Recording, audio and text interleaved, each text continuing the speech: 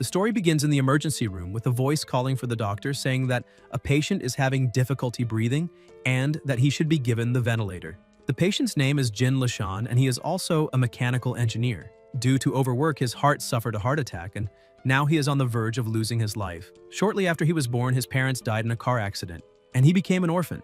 After graduating, he spent 20 years at the company, living a nightmare with an extremely low salary. He was single all his life and never held a girl's hand. The protagonist wonders what the point of it all is when someone approaches him, asking if he can hear them and calling him again. They are the nurses, telling him to use the defibrillator immediately. Jin thinks he feels so tired and decides to sleep for now.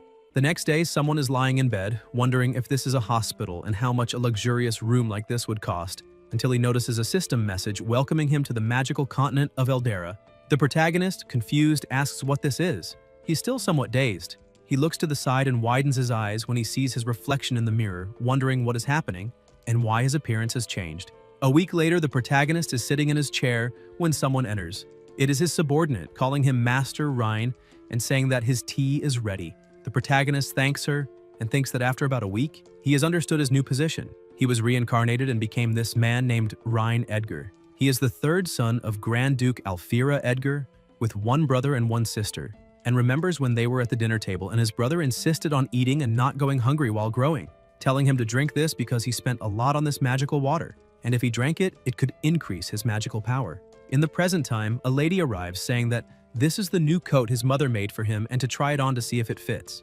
Rain is the youngest son of the family and therefore loved by everyone. He smiles and wonders if this is some sort of remedy for his terrible past life. This continent is called Eldria, a world where all facilities depend on magic to function. The Caradorial Empire is the largest human empire on this continent. On the continent, there are not only human nations, but also other races, such as elves and dwarves. The Edgar family is a noble family with a territory of about 300,000 square kilometers and approximately 1 million subjects. Someone serves him water. As a noble, the young master not only has expensive clothes, but also a personal maid to serve him. He thinks that living such a happy life must be the result of the hard work of his past life. The subordinate says that the Lord has something to discuss with him and asks him to follow her. In another room, the subordinate approaches the door and says, "The boy has arrived." The Lord tells her to let him in. The protagonist says he is there. Aldarian asks if he knows why he called him. This is his father and also the Lord of this land. Rain replies that he does not know. The Lord says that he has reached the age to manage his own territory and asks if he has decided where he would like to go. The young master asks about inheriting a territory, and his father replies, of course. He walks to the map and says that the territory he will take over in the future is in the northwest. Although it is relatively safe due to the shortage of mages, the problem of food production has been difficult to solve. And although the land is safe for now, the future of the Caradorial Empire is not so optimistic. The protagonist thinks that, indeed, what his father said is very true. The royal family of the Caradorial Empire is in decline and political corruption is rampant. Open and hidden conflicts among the various lords of the empire are countless. In this world, after his reincarnation, he has experienced care and attention like never before and will never lose the people who care about him. Aldarian wonders if he is putting too much pressure on him and says he does not need to feel pressured, as his older brother, older sister, and himself. Rain interrupts, asking if solving the food problem will improve the territory's security. His father replies that food issues cannot be solved with enthusiasm alone and it needs to be done gradually, thinking that, as expected, he is still just a child thinking the problem is too simple. The young master thinks he is not relying only on passion, but on centuries of human industrial revolution wisdom, and says to leave the food problem to him. City of Iceling, the westernmost land of Grand Duke Aldarian's territory, bordering to the north the lands of the enemy Grand Duke Sorin, to the west the territory of the elves, and to the south the vast ocean. Due to its location at the intersection of three nations, the city of Iceling is often engulfed in the flames of war. Frequent wars turned what was once fertile land into barren soil and the population decreased, with people barely surviving. Elsewhere, a carriage is passing by and the protagonist is inside with his maid. He's looking over some papers and thinks that the prerequisite for an industrial revolution is a sufficient labor force, so he needs to find a way to increase the population. One surprising thing is that it seems he has acquired some kind of skill. The system notifies the host to use the scanning skill on a person, and with this skill, he can clearly observe the statistics of the scanned individual. Rain thinks that by testing it on his family, he gained a rough understanding of the people in this world, and it seems his priority upon arriving in the territory is to recruit talented individuals. The maid recalls being told by the Lord to personally keep an eye on him, and make sure he doesn't cause trouble in the territory, to which she had replied that she understood.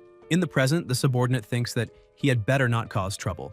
In the city of Iceling, at the mansion of the city lord, a young man says he heard that the youngest son of the Grand Duke will be arriving in the city today and asks if they should act first. The lord replies that there are rumors that Grand Duke Aldarion not only spoils this youngest son extremely, but the young man adds that even his brother and sister dote on him. The lord says to wait for the master's next instructions before taking any action. The young man asks about him discovering their tax and financial fraud. The lord says that a spoiled young master like him wouldn't understand fiscal and financial records. So, as soon as he arrives, they should show him some random accounts to confuse him.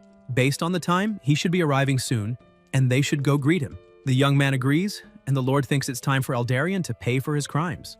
Meanwhile, the two get out of the carriage, and the protagonist thinks that, as he imagined, due to the lack of population, land that was once cultivable has become desolate and asks her to give him the map of this area. Leah hands it over, and Rain thinks that if they could divert the river to the west and build a canal connecting it to the southern port, until he hears someone telling their father to stop gambling. He looks to the side and sees a girl kneeling on the ground, telling her father to stop betting because the money is for her mother's treatment. Her father, very irritated, orders her to give him the money, saying he has to win this time, insisting she hand it over because he is sure to win. His daughter refuses, saying it is for her mother's treatment. He threatens that if she doesn't give the money, he will hit her. At that moment, someone clenches their fist. It's the young master who punches him in the face, knocking him to the ground. The protagonist stares at him and says that hurt. The maid tells him to wait and that if he intends to hit someone next time, he should warn her in advance so she can prepare protective gear. Rain replies that it was an impulsive act and there was no time to wait, and asks her to check the girl's condition because he's going to have a word with that scum. The man is on the ground holding his face.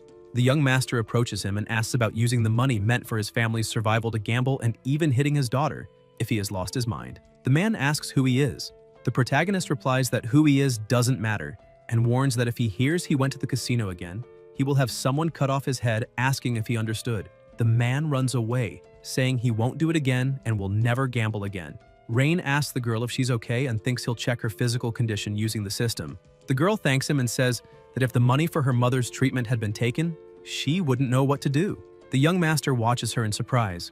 Upon seeing her stats, he finds her name is Lillian A. Lore. She is 17 years old, and although her stats are not high, she has a natural affinity for agriculture and needs to be recruited. She will be essential for farming in the future. He tells her that since she is going to the city to find a doctor for her mother, she can ride in the carriage with them, as they are also heading to the city. Lillian says she's dirty and would soil his carriage. The protagonist replies that it's just a few wooden boards put together as transportation. Cleanliness doesn't matter, and besides, he wants to ask her something. How, with such severe poverty, can there be a casino there? Last autumn, the Grand Duke of the enemy nation Soren attacked the city, causing the death of many soldiers. This spring, a major flood destroyed much of the land and crops. The citizens' lives became hell, and even getting a meal became difficult. As they walk through the city, Rain thinks he needs to conduct a census to find out how much productive labor they have. They first head to the property of the lord of the city of Iceling to see how much reserve money is available to use as development funds. He asks if she knows where the city lord's estate is. Ilore replies that the estate is located until someone approaches on horseback, telling them to get out of the way, calling them peasants, and ordering them to disappear from his sight immediately. The maid pushes her master aside, telling him to be careful. The rider speeds past on his horse, shouting for people to move. Leah glares as he passes, then notices she's holding on to him and asks if he is hurt or feeling pain anywhere. The young master replies that, thanks to her, he's fine, and asks if she knows who that was. Lillian answers that the man is the young master of the Edwin family, and that all the casinos in the city of Iceling belong to them. The protagonist asks about all the casinos in the city and whether that means they must be rich. Ilore says yes. Rain smiles, thinking that's great. He was worried about where to get development funds from. He tells her to take them to the casino. Lillian warns him not to go there, saying that if they do, the casino will take all his money. The young master reassures her not to worry, as the casino cannot beat him. Ilore watches him, wondering how powerful he really is. Elsewhere, they approach a door guarded by two men, and the protagonist thinks to himself to wait until they're defeated by his industrialized production line. He enters the casino, where there are many people, one of whom is asking for 10 gold coins, saying he'll win it back and promising to repay. Another boy says he's won. People are calling red. Rain looks around, thinking that as long as casinos exist, people will never truly work. The maid says soldiers have already surrounded the casino and asks if he wants to act now, The young master tells her to wait for the big fish first. A staff member asks what he would like to play. The protagonist says he doesn't know, that he's just fooling around, and asks if there's something easy. The staff member tells him to follow. He leads him to two men playing and tells him to place his bets. The staff member hands him two chips, saying they're on the house and maybe he'll get lucky. Rain tosses them onto the table. The two men smile and call out, 4, 6, 1, 6, it's high. The staff member says it's a shame, he almost won. The young master asks if that's it, saying this is no fun at all and that he's hungry. The staff member tells him to wait, saying he can only leave after paying what he owes. The protagonist asks since when he owes them anything. The staff member says he loaned him those two chips, and he needs to pay for them before leaving. Rain points out that he just said they were on the house. The staff member says he was joking and nothing there is free. Each chip is worth 100 gold coins, but including service fees and interest, he owes 250 gold coins. And if he didn't bring enough money today, he can leave his maid as payment. A voice cuts in, telling him to stop talking nonsense because he's a cheater. It's Lillian, telling them not to believe him, and that each chip is worth only 1 silver coin. He's blatantly lying. The staff member gets angry, wanting to know where this wretch came from, how she dares ruin his plans, and orders someone to beat her up. Without thinking twice, the young master punches him, sending him flying into some tables and knocking everything over. The protagonist asks who gave him permission to speak. The gamblers mutter that everything's his, while another tells the others to get out of the way and leave some for themselves. Rain thinks these people are hopeless. Someone approaches, asking who dares cause trouble in his casino. It's the rider from earlier. The young master thinks the big fish has arrived. The people in the casino look frightened. The warrior orders his guards to beat them and make them learn their place. The people beg him to stop, saying they've learned their lesson and to spare them, but the guards hit them anyway. The others in the place watch in fear. The rider says everyone should behave or this will be their fate. Lillian blames herself, thinking that if she hadn't brought them to a place like this, they wouldn't have been deceived. She remembers when they went to the hospital and the young master told the doctor to save her mother, saying he would pay. She thinks she has to return the favor to her big brother. Ailor steps forward, saying she won't allow them to deceive big brother. People wonder who this child is, thinking it's the end for her. No one in Aisling who angered Vercello ever met a good end. The writer asks if she has something to say. Lillian says his casino has cheated everyone and destroyed countless families, and she won't let him intimidate her big brother. They're good people. Vercello moves in to attack, and Ailor thinks she's about to be beaten. She slowly opens her eyes, realizing the protagonist has grabbed his hand, stopping the blow from landing. He notes his stats and realizes that not only are his attributes bad, but his loyalty is only 5. This Eldrin family could start a revolt at any moment, and he needs to be careful. The knight asks if he also seems to dislike his attitude. Rain replies that no, in fact, he likes his way of acting.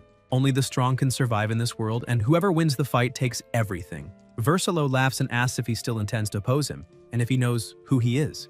The young master replies that he doesn't need to know who he is, only one thing. The protagonist claps his hands and his guards enter. He says that since he has now won the fight, he will take whatever he wants, and his words are the law. Elsewhere, a voice says he hopes Ryan will like his daughter, and another calls him Lucas, saying he heard he made a lot of money recently. Lucas replies that it's all thanks to the city lord. A man wonders if he intends to take advantage of the Grand Duke with his daughter, recalling when he told a subordinate to give him a little scare during tonight's banquet, thinking he's naive. In real time, a girl approaches and offers him a toast. The man thanks her and wonders where Vercello went, since if he were here, they could build a better relationship with the Grand Duke's son and give him some leeway. They can't rely too much on this worthless city lord. Someone says, "Your Highness, Ryan has arrived." He enters, and the head of the Raven family says he bought him some gifts, while the head of the Router family says he brought his daughter and asked him to take a look. The young master says that if everyone is ready, they will begin. The subordinates approach with a poster, placing it on the floor. They look at the image and wonder what it is, asking if it looks like a house. The protagonist says that this is the design for a dam he drew this afternoon, and they will make sure it is feasible during construction. The family heads wonder about baggage and whether it's for catching fish. Rain tells them not to worry, as he will explain now, and asks his maid for the map. He continues, saying that he took a look this afternoon at the geographical location of the city of Aisling. There is a major flood every year due to the river north of the city. If they build a dam there, they can stop the floods during the rainy season and irrigate the crops during droughts. His Highness thinks it's a great idea. If they can really build that dam, Aisling's agricultural production will improve greatly. It seems the Grand Duke's son is no simple man. The head of the Raven family asks what that has to do with them. The young master says he needs money. Every construction requires money. A man says they are poor too, and the Raven head agrees. The man thinks that although he's smart, he's also very naive. Does he expect these leeches to finance him? That won't work. The protagonist says not to tell him they're poor. He has a good way to make money and will share it now. He raided a casino this afternoon and won about 50,000 gold coins and asks how many other casinos there are in Iceland and if anyone knows. The family heads wonder if he raided a casino. That means they won't be getting a share this month. They ask which casino it was and hope it wasn't one they invested in. And all the casinos in Iceland are managed by Master Adrian. This young man is going to cause trouble. The man calls him an idiot in his thoughts. If he had just stayed quiet, he probably wouldn't have done anything to him, but since he picked a fight, he'll destroy him. He says that raiding a casino breaks the laws of the Caradorial nation, and the nation's laws must not be broken. People agree, saying it's not right, that Adrian is correct, and those casinos are legal businesses. You can't just rob them because you want to. They ask how he could do such a thing. The man thinks he's very naive and doesn't know how to control people. Rain says that they pretend to be poor when asked for donations and refuse to make up for it, and he knows all about their involvement with the casinos. He'll give them one last chance. Either they give them up now or he'll take them himself. Adrian says that if the Grand Duke learns about his behavior here, he won't forgive him easily. Those around agree, telling him not to play with this and to know his place. The young master says that if he wants to talk about the law, great, then arrest them all and they'll discuss the law today. The casino guards are tied up. The man wonders why these two are here. Weren't they always on Verselo's side? Unless. The protagonist asks if he knows these two. Adrian says he's never seen them before and asks what this means. Rain sits down and tells him not to be alarmed. It's no big deal, they just tried to eliminate him this afternoon. Thinking back, they had said that in the city of Iceland, the powers could darken the sky with just one hand, and that they had someone in Iceland supporting them. The master tells them to untie the two and see if they remember anyone from the group. People watch and wonder if these two aren't Verselo's followers, and Rain has just said they tried to eliminate him. It seems the master's luck has run out. Adrian thinks that if these two say anything, his entire family will be ruined. He grabs a knife, demanding to know how they dared attack the Grand Duke's son, calling them trash and telling them to pay with their lives. The two are struck down, people look on in shock, and with the two defeated, the master feels relieved. He says he was overcome by anger and acted impulsively after hearing about the assassination attempt and tells Ryan to punish him however he sees fit. The young master puts a hand on his shoulder and says that with such a strong sense of justice, Adrian truly is a great noble. Adrian replies that he only did what he should have. The protagonist says to bring in the real culprit, and he'll see if there are more outstanding nobles like him in the group. They bring in Verselo tied up, telling him to take his hands off them and calling him trash, saying his father is the greatest noble in all of Iceland, and when he's freed, he'll tell his father to defeat them all. The Lord notices he's been captured and realizes that's why he couldn't find him. Aloran demands to know how he dares eliminate his servants, saying he's completely done for. He calls him trash and says that once he's free, he'll capture and torture him, making him beg for death. Rain asks if that means he not only wants to eliminate him, but also torture him. Verselo answers exactly, saying that no one in Iceland can oppose him, and that Rhine is finished. The young master says that's splendid. This is the first time he's met someone so bold, and asks Adrian if he doesn't agree. Aloran realizes he's his father and laughs, calling him a piece of shit and saying his days are numbered, asking if he doesn't know who he is. His father cuts him off, ordering him to shut up, calling him an ungrateful child and telling him to kneel now. Verselo asks what's going on. The Lord shoves his son to the ground and says he's a naive youth, begging Rain for forgiveness and saying he's willing to give anything. Aloran remembers his father telling him that the Grand Duke's son would arrive the next day to take over the territory and to make sure to get close to him, and asks if Rain is the Grand Duke's son. The protagonist asks what other reason there would be for him to have so many soldiers. Verselo bows his head to the floor, begging for forgiveness, admitting he made a terrible mistake and won't do it again. Adrian says to give his family a chance to redeem themselves, and he kneels too, saying their family swears on their lives. Rain says to give up everything they have gained illegally over the years, and he'll guarantee their safety. The Lord thanks him, thinking he's safe now, and that regarding this man, he needs to warn the master about him. He says he has something to report. The city Lord Eldrick has contacted foreign forces in an attempt to betray the Grand Duke. A young man wonders if the city lord wants a rebellion. Someone calls him a bastard. It's the young master, saying he was going to let him go, but he's still here slandering the Lord and questioning his loyalty, so they can execute these fools for speaking nonsense immediately. The man widens his eyes, thinking that, just as the master said, this youth isn't only stupid but also impulsive. He says his insight and attitude are greatly appreciated, and that he is completely loyal to him and the Grand Duke, never even considering rebellion. The protagonist says not to worry, as he's sure he would never betray him. Rain checks his stats. Elsewhere, the young master is observing something, thinking that these nobles hand over more than 100,000 gold coins, about 2 years' worth of taxes that Aisling collects. Leah approaches with his full tea service. The protagonist asks if she knows exactly how rich these nobles are. The maid asks what he plans to do about what Adrian said, pointing out that if the city lord is really planning a rebellion, he'll be in danger. Rain tells her to calm down, saying he understands her concern, but there's no need to rush. He's certain Eldrick is planning a rebellion, but he can't just reveal his plans right now. Leah asks why.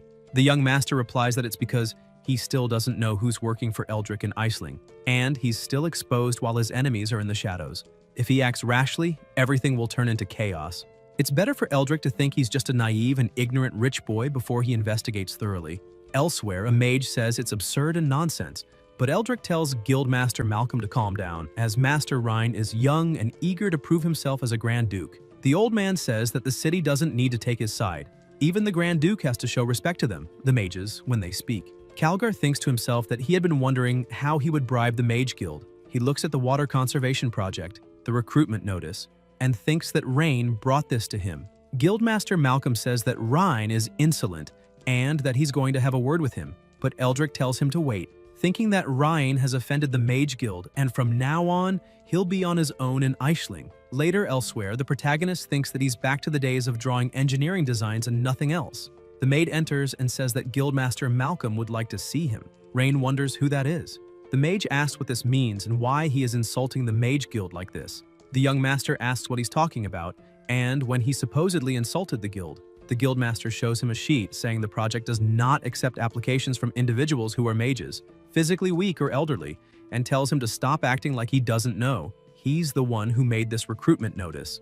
The protagonist replies yes, saying he's building a dam, and asks how that's an insult to their guild. The mage says that the recruitment notice clearly states he is refusing applications from mages, and there's no way that isn't a provocation to the Mage Guild. Rain wonders if the world here is so ruthless that even mages take jobs that require physical strength. The guildmaster says that if Rain doesn't give him a reasonable explanation, all the mages in the guild will refuse to work for him from now on. The young master asks the system to show his stats and sees that his loyalty isn't low, so it seems someone may have provoked him. He says it's a misunderstanding, that he didn't mean to disrespect the Mage Guild, and that there are 3 reasons for not hiring mages this time. First, their mana capacity per day is limited, so they might not meet the deadline. Second, it's simply much more expensive to hire mages. With the same amount of money, he could hire 10 physical laborers instead. Third, most mages live comfortably as part of a guild. Malcolm says that civilians, however, don't have a safety net, and as the city's lord, Rhine should give them special consideration. And, with all due respect, magic is the law in this world. The protagonist says that those without magical talent deserve to be beneath mages, and that's correct, but he doesn't like it. The mage says that starting in Aisling, he intends to make everyone understand that mages are no different from civilians, neither superior nor inferior, and suggests Rain change his stance if he doesn't want to make enemies. Leah approaches with her dagger drawn, and Rain tells him to be careful with his tone. Otherwise, his maid will invoke the law of insulting nobility by cutting his throat. Grimlock says that's absurd, but the young master says it's not absurd. This law really exists. And if he doesn't believe him, he'll have his maid cut his throat and watch the court rule in his favor. He asks, "How about that?" Malcolm apologizes, asking him to spare his life. The protagonist thinks that even in a situation like this, his loyalty hasn't dropped. He really doesn't realize he's being used, and he's naive. Rain tells his maid to let him go, and the mage thanks him. The system notifies him. Beginner mission to use the investigation skill on 10/10ths people completed. Beginner reward package for the host is now available. New mission unlocked. Obtain 5 high-level characters. New functions available. Rain thinks that he's finally completed the system mission and will now see what reward he's earned. Elsewhere, Eldrick asks if everything went well. The mage tells him not to say another word. The young man not only didn't listen, but even kicked him out.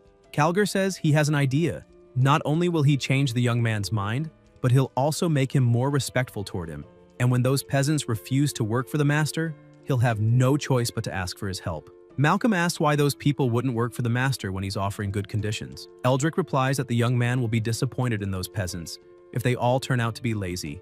The mage says no way. He'll just be disappointed in him for refusing to hire mages and asks why Eldrick would try to sabotage him with that. Calgar tells him not to worry, saying those peasants are useless anyway, and asks why they'd be starving. They don't know how to farm or hunt, and why such useless people would take the idea of helping the master build the dam seriously.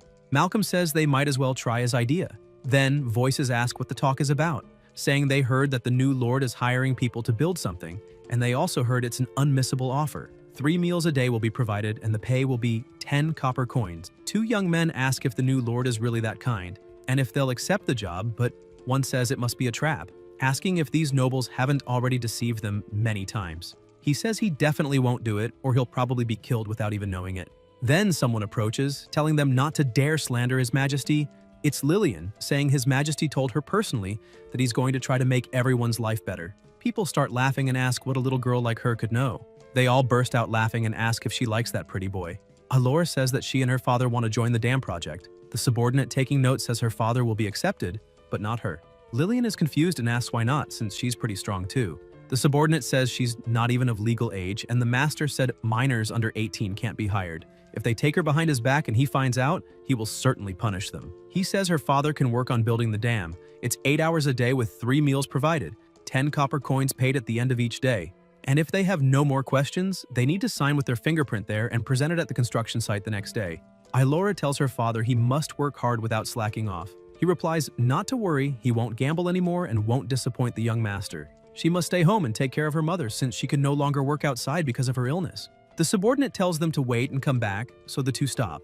The soldier asks if he said his wife is sick. The man replies that his wife is very ill and really can't work. The subordinate asks who said she needs to work. He says the young master declared that family members of any worker on the dam project must be temporarily relocated to the workers' accommodations, which can be considered a temporary residence while they work on the dam, and once construction is complete, they can return home. The man kneels on the ground and thanks him profusely. The soldier tells him to stand up and says he'll send someone to take him and his daughter to the housing, and they can choose where they'd like to live. Excited people tell them to wait, asking if the new lord is telling the truth, and saying they need to register immediately. They can't miss this chance. The soldier tells everyone to form a line, stand in a straight row, and not push. Meanwhile, elsewhere, the protagonist is looking at the system message congratulating him for receiving a lithium iron phosphate battery project and 100 beginner host reward packs.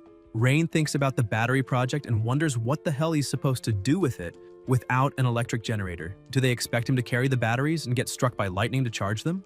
More notifications arrive, telling him to train and obtain 5 high-stat characters. The young master wonders where in the world he'll find 5 high-stat characters, thinking he might train his maid. But after looking at her stats, he sees she can't grow any further. He figures he'll have to go into the city to look for talent again. Then a voice says, Lillian is here to see him. He tells them to let her in. The girl enters and says something strange is happening at the construction site. Everyone is slacking off. The protagonist asks about slacking off. Elsewhere, Alore asks why her father took another break. He says he promises he's not slacking, but he's felt tired since waking up this morning.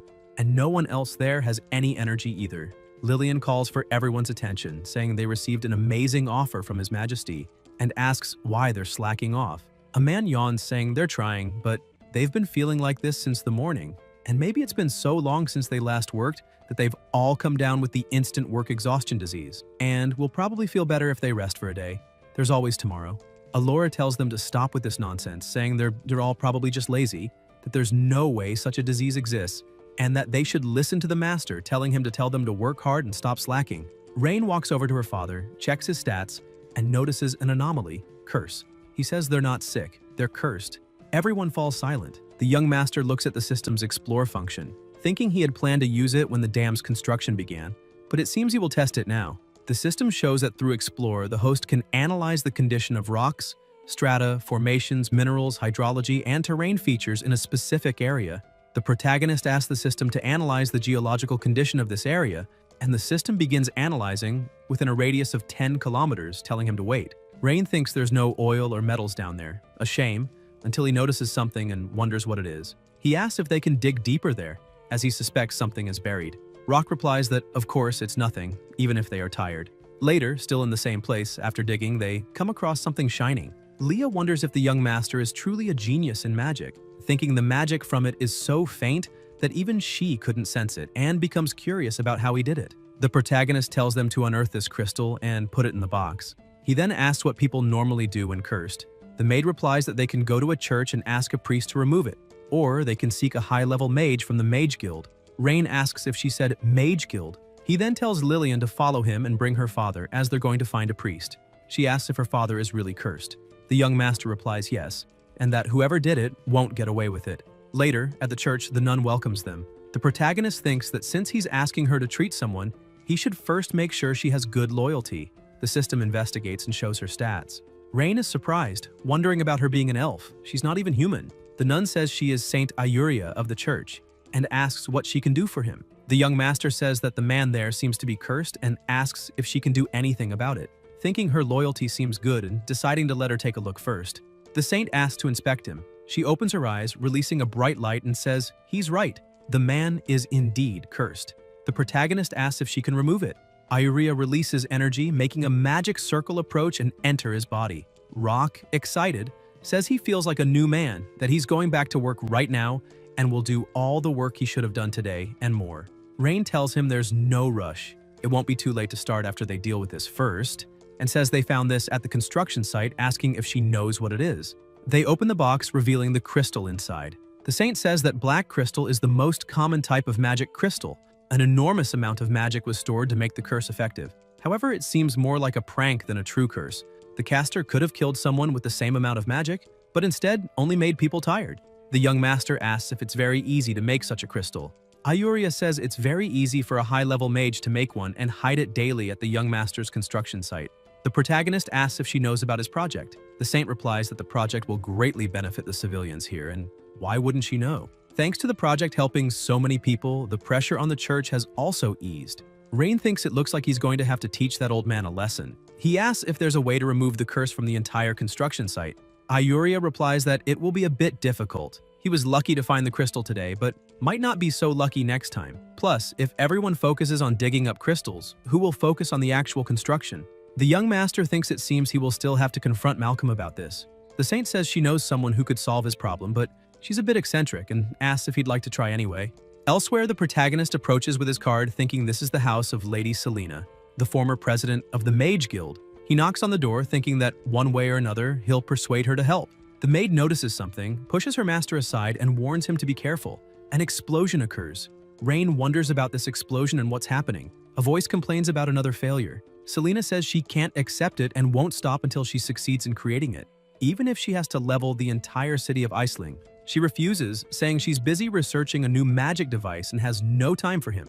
The young master asks about magic devices, like wands. Selena tells him not to insult her with such a low level of understanding. Leah, surrounded by a powerful aura, says Selena should mind her tone when speaking to the young master. Selena replies that Leah has great magic and suggests she stay there as her assistant. When she succeeds, she'll help her little master and asks what she thinks. The maid says that if Selena doesn't know how to be polite, maybe she should teach her. The two glare at each other. The protagonist tells her to calm down, as they're here to ask for help, not cause trouble. He asks if Selena made everything on this table and if she's creating a magic item. Selena answers that at least he recognizes all those failures. Unfortunately, she releases energy into her hand and says she's trying to create a device that can store powerful electrical magic within itself. Rain wonders about storing electrical magic and asks if it's a magic device for storing electricity. The mage replies yes, and that when it works, an explosion like the earlier one happens, and that he can go now since she needs to rest before resuming her research. The young master stares at her and asks if, hypothetically, he told her there's a way to create a device that can store electricity. Would she help him deal with the Mage Guild? Selena says she already told him. She has no time for nonsense. The protagonist insists he's serious, asking if helping her create a device that stores electricity would earn her help in resolving the problem with the Mage Guild. The mage agrees, saying that if he can create the magical device she needs, she'll not only deal with that idiot Malcolm, but make the entire Mage Guild listen to him. But if he fails, she won't be responsible for his safety. Later, elsewhere, Rain is looking over the lithium iron phosphate battery schematics, thinking he was trying to figure out where in the world he could get electricity, and supposing that these mages could serve as human power generators before the hydro generators are built. He says it was built exactly like she built hers. Selena warns him again. There's no way. Those stones store magic and would explode if even a bit of magic were used. The young master tells her not to worry, saying this battery has a capacity of 185 Wh and tells her to show how much she can charge it by releasing electricity. The mage says she'll see if it's truly as powerful as he claims. She touches the battery, releasing her energy, and is surprised, asking if it didn't explode. The protagonist says that's all, and it's not even half of what the battery can take. Selena calls him a brat, saying she'll wipe that smirk off his face. He knows nothing about magic. Later, in the same place, the mage is exhausted from pouring so much magic into the battery without it exploding, wondering if this thing really can store her magic. Rain crouches next to the battery, thinking that's enough to power an electric vehicle for over 3,000 kilometers, and she managed to charge it to 87% on her own. Now he truly has a portable human battery, his beloved portable Mage Guild battery. It's time to show his talents. The mage asks if he can use electrical magic too. The young master says not only can he use electrical magic, but he can also make anyone in the city of Aisling able to use it. Selena calls that nonsense, asking how magic could be learned so easily. The protagonist says he has a magic device even more powerful than this battery, and if she's willing to help him, he'll show her a world where anyone can use magic, and asks what she thinks. The mage repeats his words about a world where anyone can use magic. Elsewhere, Malcolm sits thinking it must be about time for the young man to beg for help. Selena approaches and says it's been a while. The mage asks why she's there. The sorcerer says he's got some nerve, asking if he's daring to stand against the young master of the ducal family, whether he's trying to rebel or something.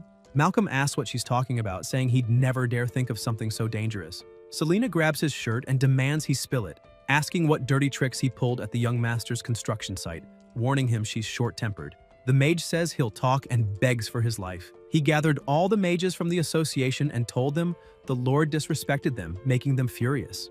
Then he had them create crystals that could cast curses and used teleportation magic to place them under the Lord's construction site. This made the common workers exhausted, hoping the young master would think they were lazy and useless. Eventually, the Lord would apologize to him and agree to work closely with the Mage Association from then on. That's all, and he swears he had no other intentions. The mage calls him an idiot and asks if he didn't even realize he was being used.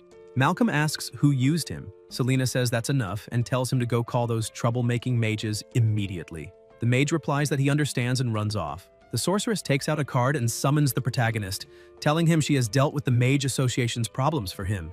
Rain thanks her. Selena asks if he needs her to deal with Eldrick, saying she can make him disappear without leaving a trace. The young master replies that's not necessary, as Eldrick is not a threat. In fact, he needs his help to lure in an even bigger fish. The mage says that since everything is settled, she'll withdraw, and asks when they can start working on the new projects he mentioned, telling him to call her when ready. The protagonist says they can have the Mage Association members charge the batteries.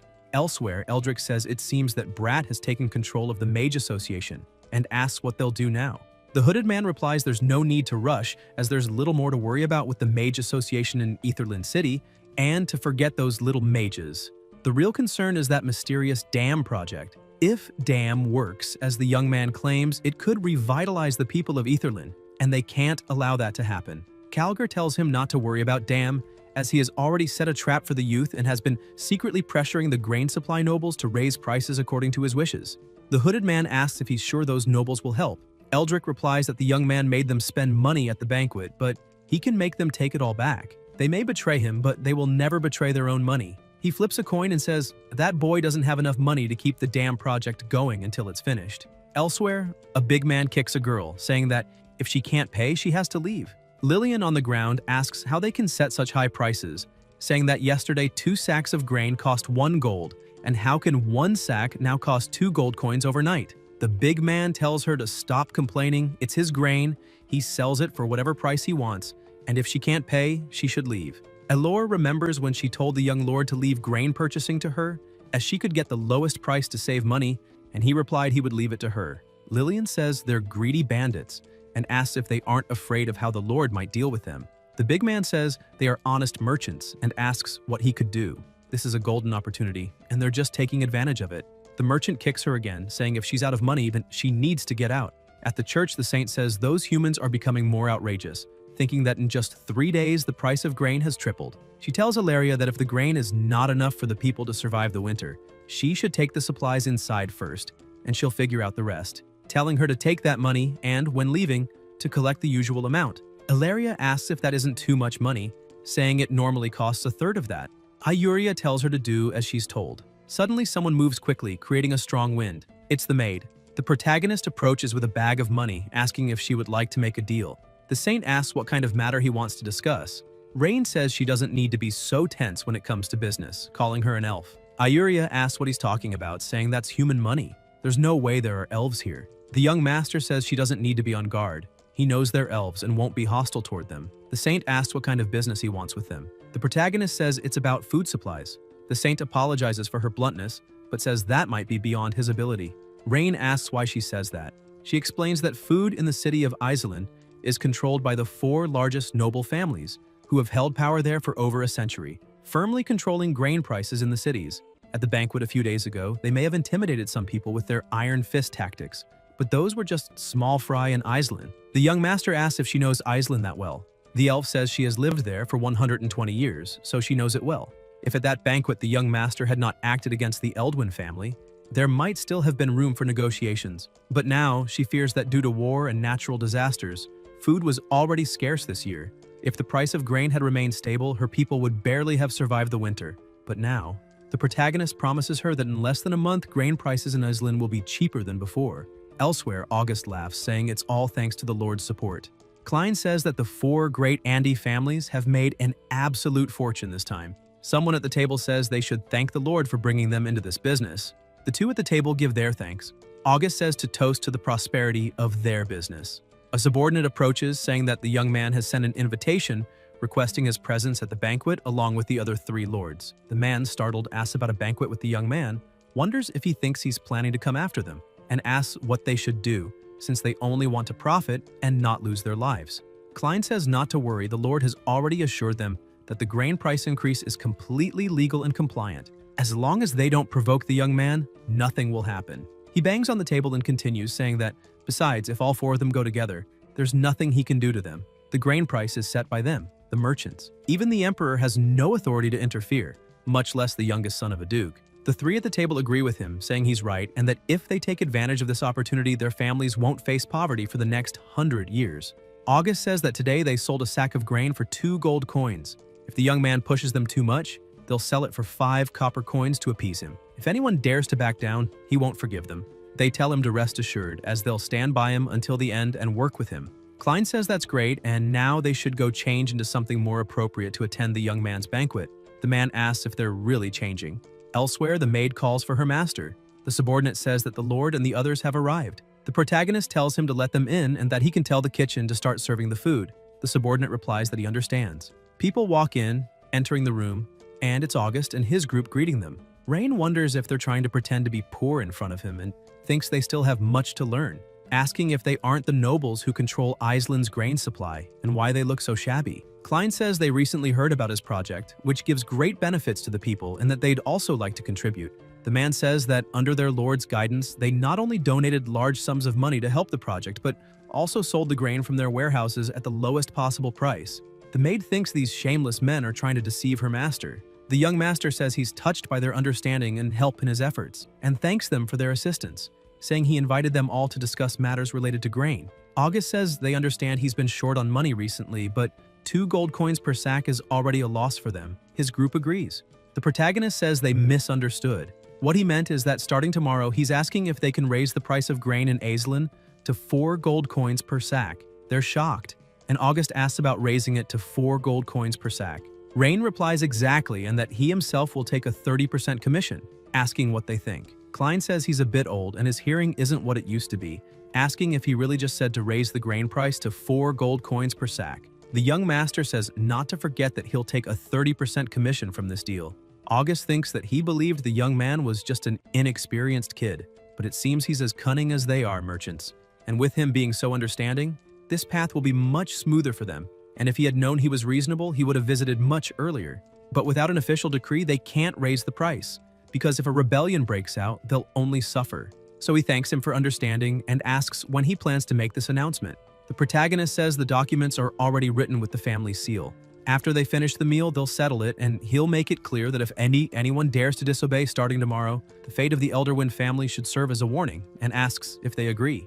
The group says not to worry, they won't waste his kindness. At dusk, elsewhere, the man asks if they shouldn't inform the city's lord about this, saying that raising the grain price beyond the current increase is already unusual. August throws something at him and calls him an idiot, asking if he's gone mad, saying that the more people know about this, the less profit the 4 of them will make. That brat can't have that much power, and he thinks he's only using them for his own benefit. He says the grain price issue will stay between them. An unimaginable fortune is right in front of them, and anyone who doesn't take advantage of this opportunity is a fool who deserves misery. The man says he's never seen such a good opportunity in his life and feels foolish for worrying too much. So from now on, he'll follow his lead, united until the end. Klein laughs and says that's great. From now on, they'll stick together and he'll act quickly before the announcement is made to collect all the grain from those small merchants outside. This time, they'll profit more than ever. Elsewhere, a voice calls him a traitor and asks if he didn't promise to lower the grain price. It's the Saint, asking why he's conspiring with those idiotic merchants, and says that today she'll show him that elves are no joke. Lillian tells her not to act like that because he promised the price would drop. Ayuria says he's conspiring with the merchants and asks how the price will ever go down. Ilora says to trust him and believes he has a plan. The Saint looks down and asks if he's really going to raise the grain price. The protagonist says she doesn't need to worry about that. The price won't stay high for long. In less than a month, the grain market will completely collapse. Ayuria says that's typical of an inexperienced youth and he has no idea how cruel the world can be. She's lived almost 200 years and has never seen grain prices go down after rising that much. Rain says he'll ask her something. If she had pointed a knife at their throats. For now, she thinks the price would drop by a single copper coin, maybe 10. The Saint replies that even so, he can't raise the price to 4 gold coins per sack. When it was 2 coins, some families could still buy and barely survive. If it goes up to 4 gold coins, they won't be able to pay and will be wiped out by starvation. The young master says that at 2 gold coins, they'd starve to death. At 4 gold coins, they'd still starve to death. So, for the peasants of Iselin, there's no difference between 2 and 4 gold coins. Either way, they'll die of hunger. One just takes longer than the other. Ayuria stares at him. The protagonist says that what he aims for isn't to make the merchants lower just a few copper coins. That would be insignificant. He's going to make those merchants lose everything. Houses, families, everything. 7 days later, a voice is saying that during charging, some lithium ions detach from the lithium iron phosphate, and it's Rain, who also says they travel through the electrolyte to the negative electrode and embed themselves in the carbon material present there. At the same time, electrons are released from the positive electrode and travel through an external circuit to the negative electrode, maintaining the balance of the chemical reaction. During discharge, the lithium ions leave the negative electrode, travel through the electrolyte, and reach the positive electrode. Simultaneously, electrons are released from the negative electrode and reach the positive electrode through the external circuit, supplying energy to the outside. Selena says, so that's how it works. Such a complex magical system. The young master says, that's today's lesson. The maid says the young lady is here again. The protagonist asks if she has nothing better to do. The maid says it's still about the grain price increase. The price per sack in the city is approaching 7 gold coins. The Saint asks if he didn't say the prices would go down and says that now, throughout Iselin, even the minor nobles are struggling to buy grain, let alone the peasants, and asks if he knows the current grain price. Rain asks since when prices started rising. The maid replies 7 days ago. The young master says that in that case, it's time to put those merchants in their place. Ayuria tells him to stop with the cryptic remarks and to explain everything to her right now, or else her elven clan will absolutely cut all ties with him. The protagonist says the reason he didn't tell her earlier was to make sure the performance didn't look fake and arouse the noble's suspicions. Now he'll finally reveal the truth to her. The news is that grain is at least 4 gold coins per sack, and he asks what she thinks is the thing most lacking in Iselin right now. The Saint says he's not saying anything, and Rain says it's a merchant selling grain. Iryu widens her eyes and looks a bit confused. The young master asks if she finally understands and says, that's right. In this city of Iselin, the one thing not lacking is food and merchants selling it. Ambition is the easiest human trait to control. No one can resist their desires. The price in Iselin rose to 4 gold coins per sack. This news reached merchants from neighboring cities, and they immediately showed up with ambitious eyes, bringing grain and rushing to Iselin. Merchants from other cities brought huge quantities of grain to the city, certain that they would be bought at high prices by those 4 fools, further feeding the merchants' greed.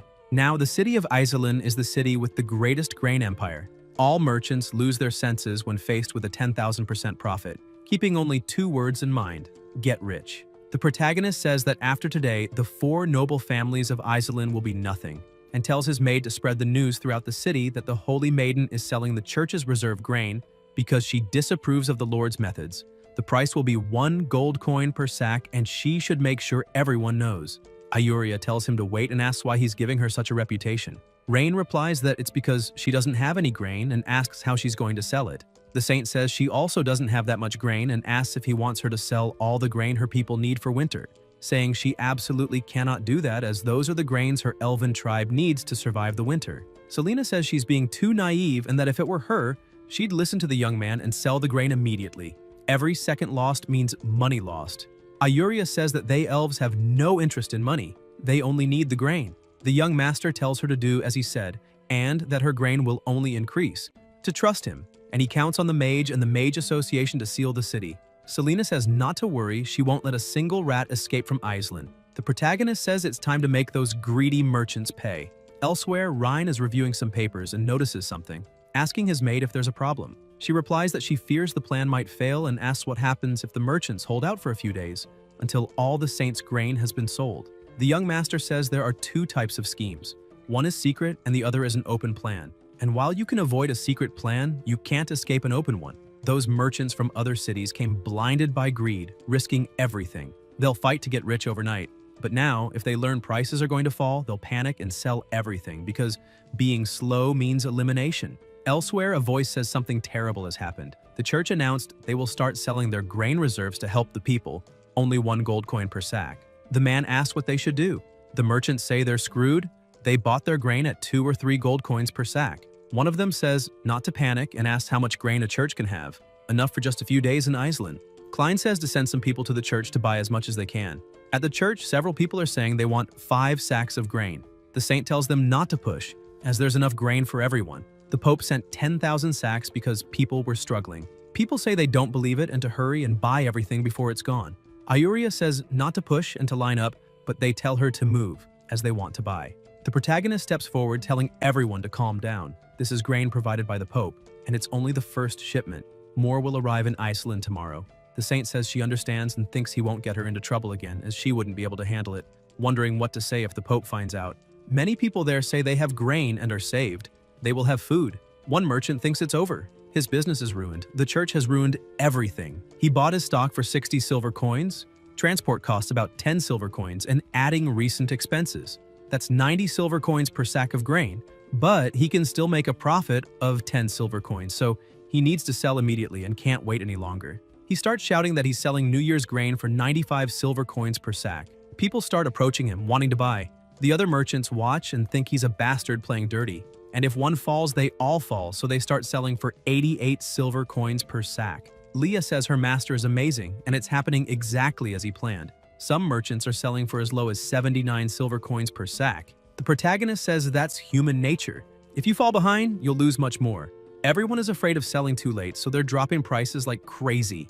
The maid says that this way, the price per sack will return to 50 silver coins, and then the water project can be completed on time. Rain asks about 50 silver, and says she's underestimating those merchants. When people like August start selling, grain will become the cheapest thing in Iceland. Leah asks if he thinks August and his people will really sell like the outsiders, saying they paid at least 2 gold coins or more to buy the sacks on the market. And besides, August and his people stood united at the banquet. They wouldn't betray each other. The young master asks about united, and says she's expecting too much from them. When it comes to profit, no one will want to be left behind. Prices in Iceland will no longer be a problem, and it's time to speak with the saint about the second part of the deal. Elsewhere, a subordinate approaches August and says that those merchants from outside the city are slashing their prices like crazy. Now a sack of grain is going for 75 silver coins. The man says that's impossible, it must be a joke, and asks if they didn't control all the grain trade in Iceland. Where is this grain from the outsiders coming from? The subordinate kneels on the ground and says it's true, and he wouldn't lie to him. Klein says foreign merchants, low prices, and now he understands. The young man is ruthless. Does he want to ruin the family completely? The sellers approach and ask what's going on.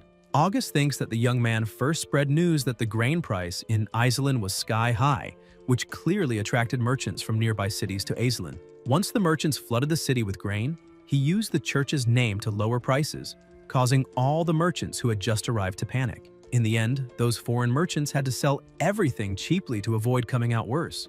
Roland says the young man used a very dirty trick. August says he has another plan that can help them turn the tables. They tell him to share it. Klein says this grain will only last in Iceland for a few months.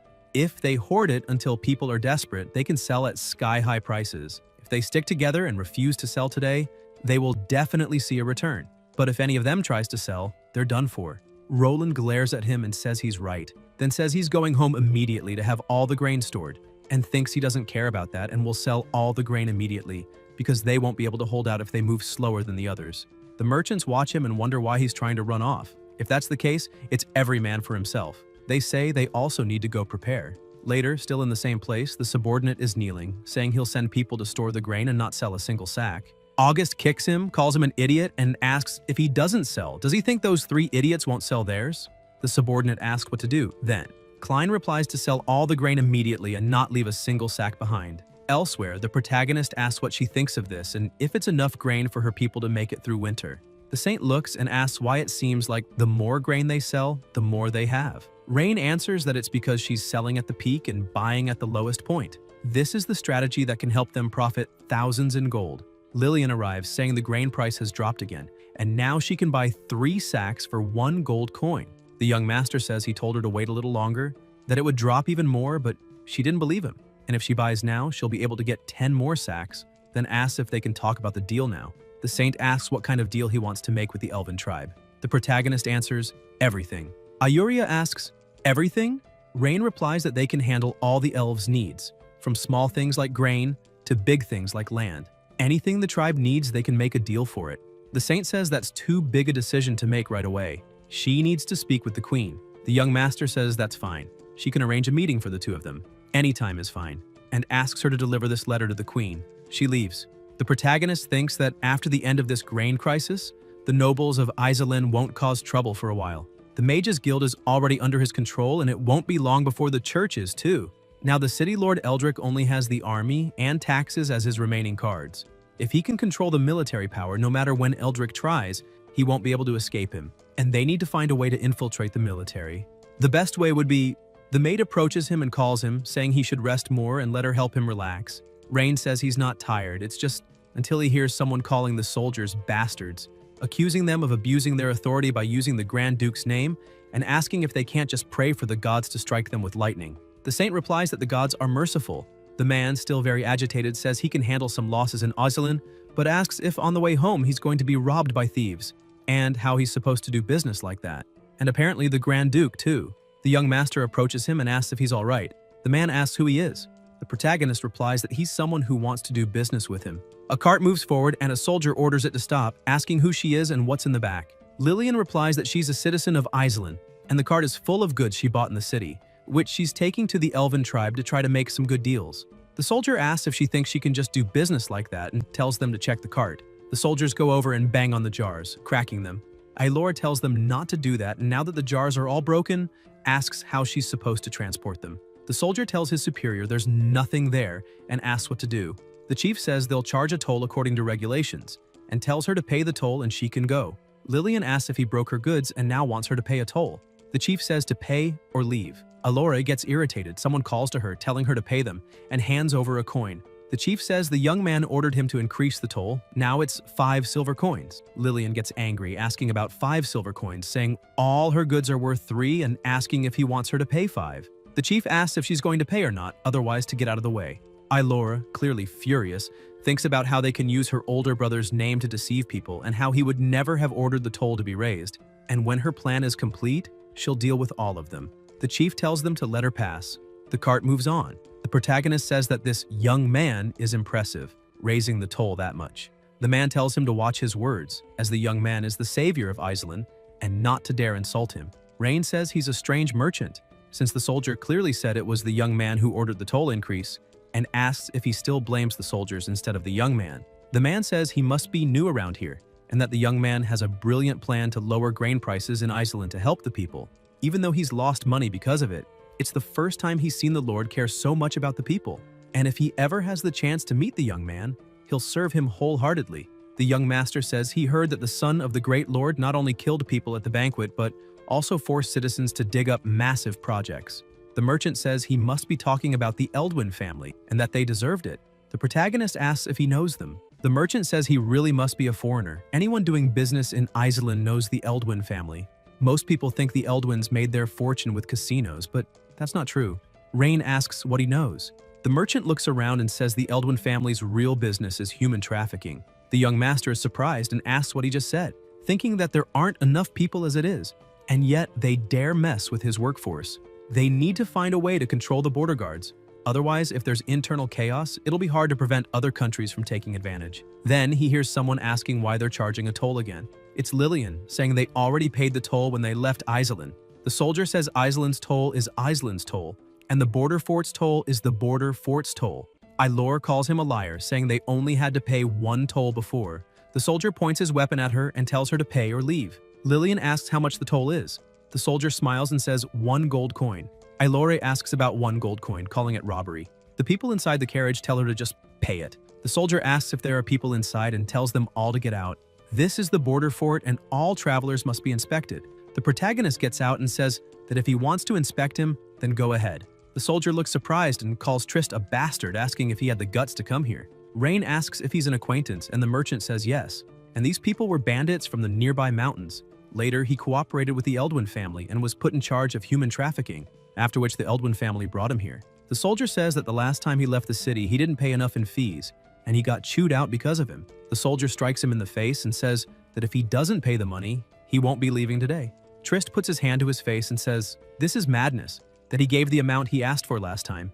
The soldier says that back then there was no shortage of money, but that doesn't mean there isn't now, and if it weren't for him, they would have let the cart pass for a few gold coins, but now that they've seen him, if he doesn't have 5 gold coins, he's not leaving. The protagonist says no, that those fees are far too high, and asks how the city of Iceland's revenue rate can be so low. The soldier asks where he's from until his eyes widen when he sees the maid, thinking there's such a beautiful girl in Iceland. The merchant asks if he wants 5 gold coins and says he'll give them now, and not to make things difficult for them. They're his business partners. The soldier says, as expected, and calls him an honest fellow, then says to take that with him. He extends his hand and asks the kitty where she lives. Rain grabs his arm and says that at first she wanted to see if they might be some kind of free labor force, but now it seems completely hopeless. The soldier says he's looking to lose his life. Plasma sprays as Leah slashes his throat without hesitation, her dagger dripping vital fluid as she stares at them coldly. His companions are terrified. The young master says to eliminate anyone who resists, then take over the escort and guard the area. The maid replies that she understands. The guards run off, shouting for someone to hurry because there's an eliminator here. They call for help. Leah immediately closes in and defeats them with a single strike, spraying plasma everywhere. The protagonist wonders if these people are really soldiers because the difference in numbers is so huge, and remembers his father saying that behind Iceland lies enemy territory, so he must be careful not to cause disputes between the 2 territories. Rain agrees, thinking that fortunately she discovered this major problem. Otherwise, there would have been an imperial dispute and she herself would have only lost. The maid wipes her plasma dagger and approaches the fallen soldiers with the intent to finish them, until someone approaches and asks who dares to cause trouble at Iceland's border. The soldiers brighten, saying that General Caesar is coming and they're saved, and that he can help them. The general asks if they're the ones causing this commotion. The young master looks at the system and thinks that this Caesar doesn't care about loyalty, but he's talented, and asks if he's Caesar from the Holker family with a brother who works in Prussia territory. The general asks who he is and how he knows his brother. The protagonist replies that it's because Prussia Edgar is his older sister. Caesar asks if he's the master, the youngest son of the Duke of Aldarian, and the startled soldiers ask if he's the son of the Grand Duke, saying they're screwed and have been insulting the wrong person. The general recalls his brother's letter which said the master would be coming to Iceland soon and must be protected at all costs. A month ago, Eldrick found him with a large sum of treasure and said that Iceland would need him in the future. Caesar thanked him for his generosity, and Eldrick said the Grand Duke sent him to this desolate place because he didn't take him seriously, and needless to say, the force deserved a higher status. In the present, the general stares at him and says he shouldn't waste his life in a place like this. And how dare he claim to be the master? Every soldier obeys orders. Caesar grips his sword and says to kill this false master, and he'll reward them all. The maid says he's bold, asking if he's planning to rebel. The soldiers tell him not to do this.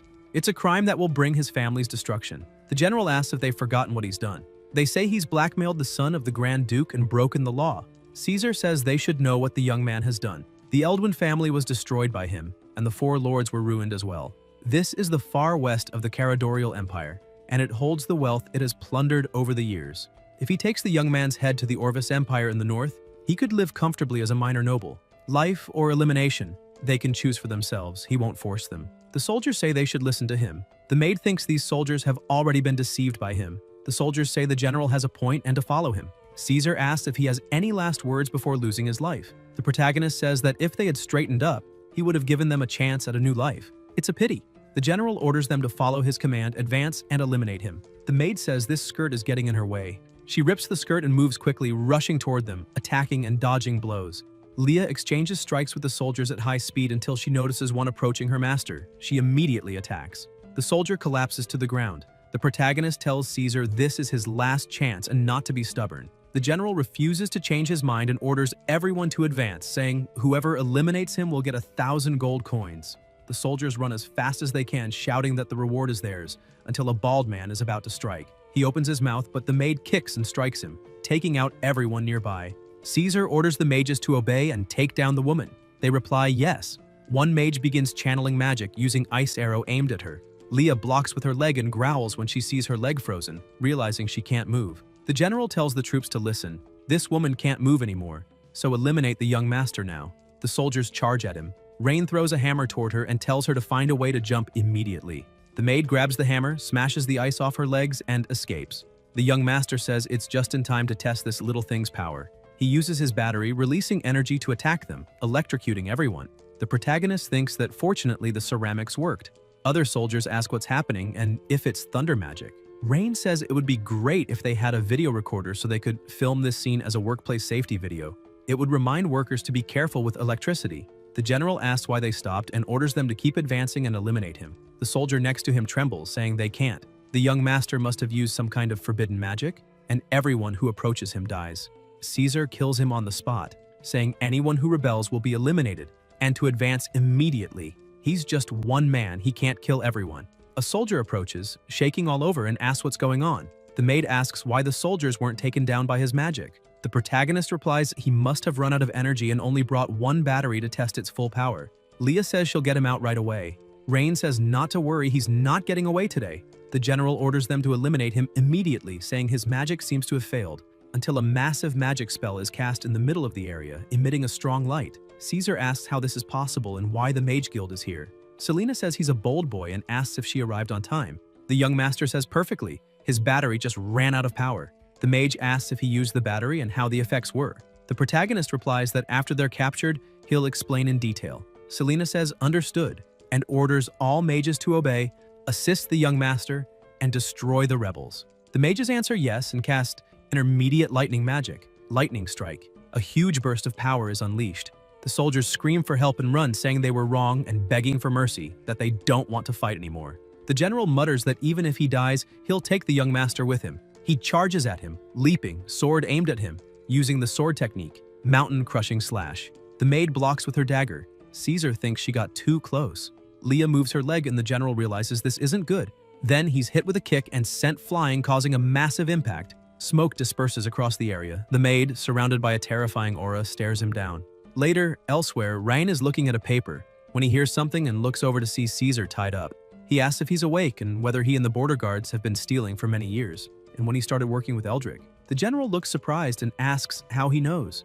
The young master says not to be surprised. He already knew Eldrick would betray them. He was just waiting for an opportunity, a chance to take him down in one move, and thanks to him, he can finally end this. Caesar asks what he thinks he can do against the Lord with so little evidence. The protagonist replies, no. He's mistaken. This doesn't represent a threat to him. All it tells him is the approximate annual tax revenue of the city from these records, and that will be a great reference for himself to transform the city in the future. The general asks about transforming the city of Iceland, and if he's dreaming, saying that to control the nobles in Iceland, they will never listen to him. Rain says she'll tell him something. Living people can be called nobles. Those eliminated cannot. Caesar asks about him, wondering if he intends to create a bloodbath among the nobles in the city. The young master replies that the nobles will have two choices. First, follow the same path to the end, elimination. Or second, follow obediently and do things for him in the future, and asks which he thinks they will choose. Later, elsewhere, the protagonist thinks that, judging by the time, autumn must be approaching and the Grand Duke will definitely send his troops this year. The city wall must be repaired quickly, otherwise it won't be able to stop the enemy in the event of war. He looks at the map and continues thinking that to the west is the elves' territory, belonging to the Saint and the others. As long as negotiations succeed, a war will not occur. There's no reason to worry about the Second Sister's territories to the east. The most problematic is the Grand Duke in the north. The maid says the money extorted by the border fort has been collected, about 350,000 gold. Rain says she will take the guards to handle the fort's defense first, give each person 100 gold coins, and put the rest in the carriage to take back to the city. He goes to the mage and thanks her for her help, and that of the Mage Guild, and for their hard work. Selena says it was easy and no problem and asks if he can explain the principles of that battery discharge in detail and how someone without magical abilities can use it. The young master says he will explain slowly on the way back. The mage says that's fine until the wizard approaches, calling her and saying it's not good. Selena says all right and asks what the hell is going on. Malcolm says Eldrick has taken control of the city and rebelled. The mage is surprised. The protagonist smiles, thinking he's finally lost his patience. Selena asks what they should do, saying that to suppress the border guards, she brought all available mages from the guild, leaving no one in the city to act as a full agent. Rain says not to worry. At the moment Eldrick took control of the city to rebel, he had already lost. Elsewhere, the young master approaches on his horse and calls for Eldrick, asking if he's been forced into a difficult situation because of him. Calgar smiles and asks what he plans to do in Iceland today. The young master says he's curious to know why he betrayed him. Eldrick asks why, then says it's because he simply left him in this useless place. Back then, his father and Eldrick joined forces to establish an empire. After his father became the great leader, he not only failed to treat him as he deserved, but instead cast him and his family into this remote wasteland. He wrote to him many times, hoping to be transferred to a more prosperous place, but all requests were rejected, and it's all his father's fault. If he wants to blame someone, blame him for being cold and heartless. These are the people who conquered the world with his father at the time, but in the end did not receive the treatment they deserved. And they're not rebelling, they're just taking back what they conquered. The protagonist says he thought he would give a noble reason. In the end, it's just a dull dispute over interests, and he'll give him a chance. If he wants to survive, leave the city and surrender immediately. If he waits until he himself invades the city in 3 days, don't blame him for being ruthless. The people ask, in 3 days? Does he know how long it will take to invade Iceland? Calgar laughs, saying he's probably afraid. The people call him a fool, saying he talks too much and does nothing.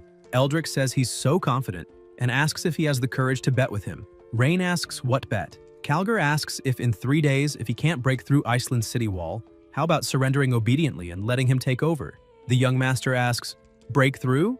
Eldrick laughs and says if he does break through, then he can do whatever he wants, asking what he thinks and if he dares to accept the bet.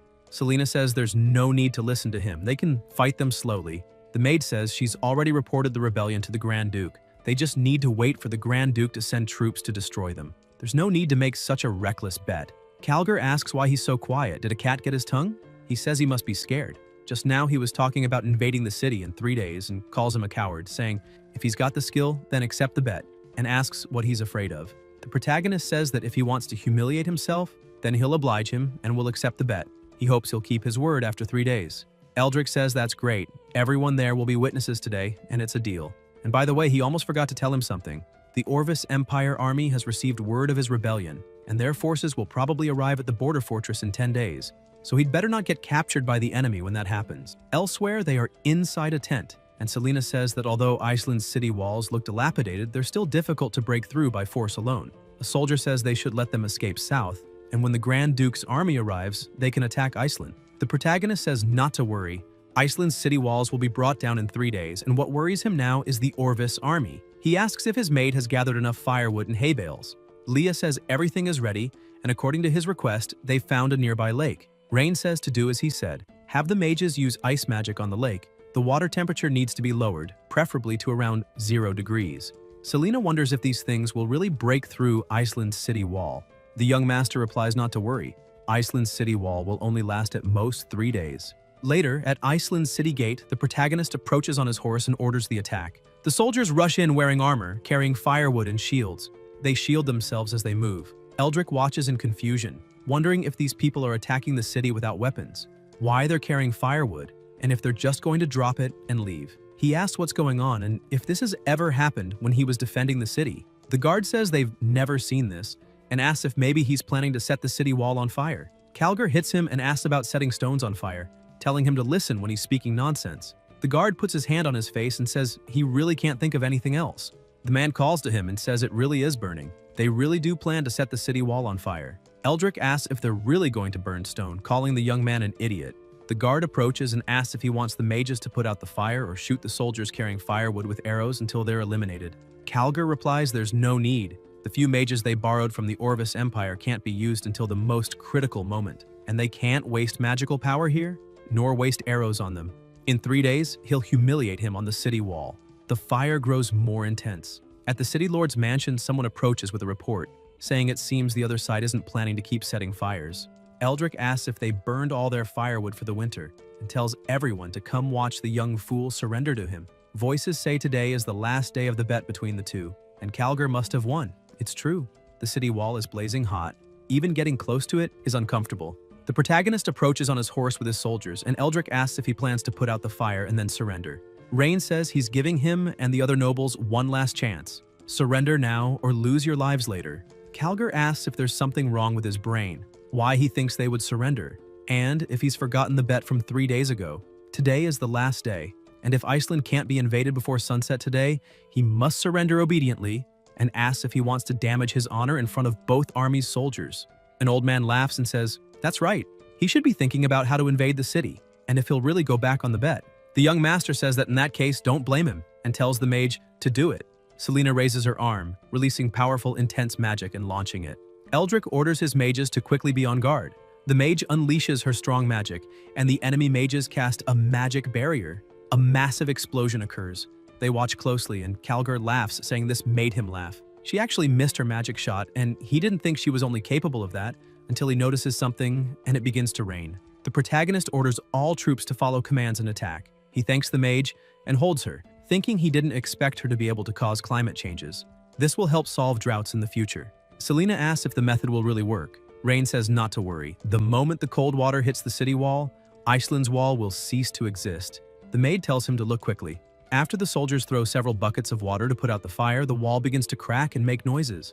Eldrick wonders what's happening, why the city wall is making that noise, and whether this is something only an extremely powerful magic could cause. People ask what's going on and what that sound is, saying the city wall seems to be collapsing. Calgar says it's nonsense and asks how that's possible, until he notices something and they fall to the ground as the wall is broken. The young master says the city wall has been breached and orders all troops to attack. Those who surrender and don't resist can be captured. Anyone who persists in resisting should be eliminated immediately. They may attack. The soldiers charge in with their weapons. Selena wonders if she really caused it to collapse, thinking that even with her full strength, it would be difficult to cause that level of damage. How did the young master do it? The protagonist says it's fine, and to head home.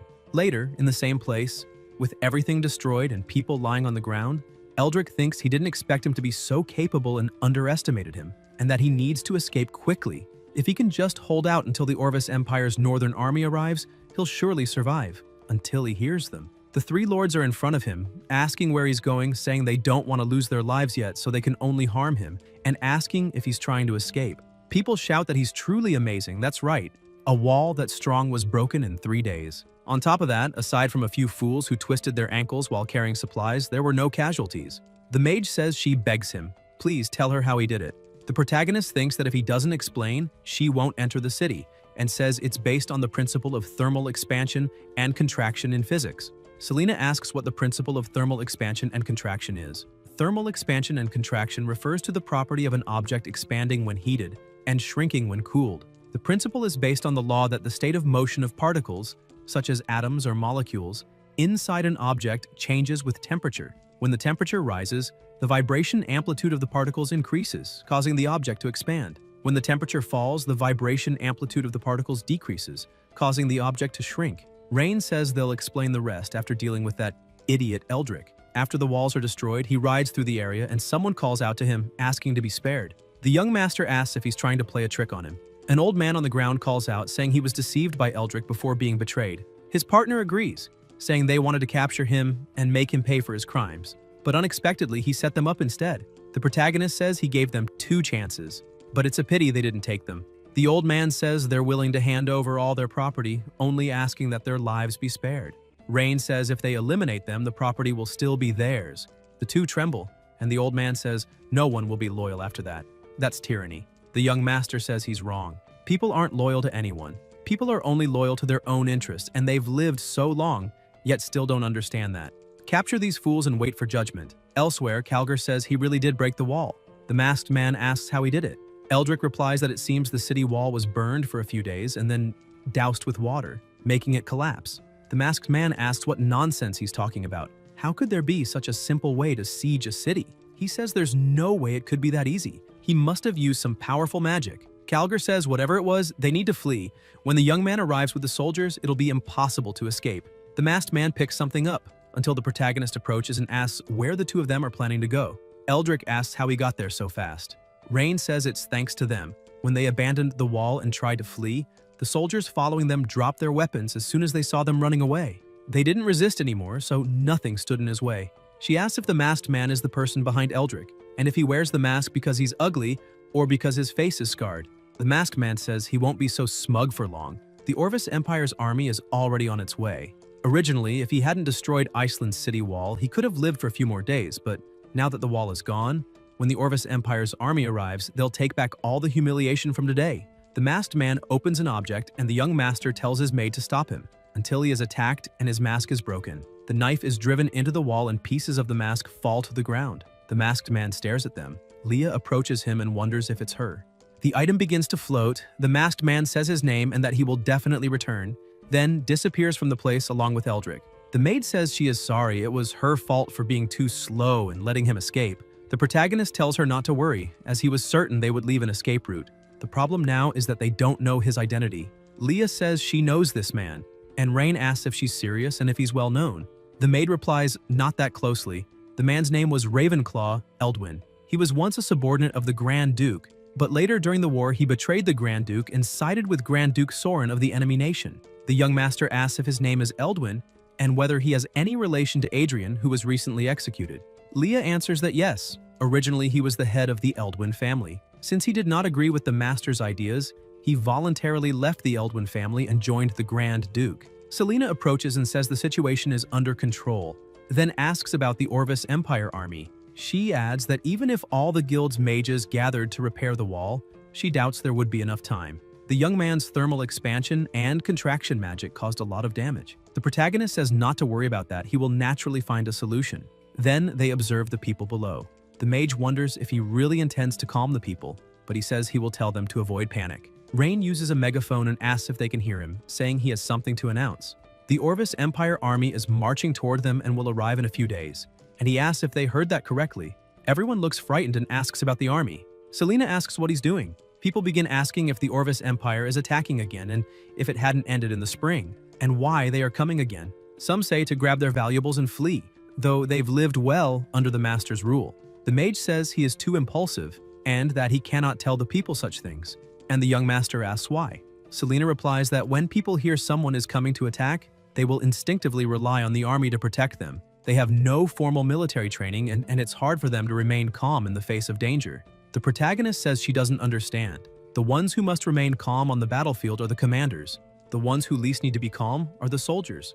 The mage looks surprised. Rain shows a piece of paper and says this is the challenge letter sent to him by the Orvis Empire. It says the entire city of Island is full of cowards and fools who would never dare defend their homes, that they would abandon them and flee.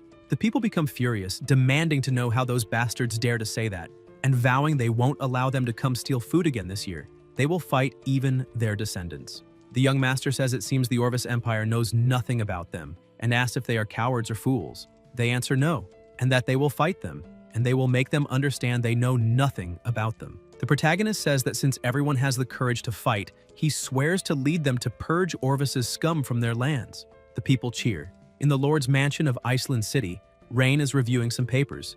The maid approaches and tells him to take this cup of tea and rest. The young master replies there is no time to rest. He must find a solution before the enemy army reaches the border fort, otherwise the entire city of Iceland will fall into their hands. Leah asks what he said earlier in the day. The protagonist replies that it was a lie to stabilize the city's people. If they panic, they can forget about defending the city. Even an orderly evacuation would become a challenge, and people will do nothing in panic. The maid says to leave the city now and that she can't watch him be in danger. Rain tells her not to worry as he has asked Malcolm and Selena to remove the children, women, and elderly from the city to evacuate in an orderly manner. It is not yet time to give up. He looks at a book and wonders if this is serious, then asks the maid about it. The book's name is Divine Oil, dark green, and he asks if she knows what it is about. Leah replies she remembers it is something that could burn, some kind of material used in witchcraft rituals. The young master notes something. The color of petroleum is quite varied, ranging from deep red to golden, dark green, black, brown, and even transparent. The color of petroleum is determined by the gum and asphaltene content. The richer in content, the darker the color. The protagonist wonders about oil that can burn, and whether it could be the same thing, and he tells them to take him there quickly, as the mansion records say that this oil is in the warehouse. Somewhere else, he orders them to open the warehouse door. The door opens and Rain tells them to find this thing called divine oil, dark green, and reminds them not to use an open flame. If they're not sure, move it outside. It should still be in the barrel. He observes and thinks it's just as he imagined. The city's tax profits had been used for Eldric's corruption for years. When this crisis ends, that money should immediately be used to fund industry, assuming an engine can be built. The soldiers say they found it.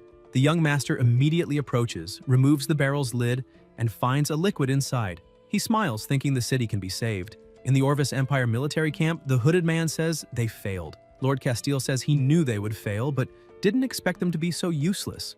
A city lost in 3 days. Eldric says the young man used a forbidden spell to destroy the city wall, which caused their failure. Otherwise, they definitely would have kept the city under their control. Waldron asks about the forbidden spell and wonders if, to protect his youngest son, Aldarion sent a forbidden spellcaster. The hooded man says not to worry. Such spells cannot be used continuously, especially in such a short period of time, and besides, the city walls were destroyed by the young man and cannot be repaired quickly. Now is definitely a good time to attack. Castile says he doesn't need to be reminded. He is not as incompetent as them, and that they have nothing else to do here. They can return to the Empire and await news. The masked man says he and he himself planned this together, and asks what he means by that. Waldron says he means he is being expelled. The Lord throws the paper to the ground. Ravenlock looks shocked when he sees the paper, says that this war started due to Ravenlock's personal revenge, which fractured the balance, made the people suffer, and covered the territory in plasma. It says they have always aspired for peace, and do not wish to see a scene of desolation for the people of the region. Eldwin grits his teeth and angrily calls him a bastard. Castile orders them to capture this man and imprison him until the war ends. They reply they understand and seize him. Ravenlock says they can't do this. Eldric trembles in fear, and Waldron asks if perhaps he can say what he thinks. Calgar says to spare his life because he knows a secret and can give him more power in the Empire. Castile looks interested. In the city of Thurland, in the main mansion, Priscilla is focused on some papers when her subordinate calls her and says the letter sent by the young man was written by Leech Alice. Priscilla wonders how her brother is now, as she wants to visit his territory when she has time, until she notices something and widens her eyes. She calls him a bastard, and tells her subordinate to summon that bastard Valus Holker immediately. The subordinate says she understands. Later, still in the same place, a man approaches, kneels on the ground, and asks what happened. The lady says he is bold to dare rebel.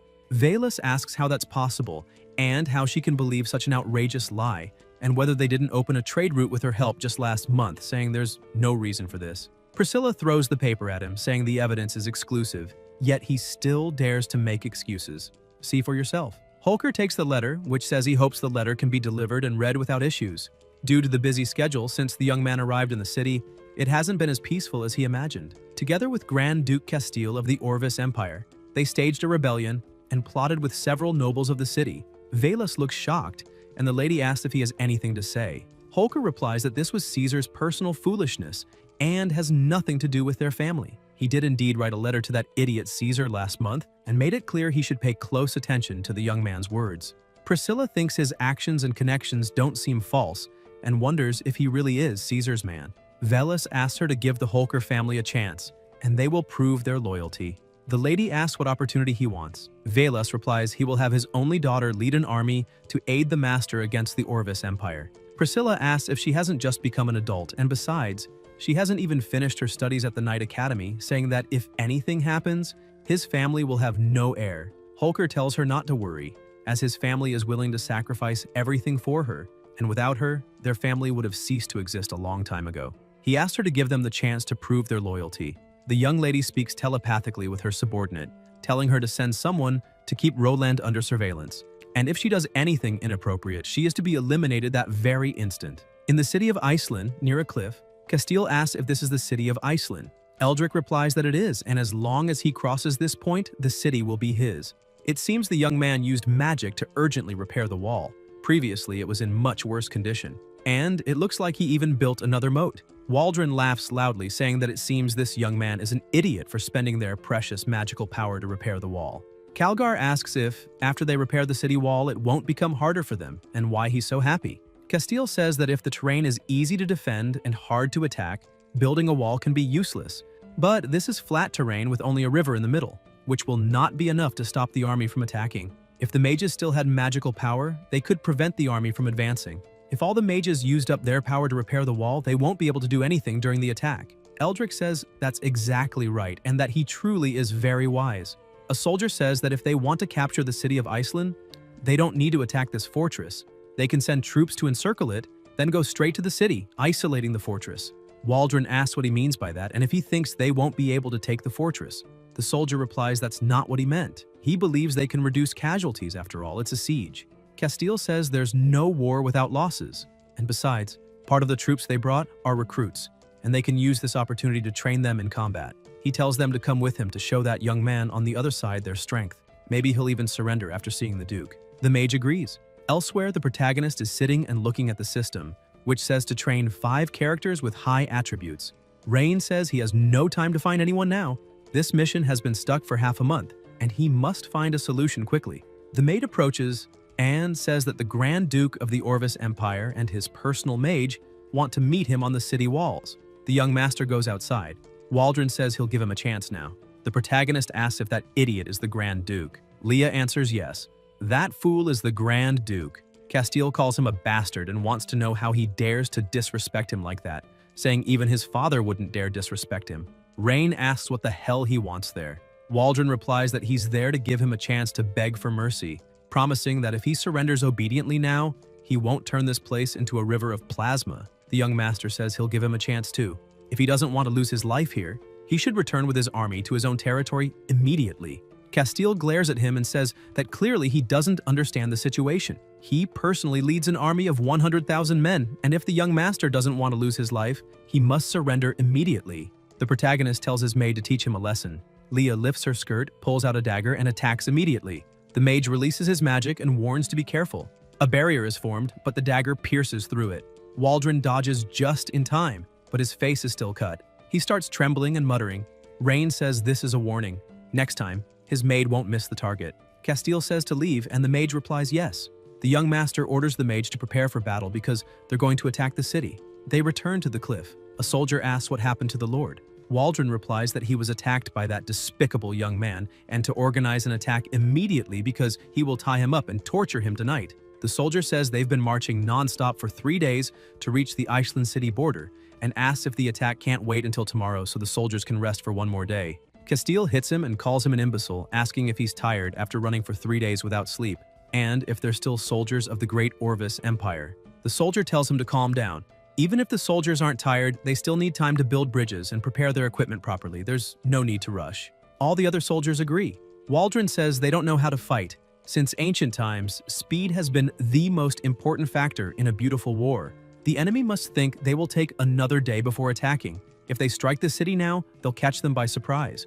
The soldiers look shocked, and Castile orders them to send word to attack the city immediately. In the Orvis Imperial Barracks, the soldiers are talking about how, after running for 3 days and 3 nights, they've finally arrived and are on the verge of collapsing from exhaustion. Asking which idiot said being a soldier wasn't tiring, his partner asks what he saw and the soldier asks what it was, telling him to stop being dramatic and say it already. The partner replies that he saw some men hunt a sheep and that they'll eat well tonight. The big guy lights up with joy, saying that after running for 3 days and 3 nights, they can finally enjoy a good meal. But then the commander approaches, ordering all men to gather and prepare to attack the city. The soldier asks about attacking the city, saying they've been running for so long without rest and now have no energy left, wondering if they won't even get a meal before battle. The commander tells them to stop complaining. As soldiers, all they need to do is follow orders and to get ready to attack the city now. The soldiers, looking disheartened, reply, yes. In Iceland, the soldiers run toward the wall to attack, and the warrior tells the young man to give the order. The protagonist watches the soldiers crossing the water and asks if any of them have ever fought against the Orvis Empire army. The warrior replies that he once had the honor of fighting them. A voice asks why their troops look like they haven't eaten, or if that's just the constitution of their army. The warrior replies that to answer the question, he believes those men are recruits, and besides, they apparently didn't have time to enjoy a meal. Rain asks if they're hungry and whether they don't feed their soldiers. The warrior replies there are 2 possible reasons. First, they didn't have much food, so there wasn't enough for everyone. Second, the young master tells him to continue, and the warrior says the Grand Duke is using these men as sacrifices, making them consume the defenders' resources like arrows and such. The protagonist widens his eyes and asks if their emperor doesn't care about him doing that, and if they aren't citizens of the Orvis Empire. The warrior replies that few lords care about their people. Like him and the Grand Duke, most are like the Grand Duke. Rain thinks they're using others as sacrifices and tells him not to blame him for being ruthless. The warrior says they must have enough arrows to finish off these recruits and asks when they should use them. The young master smiles and says they won't be using arrows. The recruits crossing the water are clearly exhausted. The protagonist tells the mage to have the magicians use freezing wind magic. She agrees. Selena flies up and casts basic freezing wind magic. Castile laughs, saying this young man is truly an idiot. The commander asks why he says that. Waldron replies that he sent recruits to make them waste their arrows. But this fool is wasting the mage's magic power to defend against recruits, to preserve arrows. When the mages run out of magic power, they'll send in their own mages and cavalry to attack the city. The soldiers ask if that would make the city easy to take and say he's so smart. As expected of the Lord, he can come up with such a cunning plan. Castile says the young man will soon be his prisoner. The recruits see a large aura in the sky and ask what's happening, shouting for everyone to run because the enemy is using magic. They cry for help, saying they haven't even married yet, that they don't want to be wiped out, begging not to be killed. Then they realize they weren't attacked and ask what happened and whether someone didn't just say magic was being used. The commander approaches and asks what they're doing there, telling them to grab their weapons and start advancing. They advance. Selena says that magic is so basic, asking if it can really stop the enemy army and suggests using lightning magic instead. The protagonist says it's unnecessary. Since ancient times, people have lost the will to fight because of two things: hunger and cold. Their soldiers can barely stand, much less attack a city. The recruits complain that it's so cold, freezing to the bone, wondering how it can be this cold. They say they don't want to fight anymore and want to go home. The commander calls them a bunch of useless weaklings and asks what they're doing, telling them to attack the city, pick up their weapons, and fight. They reply that it's too cold. Their hands are freezing, they can't even lift their weapons, and they're starving and freezing with no energy left. They should retreat because it's just too cold. The commander says they must report this situation to the Lord immediately, and the rest of them should continue the attack. A soldier reports that there's news from this vanguard. The Lord tells him to proceed and speak. The recruit says his name, then looks to the side, wondering why they have to starve and freeze to death out here while those people enjoy warmth and food inside. He says that the attacks on the front lines aren't going well. The young man used freezing wind magic to delay the assault. The soldiers are hungry and cold, unable to hold their weapons, and he begs for an order to temporarily withdraw the troops. Castile calls him an imbecile, saying they're a bunch of damned cowards, unworthy of being noble soldiers of the Orvis Empire. The recruit says they're not afraid of dying but have no strength because of hunger and cold. Waldron orders that the useless man who dared talk back be eliminated and says he'll lead the attack himself. The commander says he doesn't need to risk himself. They're willing to give their lives for the duchy. Castile says he has no objections to his loyalty. He just wants his generals to understand what a genius Lord can do. Then Waldron walks to the wall and calls for all mages' attention, telling them to use earth magic to build a bridge so the cavalry can cross. They reply yes, and begin casting, creating a passage over the river so they can pass. Castile orders all troops to advance, saying he will reward the one who captures the young man alive, and to advance and wipe them out. The cavalry charges. The warrior approaches the young man, saying it looks like the Orvis Empire is ready for a direct assault. The protagonist calls his maid and tells her to order that thing be dumped into the moat and at the same time, block the passages on both sides of the moat. Leah replies, yes. A liquid is poured into a pipe, falling directly into the water. The cavalry keeps advancing. Meanwhile, in the forest, a unit approaches along with Rosalind Holker, and she urges them to go faster, as nothing must happen to the young man. She remembers her father telling her that the rise and fall of the Holker family lies in her hands, and she reassured him she would make sure the young man wasn't harmed. The soldiers ask to take a break, saying they've been marching for 3 days, and even if she can endure it, the horses can't. Rosalind asks how long until they reach Iceland. A soldier answers they're now 1 day away from the city. She tells him to project the map in front of her, as she wants to see the next marching route. The soldier agrees and says she can take a look. Rosalind thinks the border fortress of Iceland must have been invaded, and now the young man is trapped inside the city, recalling her father, telling her that he had done something in the city a few days ago that made the food supply abundant. Then she notices something, stops her horse, and says she knows Knox is there and needs him to show himself so they can discuss countermeasures. The soldiers look surprised, and a portal opens from which a mage, Knox Ald, steps out. The commander tells them to protect the lady and asks who he is. Rosalind stops him and asks if he's Knox. He says that if she has something to say, she should say it quickly. The girl says she will send her men to count the Orvis Empire's food supplies and take advantage of the situation to capture the troops besieging the city, adding that she knows she was sent to spy on him but needs his help. Ald replies that his orders were to eliminate her if she did anything to harm the young man. He received no orders to help her. Rosalind says she knows, but Neither of them wants anything to happen to the young man. Nox asks what she wants him to do. The girl says she'll lead her men around the mountain to attack the Orvis army's rear, then go forward to block the upper access of the fortress moat with her magic and wait for the signal from her mage. Then he will immediately release the water flow from the channel and drown those Imperial dogs. In Varshala, a voice says they hope to reach a consensus, to work together and gain a fortune. Someone looks at a letter, it's an elf, and asks what they think. Ilaria says humans are too greedy and cunning, with no credibility, and believes it's better not to get involved with them. Someone nearby says that being said, they can't feed all the elves on their own strength and have to buy food from humans every winter, so it would be inappropriate to refuse. The Majesty tells Ayuria that she may speak as well, as she's the only one there who has seen the new leader of Iceland. The Saint says she thinks the new city leader is evil and cunning, very arrogant, and she doesn't know how he did it, but he managed what he said. Not only do they have enough food to last the winter this year, they also saved a lot of money. An elf asks if there are interesting people among humans. Ilaria asks if he means intelligent, and says she doesn't think so. The tribe's scouts discovered a few days ago that they are fighting again, and she doesn't understand why they wage war every autumn. The premise for them to secure a good deal is that the cute city lord must survive this war, otherwise there's no deal. Her Majesty tells her to calm down for a moment and let her speak her decision, saying that what Salian said makes sense. If the new city lord loses his life, then all agreements will be in vain. So she has decided to go to the battlefield and see for herself. Meanwhile, in the battle, a voice shouts to fire arrows quickly, not to let them climb the wall and to shoot. Selena asks if they can't do it now. The protagonist replies there's no need to rush.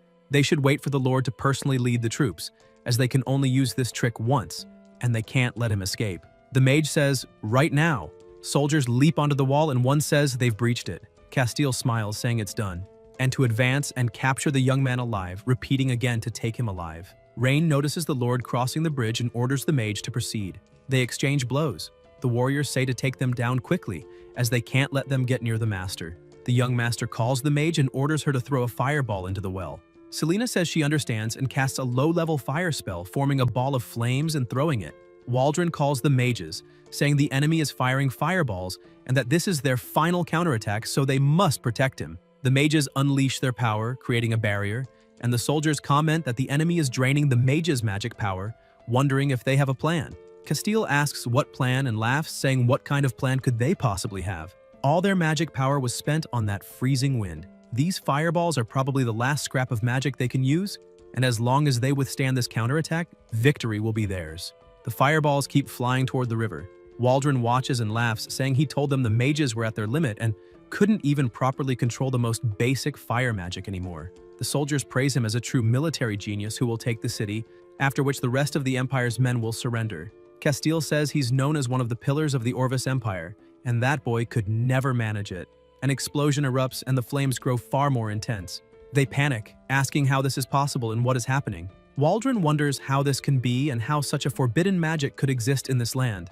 People cry out, asking what it is and why there's a wall of fire, calling for help. Castile grows nervous, wondering how this could happen since he has already sent all his men. If they're all trapped by the fire, they'll be consumed by the flames.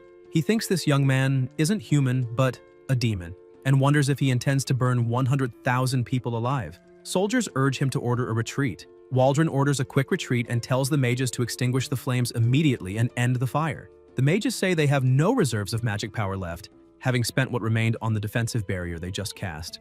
The mage wonders if this level of power is on par with forbidden magic, and if such strength was achieved with just a few barrels of oil, without using a drop of magic power. They cry for help. The protagonist watches and thinks that to prevent his people from ending up like that, he must develop industry as fast as possible, then tells the mage he's leaving the rest to her. She replies that she understands and orders all mages to wipe out the soldiers of the Orvis Empire immediately. Later, still in the same place, the fire is still raging, and a voice tells the Lord to go that way. Castile is feeling unwell. Then they head to their tents, and Waldron asks where the guard soldiers are. He notices something above, widens his eyes, and a sword is driven into the ground in front of him as someone lands there. Castile asks who it is.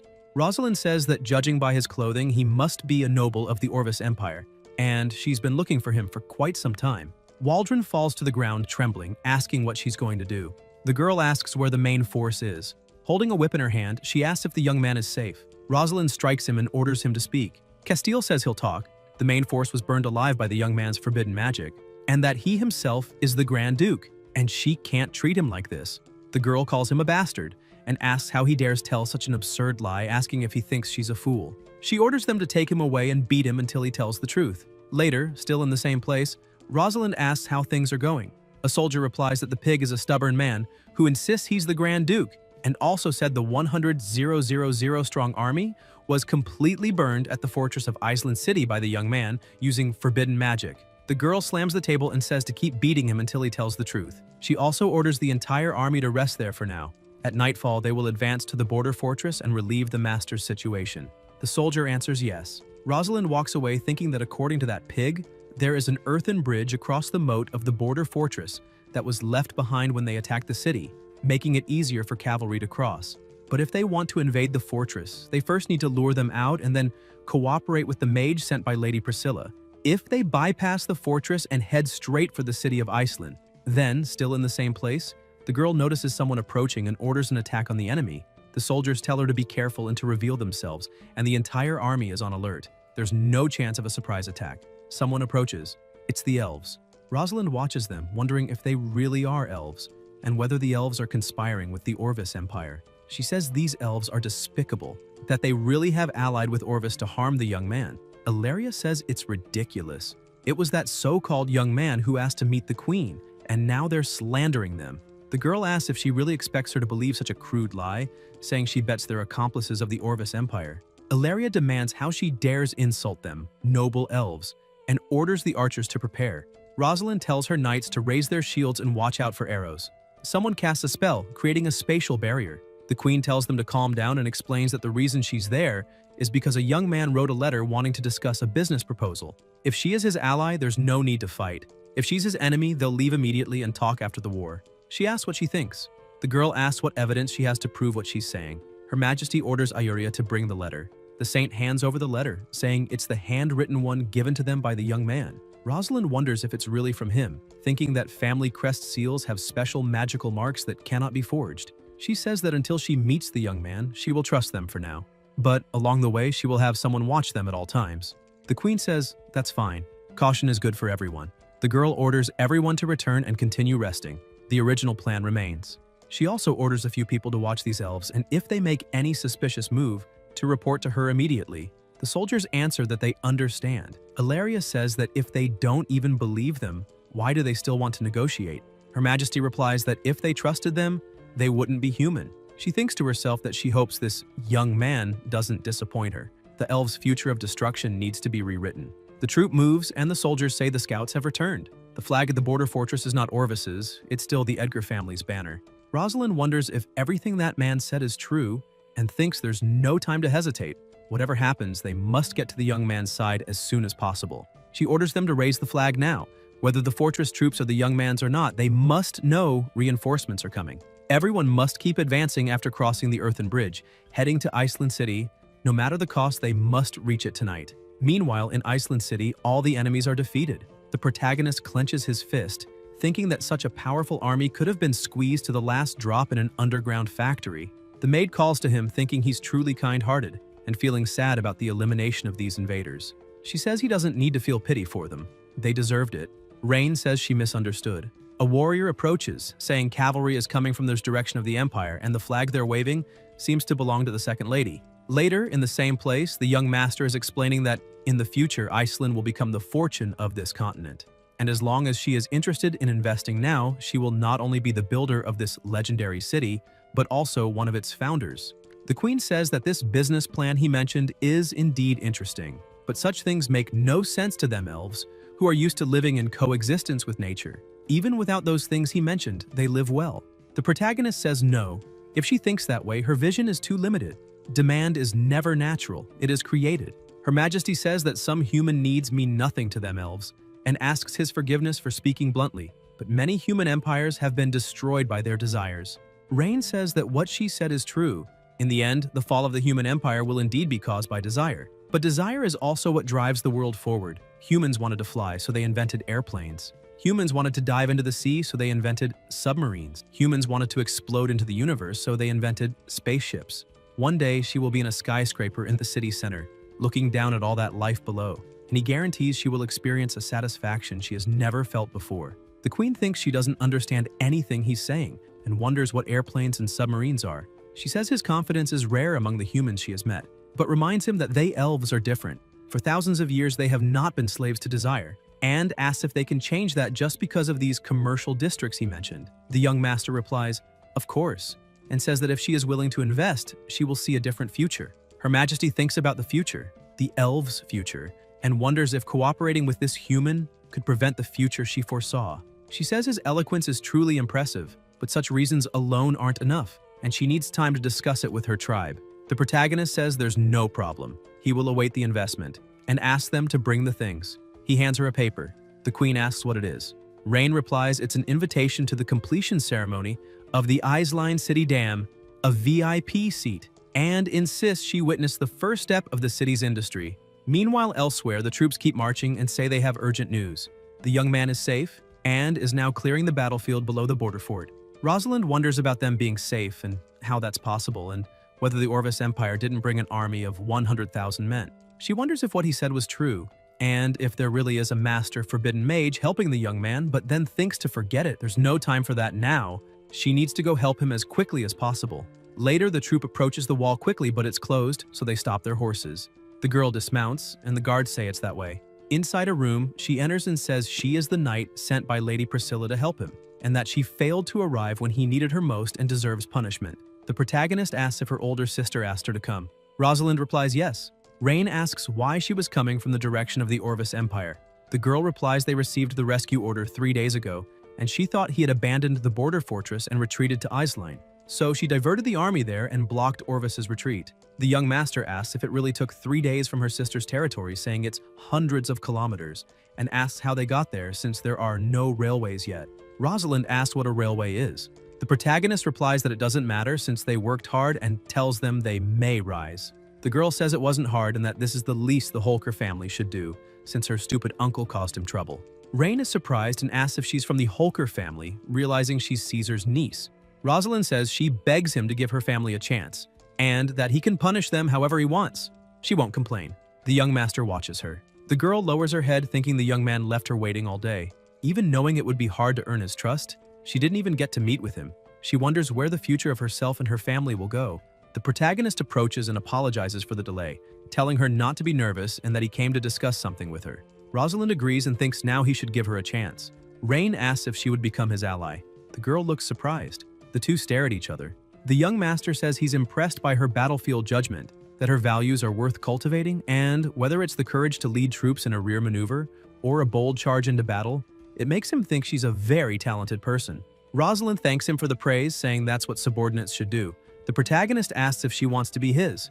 The girl says she understands, and if he wants to use her to make up for his dissatisfaction, then she'll give everything. Rain says to wait a moment, something is wrong with this conversation, and asks if there's been a misunderstanding, saying especially the word compensate is something he's never thought about before. Rosalind kneels and says that although her dream is to become a knight and serve at his side, if he needs to use her humble body to make up for the wounds her uncle caused him, she won't complain. The young master tells her to stop, saying it's a misunderstanding. He wants her to be his subordinate, nothing more. The girl asks what he means. The protagonist replies that he means whether or not she is willing to join his ranks, and that he will not hold her or her family accountable for Caesar's crimes. He coughs and asks if she will serve him as a knight.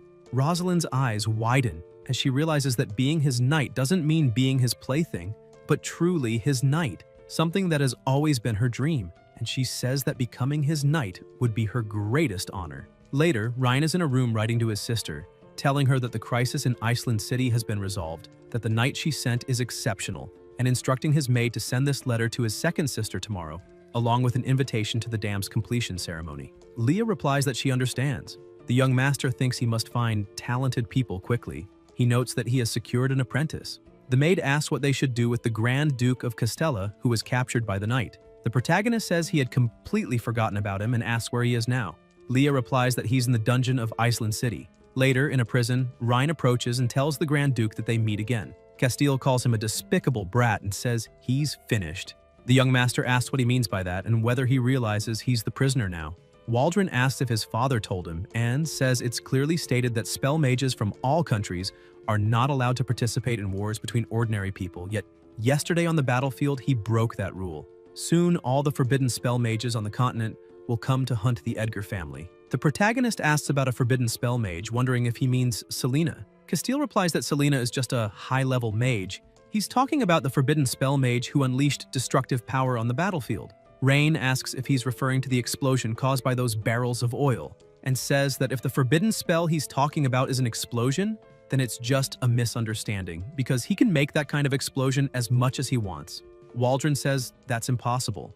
Only a forbidden spell mage can wield that kind of power. Such world-destroying force is definitely not something a skinny noble like him could do. The young master says that whether it was a forbidden spell mage or destructive power, it's in the past now. The only reason he came here is to tell him something and asks who his superior is or what exactly he's planning. Castile says there's no superior behind this.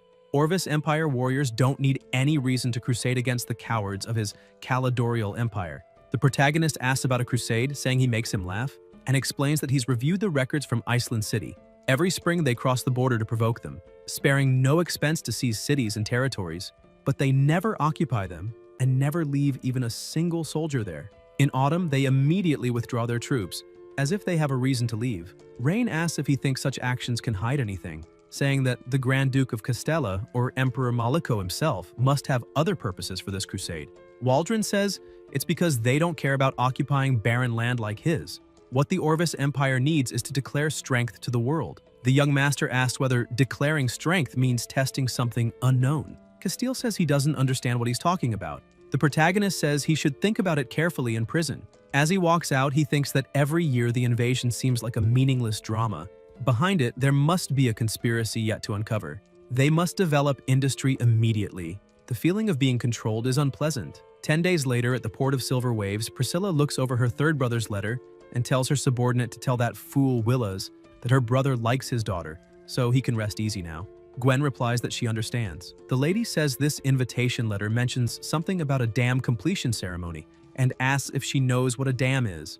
The subordinate replies no, saying her humble self is too ignorant and inexperienced to comprehend the young man's brilliant wisdom. Priscilla says in that case they will go to her brother's territory for a few days and see this dam.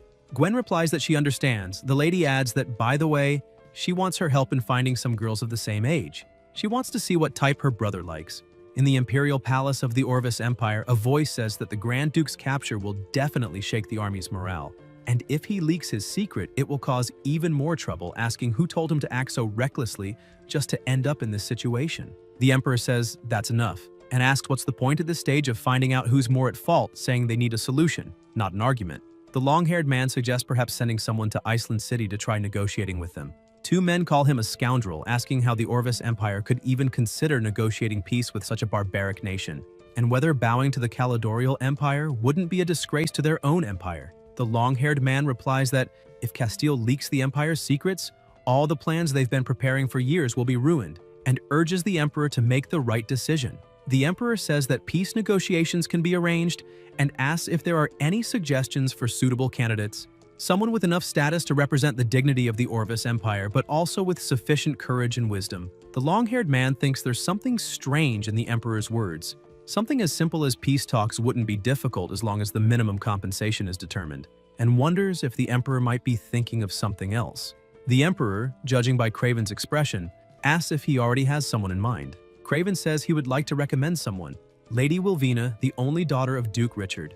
Voices shout that he's crazy, reminding everyone that her father was recently imprisoned for offending the Emperor. The Emperor thinks Craven is very clever and always knows what he's aiming for, and asks why he would recommend the daughter of a criminal. Craven says he has 3 reasons. First, she is the only daughter of Duke Richard, and her noble status would show sincerity. Second, he's heard that although she only recently came of age, she is eloquent and decisive. Third, and most importantly, Wilvina could use this opportunity to atone for her father's crimes and prove herself so that His Majesty might pardon Duke Richard. The others present say that what he says makes sense. The Emperor says he'll put Craven in charge of the matter and to ensure the Duke's only daughter is safe during the trip. Craven replies that he understands. Elsewhere, in another room, the Emperor asks if they know what to do on the return journey with Wilvina and Castile. A masked man replies to rest assured. They will certainly lose their lives in the territory of the despicable Caledorial Empire. The Emperor says that the Orvis envoy being eliminated by the Caledorial Mafia will now give them one more reason to declare war.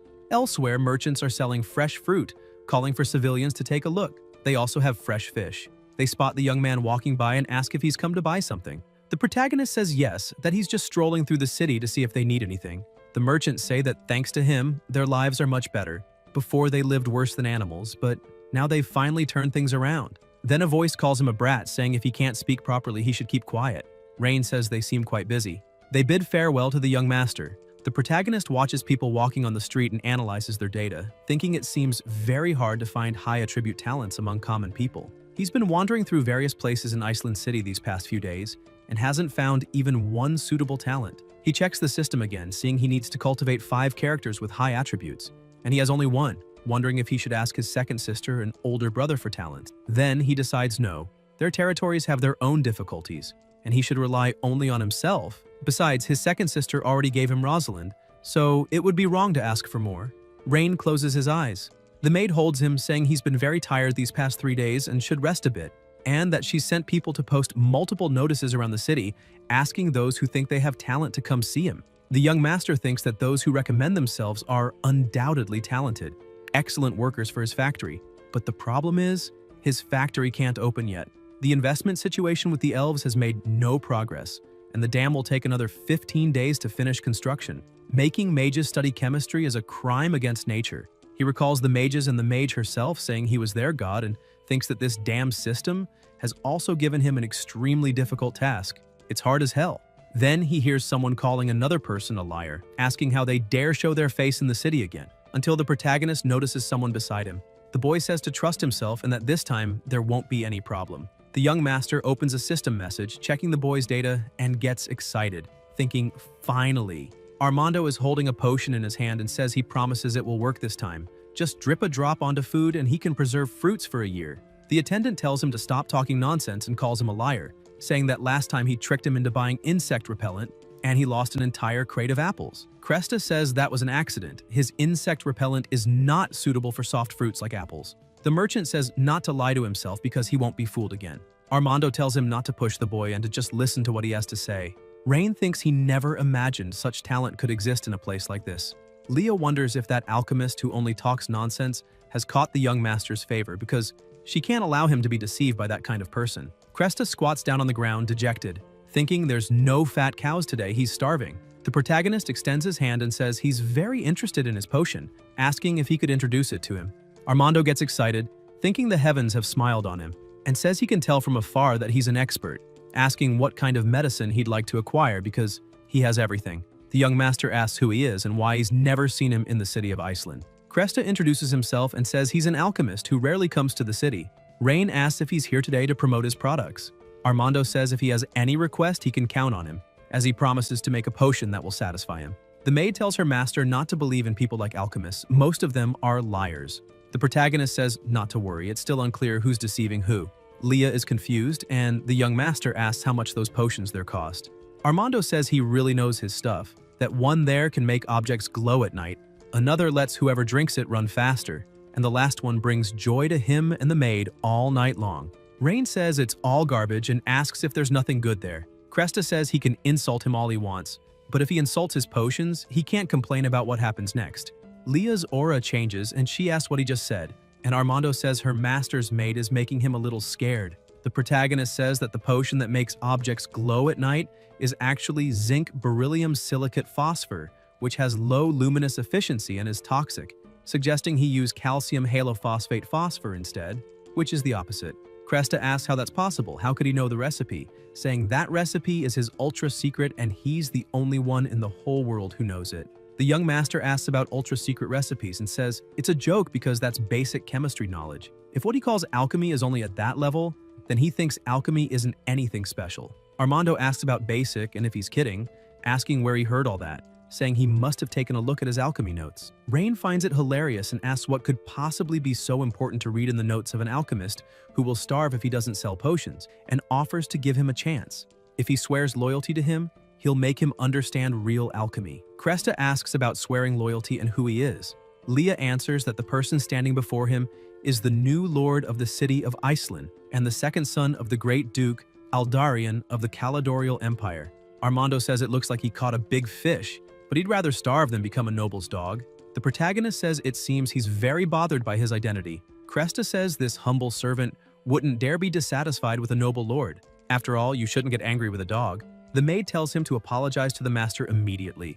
Armando asks if that doesn't happen, will they eliminate him? Saying the noble's way of solving things is really primitive. Leah says he's courting his end. The young master steps in front and tells her to stop, saying he doesn't know what he suffered because of the noble class in the past and doesn't want to know. He'll give him a choice. He can offer him well-developed and comprehensive knowledge of chemistry and physics, and he'll have the opportunity to change the world. Cresta stays quiet, listening.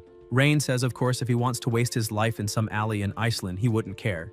Armando says they're all liars, only caring about their own pockets, and he'll never agree with them. The system notifies that his loyalty toward the host has decreased. The protagonist thinks this is bad. Not only did he fail to convince him, but he also made him hostile toward him. Cresta says that as for nobles, he wouldn't believe a single word they say, until a voice calls him brother, and it's a little girl. Armando runs to her immediately, asking why she's here, saying this isn't a place for her and she should go hide. Yelena asks why, and Cresta answers that this man is an evil noble who will hurt her. The little girl recognizes the master, and the young master asks if she knows him. Yelena replies that her mother said they can live well thanks to him. Rain asks if her father worked on the dam. She says Irina and her mother praise her father every day for having worked hard for him. Armando says he's really a noble with a filthy heart, exploiting the people of Iceland. The protagonist asks where he got that from. Cresta says she's wearing such worn-out clothes, obviously being exploited and oppressed by him. The nature of nobility really hasn't changed. The maid says he's the person who cares most for the people in all of Iceland and asks how he can slander him. Yelena asks what nonsense he's talking about, saying the master is a great lord. He not only hired everyone to work, but also provided food and shelter so no one would go hungry or cold. And if he doesn't know anything, he shouldn't talk nonsense. The young master says the main reason she and the others can't wear nice clothes is because the light industry hasn't developed yet. Once it does, people all over Iceland will be able to wear beautiful clothes. Armando says that although he doesn't know what light industry means, he's sure no noble would care about the people. They, corrupt nobles, are only trying to fill their own pockets. The little girl asks how he can say that about her brother. Cresta turns his back, saying he's not interested in seeing nobles pretending to be good lords, and that he should be careful with him too. Rain thinks he can't let this guy walk away. This kind of talent can't be lost. Until the protagonist feels something strange and asks what happened, and the young master ends up collapsing on the ground. Later, somewhere else, Rain is lying down until he wakes up. His mate is beside the bed and says he's finally awake. The protagonist says he's fine and not to worry. Leah asks how he can be fine. He's been overexerting himself, hasn't been resting well, had to go out looking for talents, and got so tired he fainted. The young master touches her hand and apologizes for making her worry, saying he'll be more careful from now on, and asks where Armando is. The maid says that after he fainted and she immediately brought him back to the mansion, that alchemist Armando started to leave, but came back after seeing him collapse. Rain asks if he returned. Leah says he gave him some medicine, saying it would cure the illness, and then left. The protagonist asks if it was his medicine that lowered his fever. The maid asks how she could let him take medicine made by someone of unknown origin, saying she only placed the medicine Armando prescribed on his table, and the one who cured him was a doctor from the city. The young master says he'll take a look at the medicine he prepared. Leah tells him to wait there, as she'll go get it. She shows him the medicine, and Rain says that judging by the color and texture, it looks quite professional. Tomorrow he'll meet a doctor and ask how good it is. The maid asks if he really wants to recruit that boy, since he seems hostile toward nobles and has an extremely unpleasant attitude. The protagonist says he not only has talent, but is also a rare genius, thinking the problem is that he's so prejudiced against nobility, it would be good to know the reason. Later, in a cabin, Armando walks to a counter, picks up a frame with a photo of when he was young with a woman. He runs his hand over the frame, calling her teacher, and says he met a strange noble today. Not only can he analyze alchemical formulas just by looking, but he also explains a lot of things he doesn't understand, and even Yelena likes him a lot. Cresta opens a notebook and says not to worry, because he'll never be fooled by nobles. He'll complete his research and then avenge his teacher for good. He'll make those greedy nobles pay. Liesl Grant was the most unconventional alchemist in the city of Iceland 15 years ago. Liesl was not only a genius in the field of alchemy, but also an idealist who firmly believed that the purpose of alchemy was to benefit the public rather than serve the powerful. Liesl adopted the orphan Armando, and not only did she raise him, but she also taught him all her knowledge of alchemy. Cresta's relationship with Liesl was more than just master and disciple. He considered her his own mother. Liesl didn't just teach him how to make potions and design complex mechanical devices, but also how to find a balance between humanity and morality. Liesel's alchemy research displeased a noble in Iceland at the time, and that noble broke into her house with guards. He stole her research results and slandered her for studying forbidden alchemy. One day, Liesel lost her life in a deliberate accident. Armando was only 15 years old that day. After that, he gathered all the unfinished notes and research Liesel had left behind and vowed to complete her work. Armando still carries the heavy burden of the past and the lonely responsibility. After the saint tells the master what happened, the protagonist says his story is very moving, but it has nothing to do with his problem and asks if she knows where she is now. The irritated saint asks if he can't show a little empathy, but the young master replies that empathy is not edible and doesn't solve problems. People must always move forward. No matter what happened the day before, they still have to go to work as expected the next day. The saint says he should go to Liesel's former residence, the place he visited most often. Not only are her research notes there, but also the remaining research equipment. Rain says it's simple, now they know where he is, so they should go there without wasting time, and asks again if she knows what Liesel was researching. The saint says she remembers it was something about steam. The protagonist's eyes widen immediately, and he asks what she just said, telling her to say it again. The saint repeats that it was something about steam, though she doesn't remember the details, and asks what's wrong. The protagonist says that if what she remembers is the same as what he's thinking, then from today they will be able to completely change the way this world produces and lives. Ayuria asks if it's really that amazing, because she heard it was just a toy or something like that. The young master pulls her and tells her to take him there immediately, and the saint says she understands and tells him to stop pulling. She's going. Rain thinks it can only be a steam engine. If Liesel really researched that, she must have had detailed diagrams and experimental records. The steam engine was far too old-fashioned in his past life for him to have studied it in detail. He only knew the theory and some historical knowledge. As a mechanical engineer, he has an almost innate understanding of mechanical structures. Although he had always wanted to recreate the grandeur of the steam engine in this world, he had always lacked the main diagrams and key ideas. If he can obtain the notes Liesel left behind, he will be able to build upon her research and restore the glory of the steam engine. The industrial age begins now. Elsewhere, in the cabin, Armando is working on some things until someone calls him. Cresta immediately covers the engine with a cloth, thinking he can't let this guy see what his master left behind. Then the protagonist approaches him, and Armando asks what he's doing there, saying he's not welcome. The young master asks where the notes his master left behind are, because he wants to see what she was researching. Cresta says that although he doesn't know where he got the information about the notes, he advises him to give up that idea. He will never hand over his master's notes. The saint says they're not there to steal anything, and adds that the young master just came to see if there's anything in Miss Liesel's alchemy notes that could make life better for everyone in the city. Armando steps closer to the master, points a blade at him, and tells him to leave because this is no place for filthy nobles. The maid thinks she can't allow this fool to hurt the master. She approaches with a blade to his back. Rain signals her to back off and says to leave it to him, and calls Armando an idiot. He says he has no idea what a steam engine is, let alone its true significance, and asks if he thinks this is how he will fulfill Liesel's last wish, saying no. He's wasting her great research. Armando asks who he thinks he is to lecture him, saying he doesn't understand her research at all. The protagonist proposes a bet. Cresta asks what kind of bet. The young master replies that if he can make the alchemical device Liesel left behind work successfully, Cresta will have to work for him obediently. If he fails, he will leave Iceland immediately and never set foot there again, and asks what he thinks.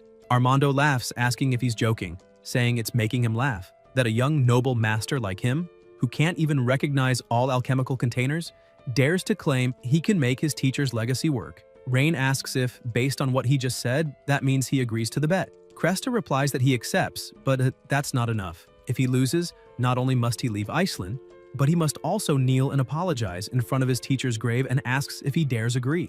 The saint says that's too much. After all, the master bears him no ill will. Armando ignores her and only asks if he dares to accept.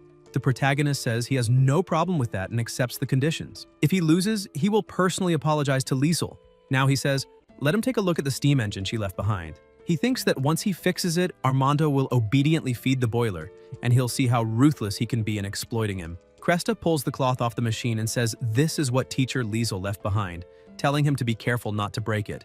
Leo wonders if the master is really that interested in alchemy and if this thing is so strange, asking what it's for. The young master looks at it and realizes it really is a steam engine, shouting genius, and that Liesel truly was a genius. The maid asks if Liesel's inventions are really that amazing. Rain says yes, no matter the world, anyone who can invent this can only be considered a genius. Armando says of course, and that teacher Liesel was different from other alchemists with undeserved reputations. She was a great person. The protagonist asks if he's been coming here just to keep this machine running. Cresta replies yes, but teacher Liesel never told him how to make it work, and it wasn't written in the research notes.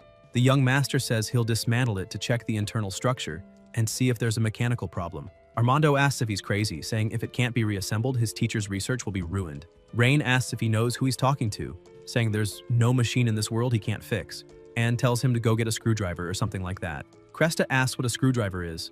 The protagonist asks if he's joking and says if he doesn't even know what a screwdriver is, how was this thing assembled? Armando replies that of course he used magic, asking how he could not know something so simple, and says everything there was made by a master dwarven craftsman hired by teacher Liesel. This device took an enormous amount of her hard work. It's not something a pampered young noble like him could understand. The young master says that since there's no screwdriver, the maid should let him use her dagger. Rain takes the dagger to work on the machine. Later, still in the cabin, the protagonist says it's so beautiful, so delicate, and that she was a genius, but wonders why parts are missing and asks where the internal components are. Armando wonders how he knew there were still parts inside and asks what nonsense he's talking about, saying the machine is like that, and asks where the spare parts are, adding that if it's not working and he admits defeat, he'll take him to kneel at his teacher's grave right now. The young master tells him not to try fooling him. He knows there must be a central piece used to control the operation of the entire machine, and demands to know where it is. Cresta stays silent for a moment, then says the contents of the machine were taken by a noble. Rain asks why a noble would want a few sets of gears. Armando says those parts were forged from an extremely rare type of dragon crystal ore. When the noble found out, he forcibly took the parts, melted them down, and made a statue of himself. The protagonist asks about the statue, melting down key components just to forge proof of his own stupidity, and demands to know the name of that idiot noble. Cresta looks to the side and says he's a big shot, someone he can't afford to offend. The young master asks if there are some big shots he can't afford to offend, saying he wants to see who would dare obstruct his path to industrialization. Then, still in the cabin, a trembling Armando replies that it's Duke Oscar. The saint is surprised and asks if it's really him. Rain asks if she knows where this Duke Oscar comes from. Ayuria answers that Duke Oscar was actually once a minor noble in the city of Iceland. His achievements in alchemy as a young man were remarkable. Later, he even won the championship at the Imperial Alchemy competition and received recognition from the Emperor, who not only gave him many resources but also granted him the title of Duke and a territory. The protagonist asks where his territory is. The saint answers that it's in Gransel, on the upper side of the city of Iceland. Leah says the region of Gransel belongs to the domain of Grand Duke Teleros Elroy, and that territory is not under the jurisdiction of House Edgar. The young master asks about Teleros Elroy and recalls that his father mentioned that things weren't going well between him and the Grand Duke. The maid says yes, and that his father has different political views, having clashed with Elroy several times in the Imperial Council, part of the Emperor's deliberate strategy to maintain balance. Rain says it's fine, and there's no need to worry about such troublesome matters for now, and asks about Duke Oscar, saying he'll remember this. The loss of those melted gears will cost him 10 times, 100 times more. Ayuria asks if he's going to confront Duke Oscar directly, and if that wouldn't be dangerous. The protagonist asks dangerous, saying he's the dangerous one. Since he dared destroy something so valuable, he must pay the price. Armando asks if he really intends to go against Duke Oscar. The young master tells him not to worry. Not only will he get the steam engine running again, but he'll also show Duke Oscar what true value is. Then asks if, since the core parts have been destroyed, there are any design drawings for them in Liesel's notebook. Cresta says no. His teacher didn't leave any drawing of that in the alchemy notes. However, he remembers that she was supposed to have discussed the production of the parts with the dwarven master craftsman. Rain asks if that means the dwarf knows about them. Armando says yes, but that he's gone there several times and the craftsman refused to meet him. The protagonist puts a hand on his shoulder and says that since the craftsman won't meet him, he'll try himself. Cresta says not to get his hopes up. The guy has a strange temper. Elsewhere, a voice tells them to get lost. He doesn't have time to entertain them. The saint calls him Uncle Bram and says the master has done much for the people of Iceland, so he shouldn't treat him that way. The dwarf says he knows what he's been doing recently and asks if he's eliminated some corrupt nobles and solved the people's food problems. The saint says yes, that the young man is a rare good lord who loves the people as if they were his own children. Bram asks what there is to boast about. Shouldn't that be what a lord is supposed to do? Just as he, as a blacksmith, must forge iron for others. The young master says that's right. As a lord, he should manage his territory well and ensure the people have enough food and clothing, which is why he's here today. The dwarf wonders how this boy can say such a thing and asks if that means he's here to request something be built. Rain says yes.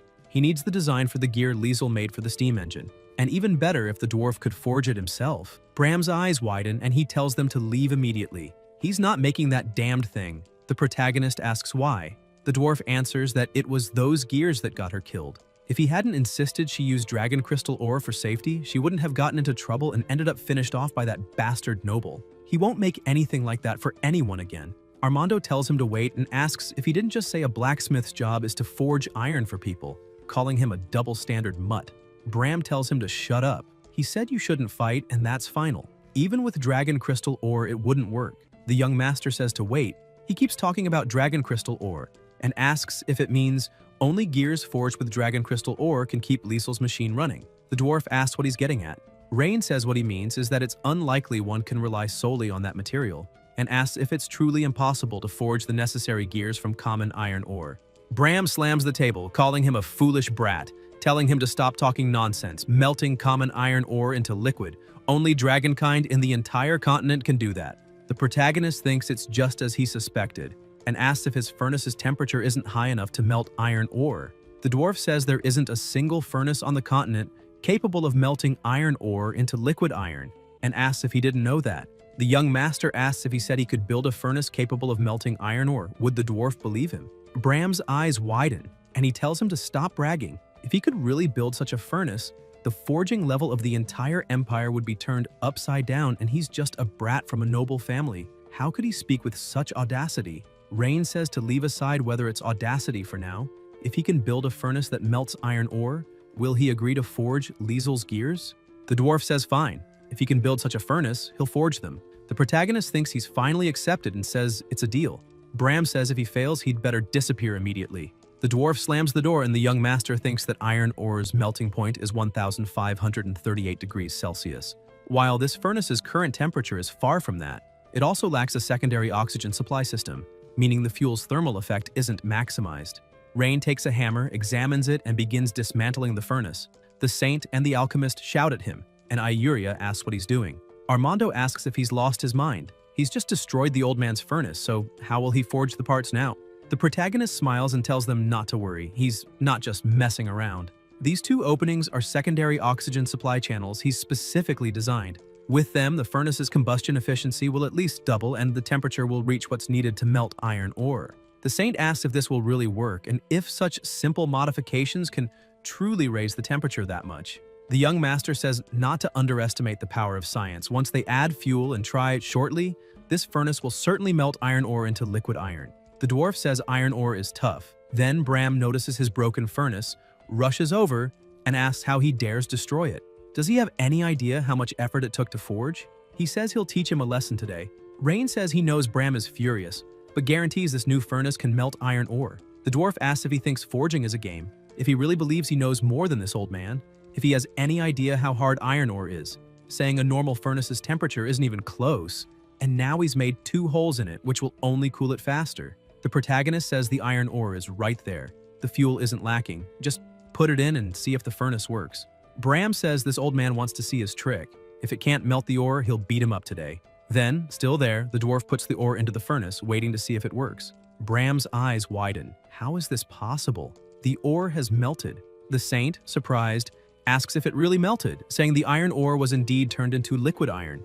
Armando, shocked, says, "This can't be. What's going on with this furnace?" The young master smiles and asks, "Well?" The dwarf keeps staring at the furnace, astonished, asking how he did it and why it could melt iron ore just because of 2 holes. Rain replies that it involves the principles of pneumatics. If he wants, he can explain in detail another time, and asks if he can now forge the gears Liesel left. Bram sighs and says he's won.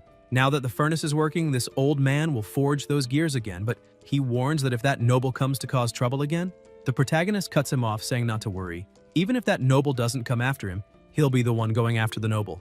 Then they head back to the cabin, walking up to the machine. The young master holds the part in his hand, thinking that this is the central component of the steam engine, and welcomes the arrival of the industrial age. Leah asks if, although this gear looks quite sturdy, it can really withstand the operation of a steam engine, and if it breaks, could something happen to injure him?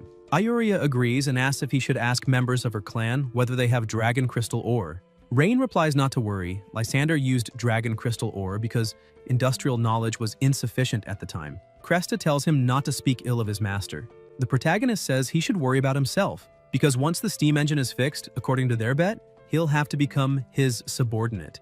Armando says to talk about that after it's repaired.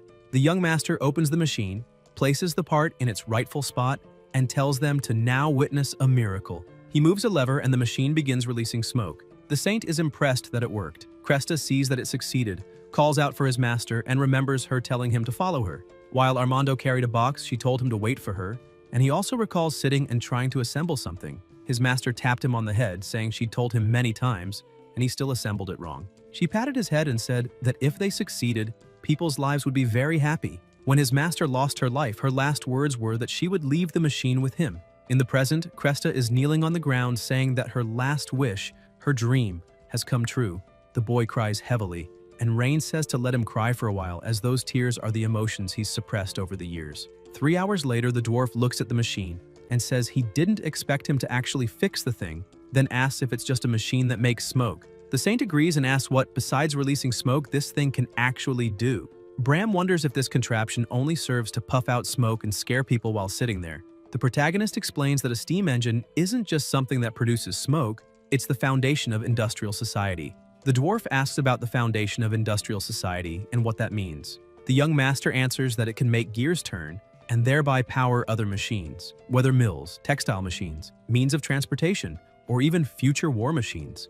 The steam engine can play an irreplaceable role. The greatest invention of humankind is boiling water. Ayuria says that's amazing. The dwarf says it sounds impressive and asks if it's really as miraculous as he claims. Rain replies that soon they'll understand its true value. The protagonist declares that from now on he will guide things step by step into the world of industry and show the power it can offer. At that moment, someone approaches in a hurry and dismounts from a horse. It is Rosalind, who announces that his sister has just arrived in the territory. The young lord is delighted by the arrival of his second sister and thinks she came at the perfect time, since the dam is almost finished and he can take the opportunity to ask her to invest a little in his project. Holker intervenes, saying that the sister sent word that she prepared a special gift for him. Rain asks curiously what kind of gift it could be, imagining that if it were gold or something like that, there would be no need. Rosalind replies that the gift is a group of newly adult girls, leaving Edgar embarrassed. At the Lord's mansion of Etherlyn, Priscilla runs up and hugs her brother, saying she missed him very much. The protagonist returns the affection, but soon asks why she brought those girls. The older sister questions whether he has no taste for women, but he replies that this is not the problem, rather the fact that because of them, people have begun to look at him with suspicion. Priscilla is surprised and asks if anyone dares to disrespect the Lord. Rain thinks the situation has become complicated since even the maid now seems to be judging him. Edgar whispers to his sister that the maid's expression changed, since before she was gentle and now looks at him as if she wanted to kill him. The older sister interprets this as a sign of concern, but the irritated protagonist insists on knowing the reason for so many girls. Seeing his nervousness, Priscilla reveals the truth. It was all because of a letter. He is shocked, and his sister shows him a note stating that he was interested in Rosalind. Convinced that she was only thinking about his happiness, she brought several young women to see which one he would choose. The protagonist retorts that he never said that and that it was a misunderstanding. Priscilla admits she may have misinterpreted it, but highlights Rosalind's beauty and asks whether he should not consider it. The older sister then teases him by asking whether the maid would mind if he had more wives. Rain reacts, telling her to stop talking nonsense. Leah, serious, declares that she's only a maid and has no right to give an opinion, and that the number of wives is his decision. Edgar ends the discussion by saying not to pay attention to such talk, and Priscilla, sensing the mood, decides not to provoke further, asking Gwen to take the girls to rest. In another place, the protagonist comments that in a few days the Etherlyn Dam will be completed, emphasizing that it will control the water supply, enable agricultural irrigation, and even have the potential to generate energy. The older sister finds the term strange and asks whether a dam and energy generation would be magical formations. The young lord explains that no, it is about using the force of flowing water to move a mechanical device and thus generate energy. Priscilla connects this to the earlier comment about food, and Rain confirms it, explaining that it may sound abstract, but it is neither magic nor a simple mechanism, but another type of technical system. The sister asks where he learned something like that, remembering that he always preferred sword training over studying, and questions who her brother really is. Edgar realizes that he had forgotten this detail and remembers that when he arrived there, he was gravely injured, imagining it had been an accident during sword training and that he needs to come up with an excuse. He replies that after waking up 15 days ago, he was in so much pain that he could only stay at home reading, and that was when he found those books. Priscilla recalls that they wrote this in the letter about how he began devouring books nonstop and asks whether they were from the family library. The protagonist points to Liesel's notes saying they were like those.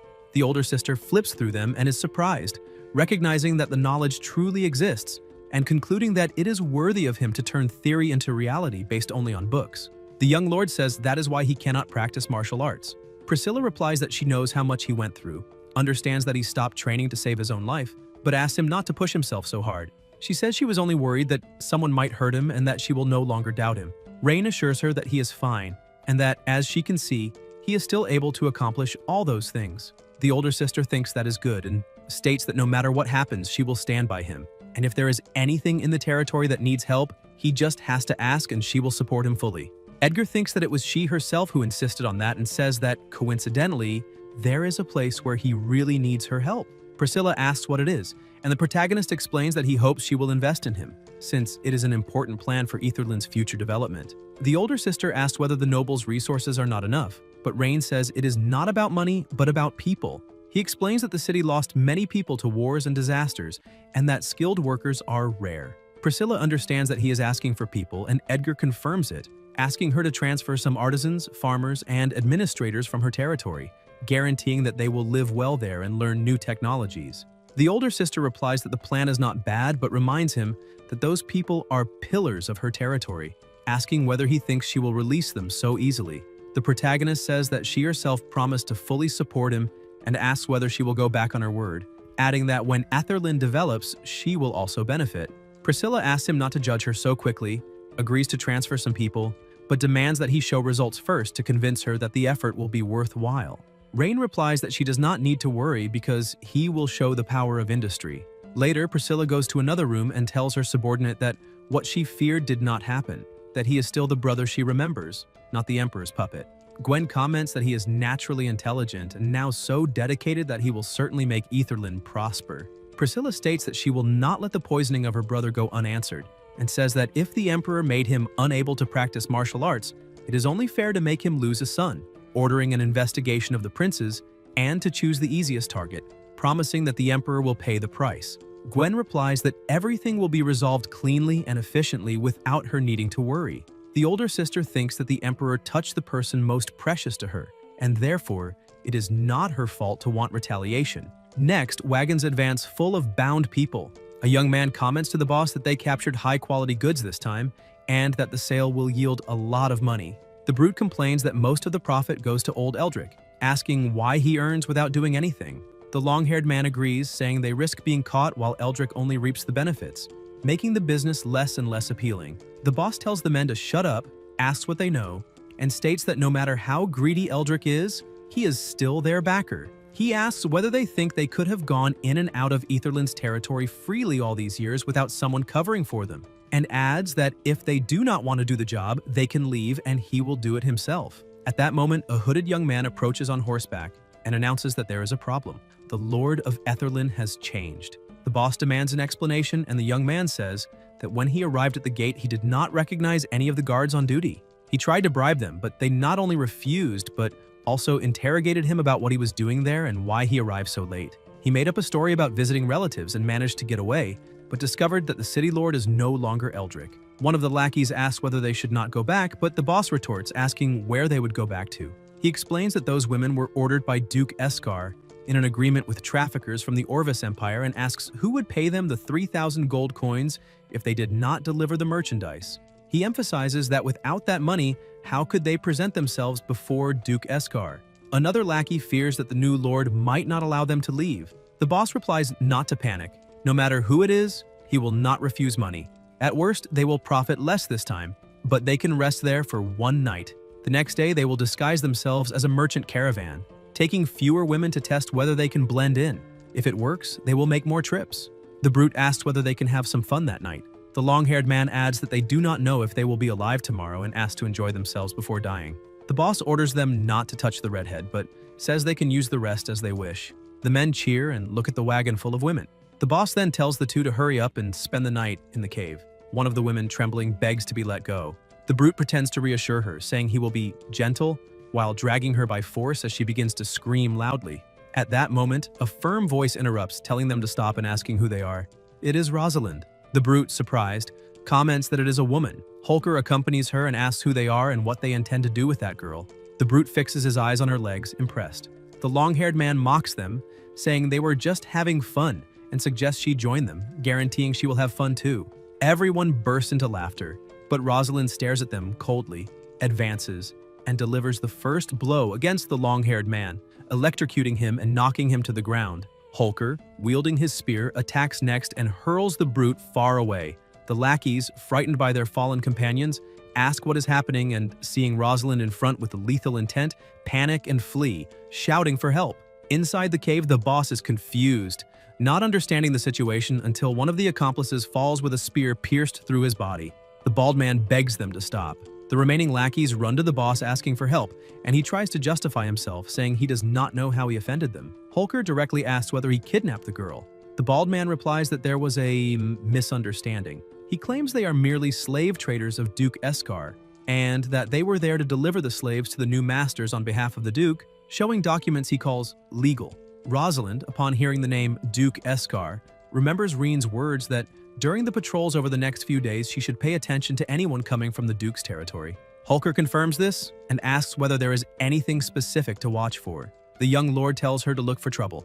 At that moment, the boss holds something shining in his hand and suggests that, since it was a misunderstanding, they should pretend nothing happened. Rosalind, although she does not know exactly what he meant by looking for trouble, decides that it is the only possible course of action and questions how Duke Eskar dares to cause trouble in the young lord's territory. She orders everyone to kneel or not blame her for being blunt. The boss grinds his teeth, curses, and warns them not to push it. He asks whether she really thinks she will leave alive when facing so many men. Holker plants the spear into the ground, spinning it, and repeats that they should surrender or be eliminated. The boss leaps with his sword and says she is courting death. As he closes in, Rosalind grabs the spear, attacks, shoves, and strikes the man, knocking him down. Holker steps toward the fallen man and orders that if they do not want to lose their lives, everyone must kneel, just as knights arrive and ask whether she is all right. Rosalind orders that all those men be arrested, thrown into the dungeon, and held to await the young lord's judgment. Later, Holker knocks on the door of the young lord's room and brings an important report. She enters and says she captured a caravan coming from Duke Eskar's territory. Reen comments that she really does find trouble easily and asks what the caravan was carrying. Holker replies that it was transporting slaves, that they carried Duke Eskar's documents, and that there was something strange about them. Edgar, indignant, asks how they dare sell other people's labor and says those scoundrels deserve death. In a cellar, the bald man is shackled to a chair and the protagonist, accompanied by the maid, approaches. The young lord accuses them of audacity for selling people in his territory. The bald man retorts that it is also audacious to oppose Duke Eskar. Although he does not know how Eldrick was replaced by the new lord, he advises them to cooperate or face a miserable fate. Reen asks whether the former lord cooperated for a long time. The bald man confirms it, saying they sold many women to the Orvis Empire over the years, and that what they saw today is only a part. Edgar asks whether there are more women hidden and where they are. The bald man mocks them, laughs, and demands that they kneel and beg to get an answer, but refuses to speak. The young lord warns that the bald man's life is in their hands and that if he remains obstinate, he will regret being alive. The bald man invokes Duke Eskar's protection, warning that counterattacks will come, but the young lord states that the Duke's protection is worthless in his territory. Leah strikes him so hard that the chair falls, and he finally confesses that there is an abandoned hunter's cabin in the forest to the south where the rest of the victims and the goods are hidden. Reen instructs the maid to tell Rosalind to gather the cavalry and depart to rescue those girls, warning that if it is a lie, they will make the bald man regret living in this world. The bald man, in despair, claims that Duke Eskar's elimination squad is at the cabin and that everyone will be executed. Soon after, Holker spots signs of occupation near the hunter's cabin and announces to the young lord that he did not lie. Edgar orders an ambush to be prepared and that no one be allowed to escape. Rosalind approaches the door saying she will open it. When Holker pushes it, both are shocked by the scene. Several injured women beg not to be beaten anymore, saying they would do anything not to suffer again. All of them appear terrified. The protagonist orders them to be taken out of there. Rosalind walks toward them, but suddenly a weapon appears aimed at her. Holker reacts quickly, barely deflects the attack, and shouts for the young lord to be careful, warning that it is an ambush, and orders the cavalry to protect him. The soldiers advance with shields raised. Some men appear and ask whether they are subordinates of the great Duke Ardalian, saying they do not want unnecessary conflict and asking to talk. Rosalind replies that there is nothing to discuss. Rain interrupts and asks them to wait, asking what they want to discuss with him. The bandit explains that they have sold slaves to Duke Eskar for years. A high-quality slave can be worth more than 1,000 gold coins. Even the worst goes for no less than 100, and if he is willing to cooperate, they can give him a share of the profits every year in addition to offering products of interest to him for free. Holker thinks to himself that they are despicable. Edgar, in a cold tone, says it sounds like a good offer and asks how much they would give. All the bandit's accomplices stare at him, tense. The man replies that it would be 10,000 gold coins per year. The protagonist repeats the amount with disdain, asking whether he thinks he is dealing with a beggar since his sister gives more than that every month. The bandit asks what amount he expects. The young lord answers that it is 100,000 gold coins per month. The bandit becomes angry, says it is absurd, that they do not even earn that in a year selling slaves, and accuses him of joking. Rain ends the conversation by saying that if they do not want to pay, then forget it, and orders that they be turned into porcupines. The archers ready their bows. The bandit asks them to wait, says he cannot decide on that much money alone, and asks whether he can go back to report to Duke Eskar. He thinks to himself that if he escapes, he will have Eskar send troops, confident that they could wipe out that small group. To show sincerity, he offers to leave 10,000 gold coins behind and asks whether that is acceptable. Edgar replies that it is not and orders them to do what must be done. The men panic and flee toward the rear mountain. Rosalind orders the archers to advance and fire without letting anyone escape. The arrows fly, but the bandit activates an elemental water shield, creating a barrier. Holker charges him and says all his men have already been dealt with, ordering him to accept his fate obediently. The bandit looks around, sees his subordinates being defeated, and realizes that everyone will die if this continues. He focuses on the young lord and concludes there is only one chance. He shouts for his men to cover him, saying he will capture the boy. The men protect him, and Rosalind warns the young lord, ordering everyone to defend him and prevent those beasts from getting close. The bandit roars that they asked for this. Suddenly, a voice echoes saying that he is courting the finishing move. A devastating punch hits him, hurling him away. It is Leah. The impact is so strong that the wounded bandit questions whether that woman is not supposed to be just a common maid. Grumbling, he gets up and charges again, but the maid strikes him once more, throwing him to the ground. The soldiers state that they have finally captured him. Leah walks up to him and stares, asking how he dared try to touch the young lord. The bandit opens his eyes and launches a long-range attack. Leah reacts, warning her master to be careful. The enemy blade strikes Rain. The companions grow worried, but Edgar remains calm and orders them not to panic, telling them to maintain formation. Rosalind shouts that he is wounded and that they need to protect him. The bandit thinks of taking advantage of the chance to escape. Holker runs to the young lord and orders the soldiers to stop the pursuit and escort him back immediately, asking the maid to quickly bandage his wounds. When Rosalind looks around, she does not see her and asks where she went. In the forest, the bandit runs desperately, thinking he must survive and deliver the message to Duke Eskar. He asks who is ahead. It is Priscilla. The bandit hesitates, thinking it is a woman and that she does not seem like a great threat. The older sister introduces herself as the daughter of the great Duke Ardalian and states her name.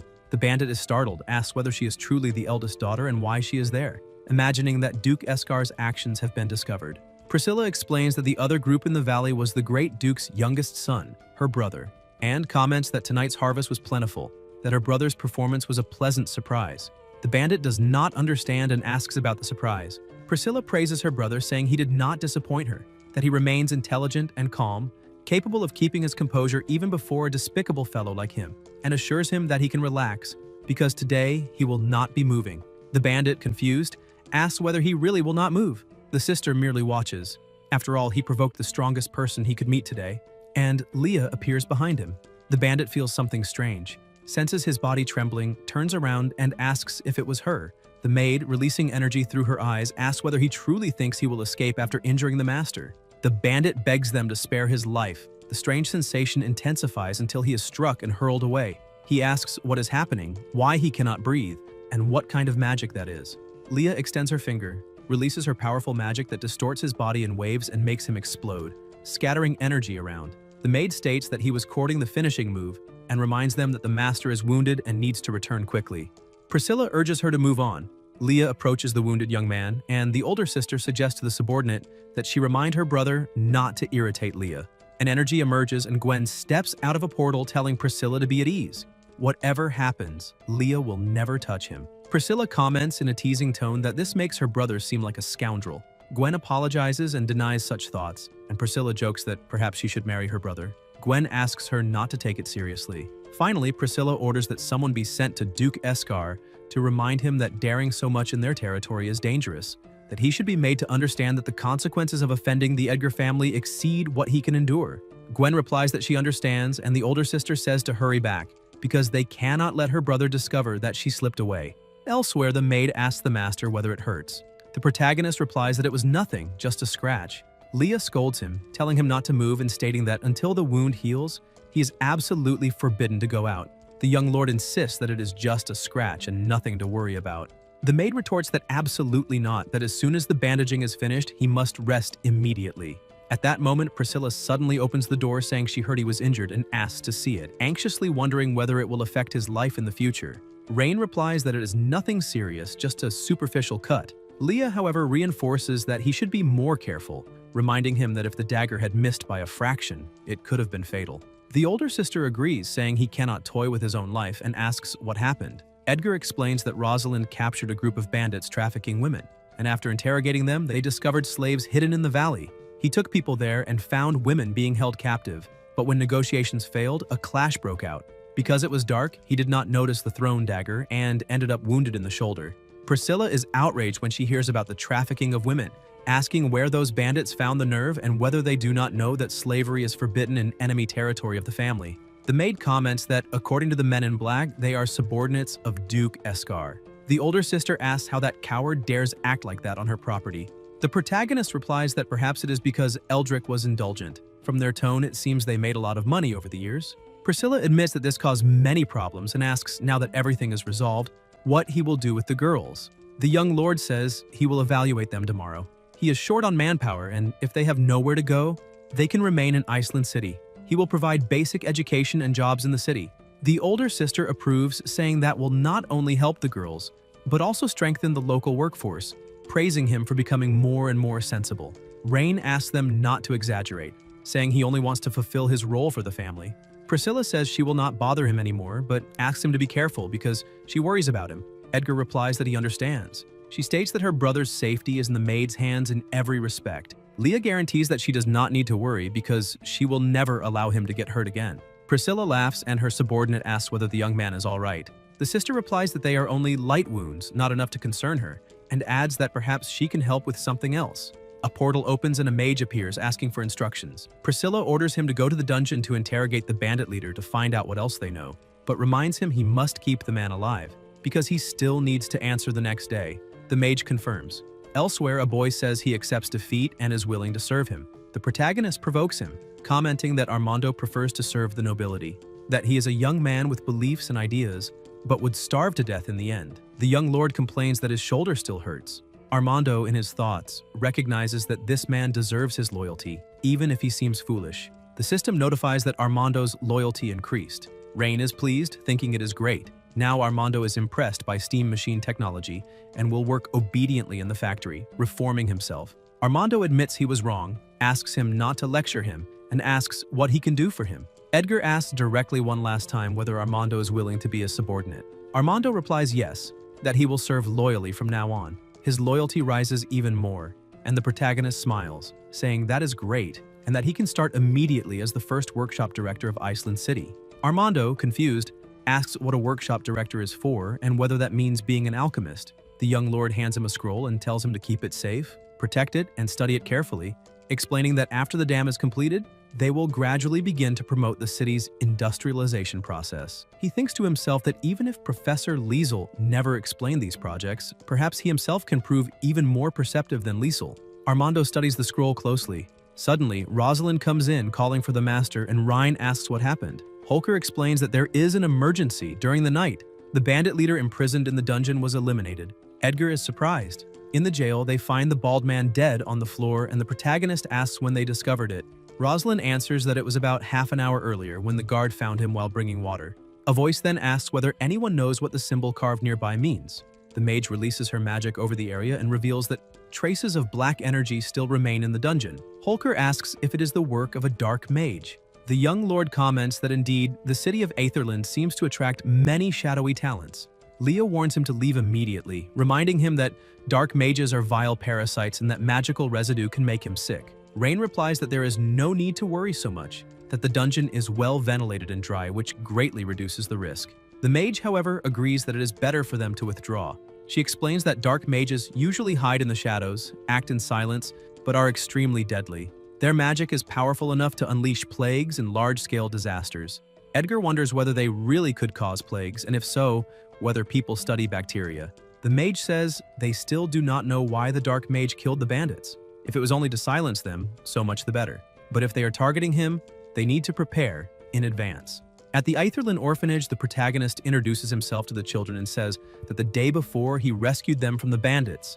He explains that they now have two choices. They can say where their home is, so he can arrange a carriage to take them back, or if they have nowhere to go, they can stay there, receive food, shelter, and work, becoming part of his people. He asks if anyone remembers where their home is, but everyone lowers their head in silence. The young lord asks whether none of them remember. The saint explains that most were abandoned very early, grew up hearing lies and threats, and may not even believe that someone truly wants to help them.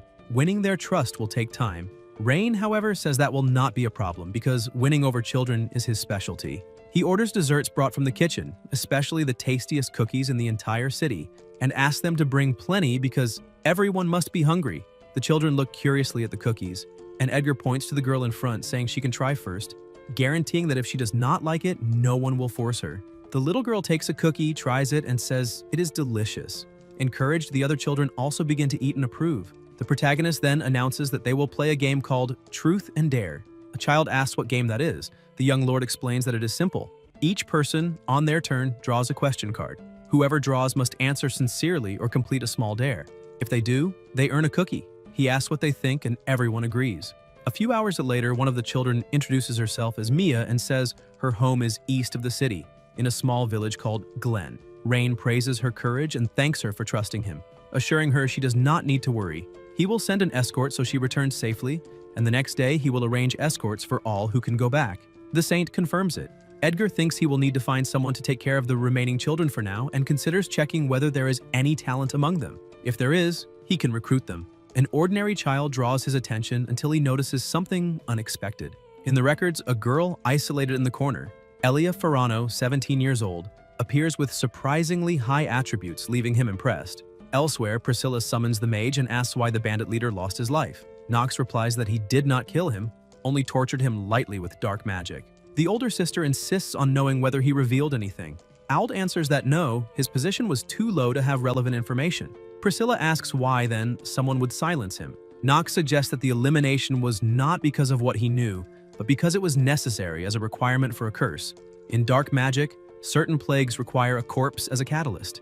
The sister orders him to ensure her brother's safety and asks whether he understood. Ald confirms, and Priscilla reflects that perhaps her presence there truly did come at the right time.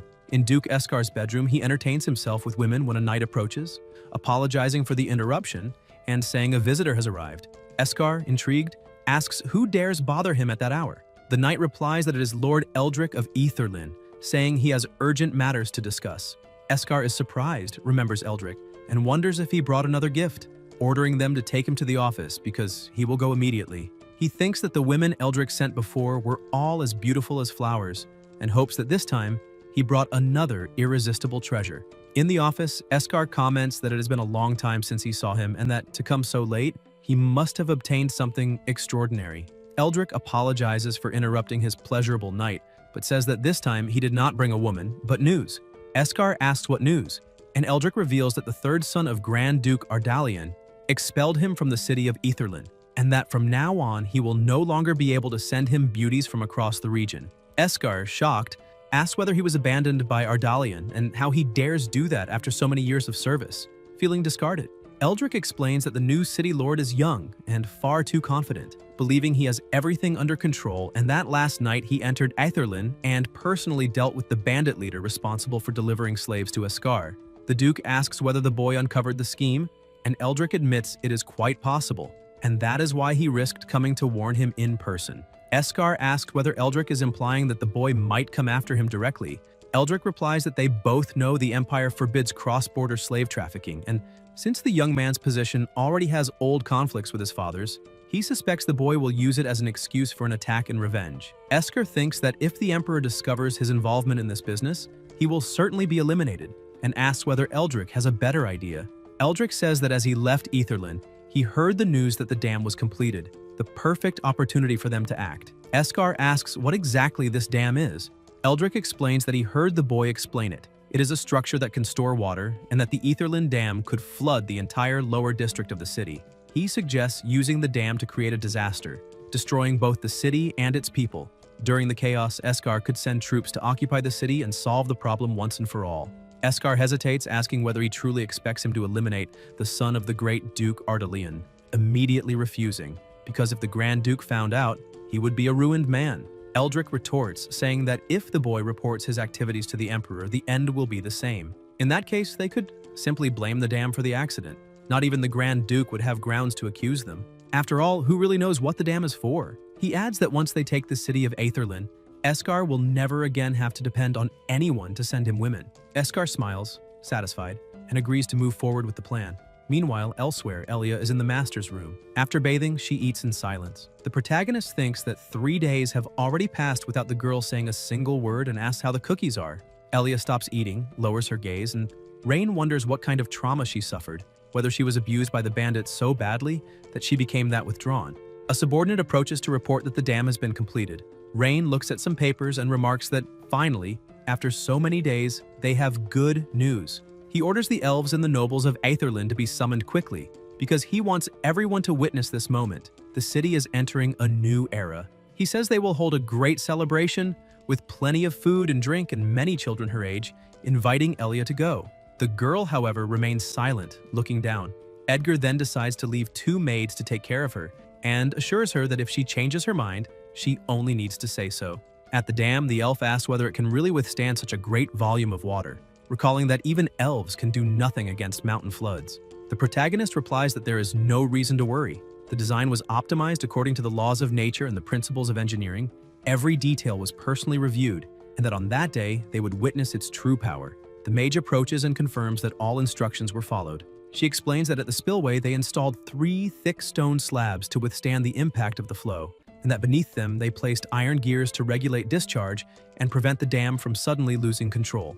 The young lord praises the work, saying it is excellent, and announces that, with honor, he invites everyone to witness the first release of water since the dam's completion. Together, they witness how this great feat of engineering will bring new vitality and hope to the city of Aetherland. The elf observes anxiously that the water on the other side has already built up too much. If anything fails, the farmlands below could be devastated. Priscilla echoes the concern, reminding them that the structure is enormous, and questioning whether releasing water is truly safe because they cannot gamble with human lives. Rain guarantees there is no cause for worry.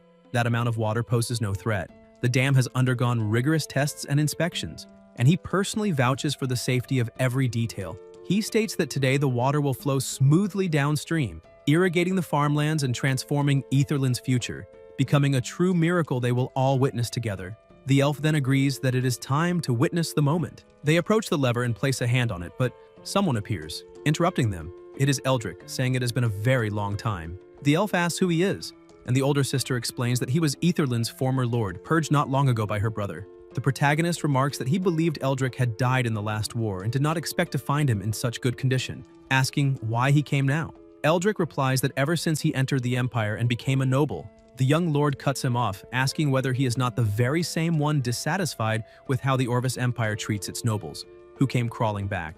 Eldrick grinds his teeth and says he is there for revenge. Rain sneers, asking whether it is only against him and whether he happened to eat something rotten that made his brain rot. Eldrick laughs and asks whether they really thought he would come alone to invade Aetherland, calling them fools. He reveals that he positioned a squad of powerful mages above the dam and that, with a single command, they will unleash devastating water sorcery. The wave formed upstream will carry the magic along the currents, destroy that miracle dam, and swallow the entire city of Aetherland. The elf is alarmed at this.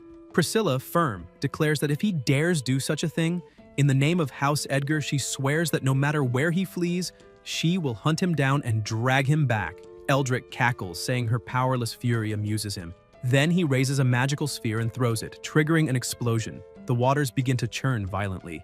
The elf warns that they must leave because the place is dangerous.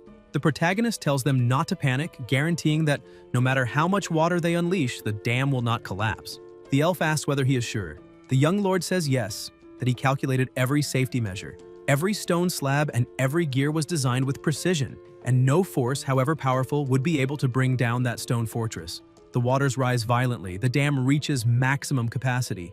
Rain pulls the lever and a powerful torrent pours out, carrying along some stones. Eldrick smiles and shouts that his dam is useless.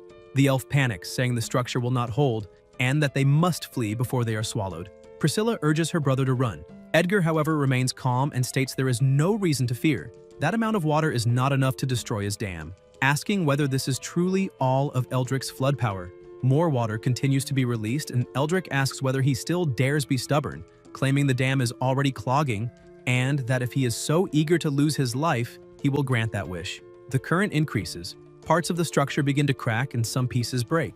The elf asks whether there's a problem, and Priscilla warns that they truly cannot stay there. The protagonist, however, remains calm and says it is still not time to worry, asking them to wait a little longer. Eldrick shouts that the dam must be destroyed along with his stupidity. He keeps pouring on power, releasing more water, and more pieces break loose. The women watch in shock, and Priscilla asks how this is possible, noticing that the third section has already been swept away. The young lord replies that this is exactly when everything begins. The dam's gears start moving, and Eldrick, watching, realizes that on the other side the water begins to leak toward the land, changing the flow. The older sister asks if the flow is being redirected to the farmlands. Rain thanks his opponent ironically, saying that if not for him, he would have wasted his own mage's magic irrigating the fields. Eldrick, furious, asks whether he truly used his magic against him. Edgar replies that the dam was never only meant to block water, but to transform the power of the flow into irrigation of the land. The greater the flood, the more complete the nourishment of those agricultural areas would be, and he thanks him again. Eldrick, irritated, repeats that it is impossible. The protagonist says it seems the great plan failed and asks whether they should resume the unfinished discussion from last time. Eldrick, enraged, says he was only lucky and that they will meet again soon. The young lord rebukes him, saying he cannot simply come and go from his city as if it were an amusement park, and orders the mage to capture that idiot. Selena conjures powerful lightning magic and hurls it at Eldrick, striking him head-on. Rain then comments that they still need to discuss the business investment plan that was not settled. Elsewhere, the elf says the dam truly impressed her. Priscilla agrees and asks how they can cooperate in the investment he mentioned. Edgar explains that the dam solved the flooding problem that plagued the city, but to make it prosper, they need to stimulate the economy. The elf asks whether he plans to create merchant caravans.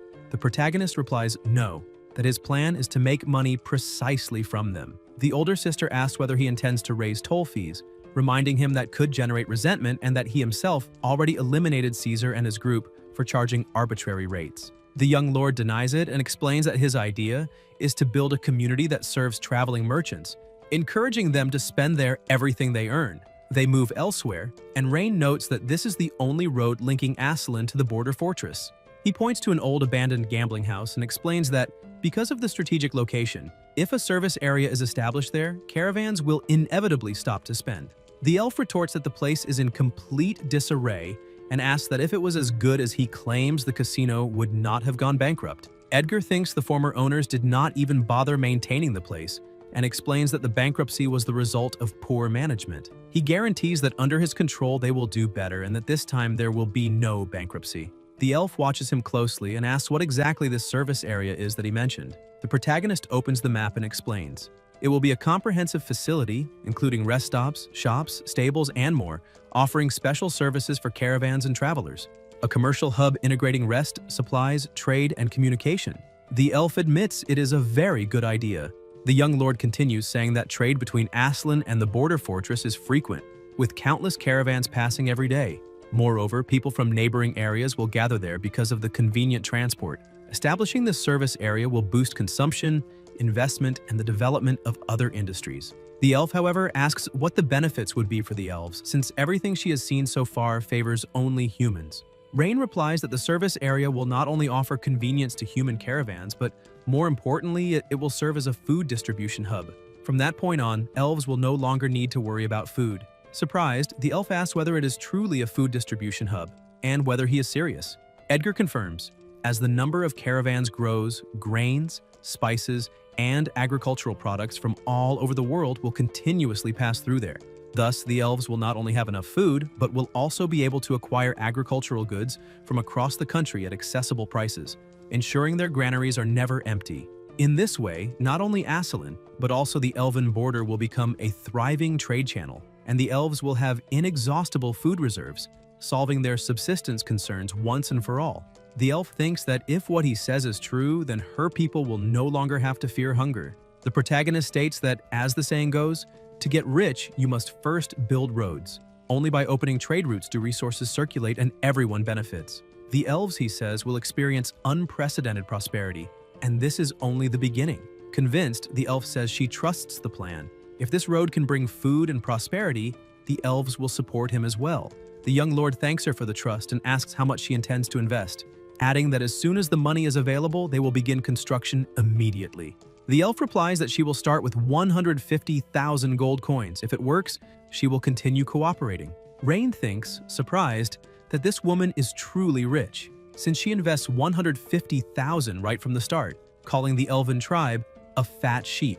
The elf stresses that she wants a detailed plan for the construction and the use of the funds, because she will send people to supervise. Edgar guarantees that he will personally supervise and ensure that every stage is done to the highest standards. Later, elsewhere, the protagonist calls for his maid and announces that the elves agreed to invest, and that the city of Asselin is saved. Leah replies that it was thanks to his wisdom and persistence that the city's future became bright. The young lord, however, says that although the investment issue is resolved, the management of the funds needs to be organized carefully and asks her to look for Selena. Leah confirms that she understands.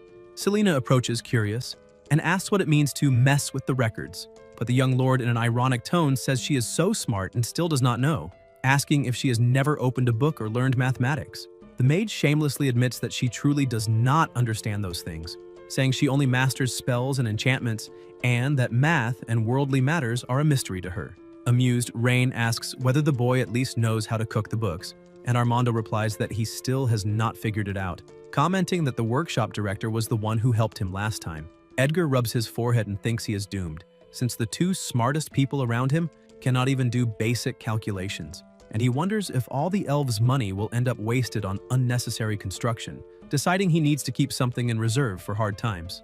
Leah, worried, asks if it is a financial problem and suggests he ask his sister for help, reminding him that her territory is full of business geniuses who would certainly understand what it means to deal with fake accounts.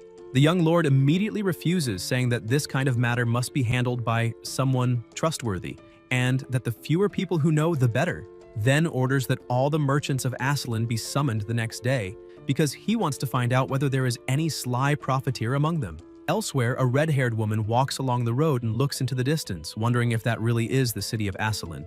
Determined to make the young lord promise to free the Grand Duke of Castella, no matter the cost, because she must rescue her father. Inside the city, she keeps walking and asks a young man whether there is any celebration in Eslin that day. He replies that the city lord is holding an accounting exam and that everyone went to watch and have fun. Intrigued, the redhead asks what that exam is, and the young man says he is not sure, but he heard that whoever passes will get the chance to work for the master and will also be able to make a request, any wish they have. She wonders whether, if she passes, she could ask for the unconditional release of the Grand Duke of Castella.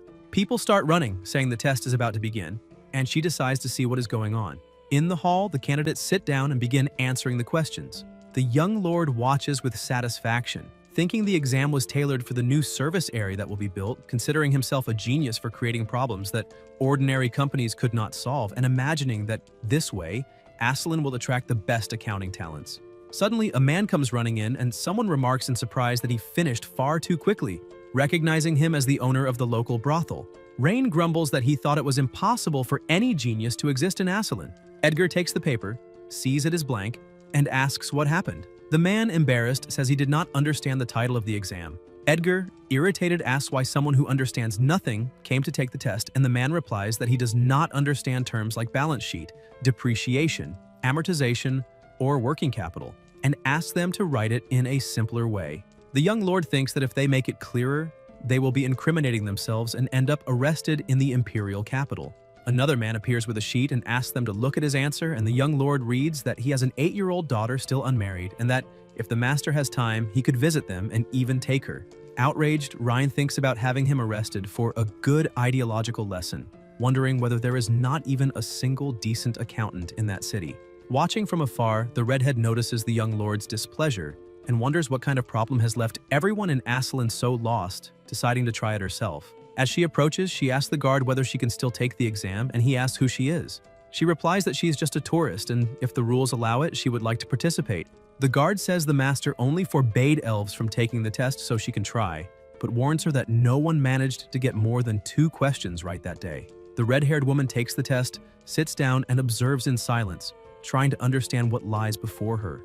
After reading the situation described, she wonders whether the lord of that city is really hiring someone to manipulate records, and concludes that the young master is no different from the corrupt officials of the empire, all greedy and ambitious.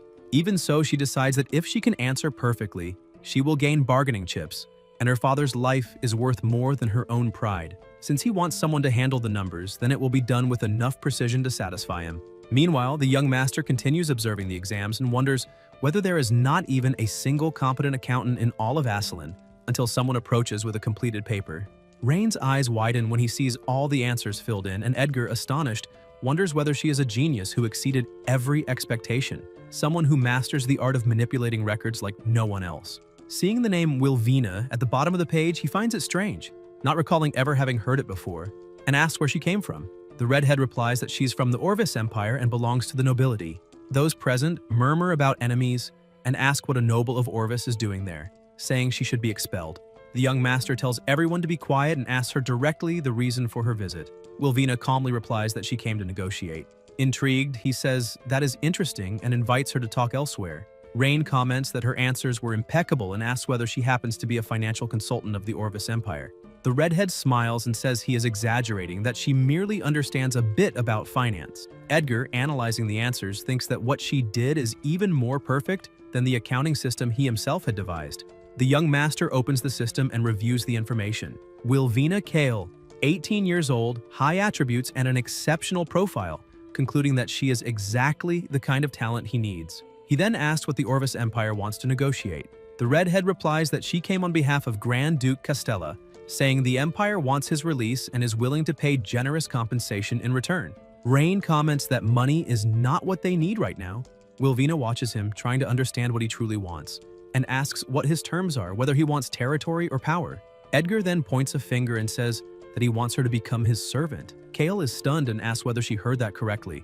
The young master confirms it and says it is a reasonable request, stating that she is far more valuable than the Duke. The redhead becomes furious, thinking it must be a joke, and says he is insulting a noble of the Orvis Empire, declaring that she would never bow to an enemy. The young master replies that he does not joke about serious matters, especially with talented people like her, and that he would not waste someone with such ability. Wilvina stares at him, trying to understand whether he is serious or merely provoking her, but notices that his tone is firm. She wonders whether, if she refuses, he will still honor the promise made to the participants. And before she can say anything, Rain comments that perhaps this is not the end of the negotiation. Edgar adds that she already solved a major problem for them, and that Aslan needs talents like her to grow and prosper. Wilvina sighs and says that, unfortunately, she cannot accept his terms. The young master asks whether it is because of imperial honor, and she replies that her father is imprisoned in Orvis, and that she must free the Grand Duke to exchange him for her father's freedom. Edgar thinks that winning her over will not be easy. Kale then recalls that whoever passed the exam would be entitled to a reasonable wish, and states that she has fulfilled her part, demanding that he keep his promise. Rain smiles and orders that the prisoner be brought, saying that if the young lady wishes to take him, so be it. She thanks him for his generosity, and Edgar comments that they will meet again, leaving her confused. Later, a carriage rolls down the road carrying the Duke back, and he, seething with anger, vows revenge, saying that that boy dared to humiliate him and that, upon returning to the Orvis Empire, he will have the Emperor raise an army to raise the city of Aslan. Kale watches the Duke and thinks he is an arrogant pig, wondering how someone who has already lost once can still talk about revenge. Castella complains about the carriage, calling it cursed and saying it is shameful to travel in such a miserable vehicle. The redhead replies that the road has always been rough and that even the finest carriage would feel the same there. The Duke insists, saying that as a Grand Duke of the Orvis Empire, he deserves the best treatment, threatening to complain to His Majesty as soon as he returns. Wilvina, irritated, merely wishes he would shut up, thinking that he seems unaware that he will be punished once he goes back. When the knight reports that there is a clean stream ahead and asks whether they should stop, she decides to rest there, stating that traveling at night is dangerous. Upon dismounting, the Duke sighs in relief, saying he can finally rest and complaining once more about the carriage. Wilvina ignores him, lost in thought, reflecting on whether anyone would truly accept her becoming a servant. At that moment, a subordinate approaches, and the Duke, with a lecherous look, remarks that she is pleasing to the eye far better than the vulgar women he has seen before. The girl tries to pull away and asks him to let her go, but he says he is not afraid and that being favored by him is an honor. The maid begs him to spare her, but he strikes her, saying she must accept the toast or drink the wine of punishment, repeating in drunken arrogance that he is the Grand Duke. Wilvina intervenes, ordering him to maintain proper etiquette, but he shouts that it is none of her business and threatens to drive her away. Before he can continue, a black blur emerges from the shadows, a ninja who darts forward and strikes him with a gleaming blade. A brilliant light explodes at the spot. The assassin withdraws the weapon from his body and Kale watches in shock. Soon after, in the silence of the night, the Duke's body lies on the ground, blood spreading, and the hooded assassin rises before it, coldly stating that the next target is her. Wilvina screams for everyone to run, warning that an eliminator is nearby. The guards mobilize and the leader orders one of them to check what happened. Shaken, she says that the Grand Duke of Castella has been eliminated. One of the men does not believe it and asks who would dare attack a noble of the Orvis Empire. Soon, another soldier arrives, saying that the enemy gathered them all there, making his work easier.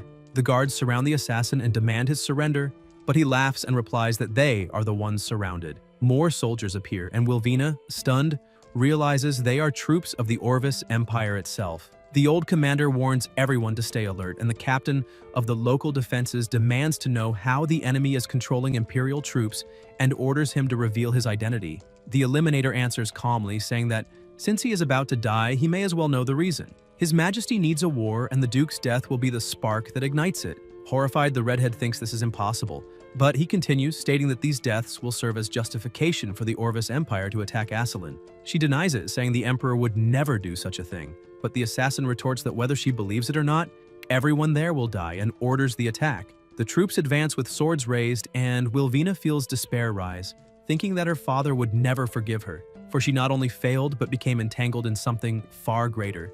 In her mind echoes her father's warning to never get involved in imperial politics, saying she was too kind-hearted. Now, amid the chaos, she finally understands what he meant. The enemy cavalry closes in, but suddenly a firm voice rings out. The young master appears, saying that the Empire's dogs have gone too far. Wilvina recognizes the tone and realizes it is him. Rain steps forward beside him, furious, saying that invading their territory to eliminate people is far too audacious. The guards exchange looks, confused, thinking it impossible for this to be an ambush since they had patrolled the entire area. The young master observes and remarks that the methods of the Orvis Empire are always direct and brutal. Wilvina approaches and asks what he is doing there. Edgar replies that she could not have been naive enough to believe she could escort the Duke back to the Empire safely. The redhead asks what he means and whether he knew everything from the beginning, and he confirms it, saying it would have been impossible for her to return with the Duke alive. Shocked, she asks how he knew, and Ryan explains that the Emperor planned to use her death as an excuse to start a war, asking whether the young master is really so different after all. The Eliminator stares at Edgar and says that if the city of Iceland also wants to fight, then they will see who survives until the end. A voice among the guards shouts that if he is not eliminated, the city will fall into chaos, and that it is time to finish him once and for all. The young master, firm, orders Rosalind to end that trash who dared to invade his territory. Suddenly, Holker leaps forward, wielding his sharp weapon, and Rosalind advances right behind him, commanding the warriors to eliminate all the invaders. The field turns into chaos of steel and sparks, blows exchanged and pressure rising with every second. An arm flies through the air and Holker spins his weapon with brutal precision. The soldiers, terrified, ask whether she is even human, such is the strength she displays. The Eliminator tries to encourage them, saying she is only a woman and can be defeated, but Rosalind leaps forward, shouting that he will not leave there alive, striking him with rapid blows while Holker cuts guards in half without hesitation. An intense light explodes as the Eliminator tries to react, coughing blood and retreating. Rosalind stares at him and orders him to surrender before being finished. Even wounded, he laughs and asks whether she thinks he fears her. Holker points the spear at him, and the gleam of the blade makes the enemy's eyes widen as he realizes he has no chance. The guards fall back, calling her a monster and saying it is impossible to defeat her. The Eliminator, dazed, thinks that this woman's strength is far beyond what he imagined. Edgar watches and reflects that if she were equipped with a submachine gun and a bulletproof vest, she could defeat an army on her own. Holker shouts for the Imperial soldiers to drop their weapons, if they do not want to die. And in panic, they kneel, surrendering without hesitation. The Eliminator calls them cowards, telling them to fight, but it is useless. The swords are already on the ground. Rosalind reports that all enemy troops have been captured, and Ryan praises the work. Edgar, calm, orders that the leader be left alive. The Eliminator spits blood and taunts him, saying that if he wants to see him dead, he should do it now. But the young master replies that he does not intend to kill him. Confused, the enemy asks why, and Edgar explains that he needs him to deliver a message. The Eliminator asks to whom, and the young master smiles, saying it is for His Majesty, the Emperor of the Orvis Empire. The assassin stares at him in surprise, not understanding his intent, and Edgar continues, saying that the Emperor was only looking for an excuse to attack them, so he will give him one himself. The Lord of the City of Iceland betrayed the alliance and, along the way, eliminated the ambassador of the Orvis Empire, Wilvina Kale. He adds that the enemy can invent the first half, but must not forget the second. Every crime committed by the Empire will be repaid by his own hands. The Eliminator glares at him, furious, while Rain steps closer and tells Wilvina to return with them because it would be foolish to die there. The assassin begins to fade away and, before vanishing, snarls that he will regret this. Edgar merely smiles and tells him to get lost without losing his life on the way or he will be disappointed. Wilvina looks at him and asks whether he is not afraid that the Orvis Empire will attack with full force. The young master replies that his only fear is that they will not come, because what he needs now is something only the Empire can provide. When she asks what that would be, he smiles and says it is the land of the Orvis Empire itself. Surprised, Wilvina can barely respond, while Ryan orders Rosalind to take the prisoners to labor reform, saying it is the perfect solution to the shortage of workers. Later, elsewhere, the redhead, back in the city, thinks about what will happen next, whether she will be arrested, judged, or used as a bargaining chip. When they stop in front of a large door, she sighs and comments that, as expected, she will end up in a dungeon. Edgar, laughing, asks who said that. When they enter, she's surprised to see a room full of books, with Selena sitting there holding her head and begging to be spared because she understands nothing. Rain tells her not to worry and that her savior has arrived, thanking Wilvina for handling the technical part. The redhead watches him and wonders how many false accounts he intends to create and who exactly he is trying to fool. Edgar then comments that the Elven clan chief will conduct an audit in 3 days and orders that everything be hidden carefully. Irritated, Wilvina glares at him and calls his name in a warning tone.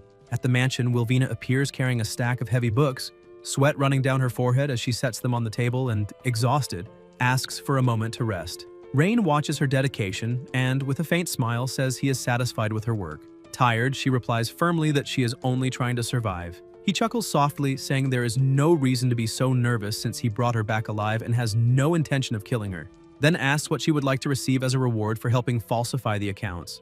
Wilvina replies that what she wants is something he cannot give. At that moment, Rain understands the true meaning behind her words, the desire to reunite with her missing father. Surprised, Wilvina stares at him in silence, wondering how he could know something she had never mentioned, and for a brief moment she wonders if he can read minds, the thought making her uneasy. With a calm smile, Rain explains that human emotions are easy to read and that, in her case, it is simple to understand what she feels since she cannot hide her reactions. She looks at him hesitantly and asks if he really could rescue her father. He crosses his arms and says he could do it, but it would require something in return. Silence settles heavily between them. Wilvina hesitates, torn between distrust and hope, questioning whether using the reward that way would be too much, and asking what else he wants. Rain snaps his fingers and says there is a way for her to get what she desires, asking her to continue handling the accounts and also become his subordinate. She stares at him, shocked, and asks if he is joking. He keeps a serious gaze, stating that this is the only way he can guarantee helping her. Still confused, she looks away, knowing that accepting means binding herself to him even more, while refusing could cost her the only chance to see her father again.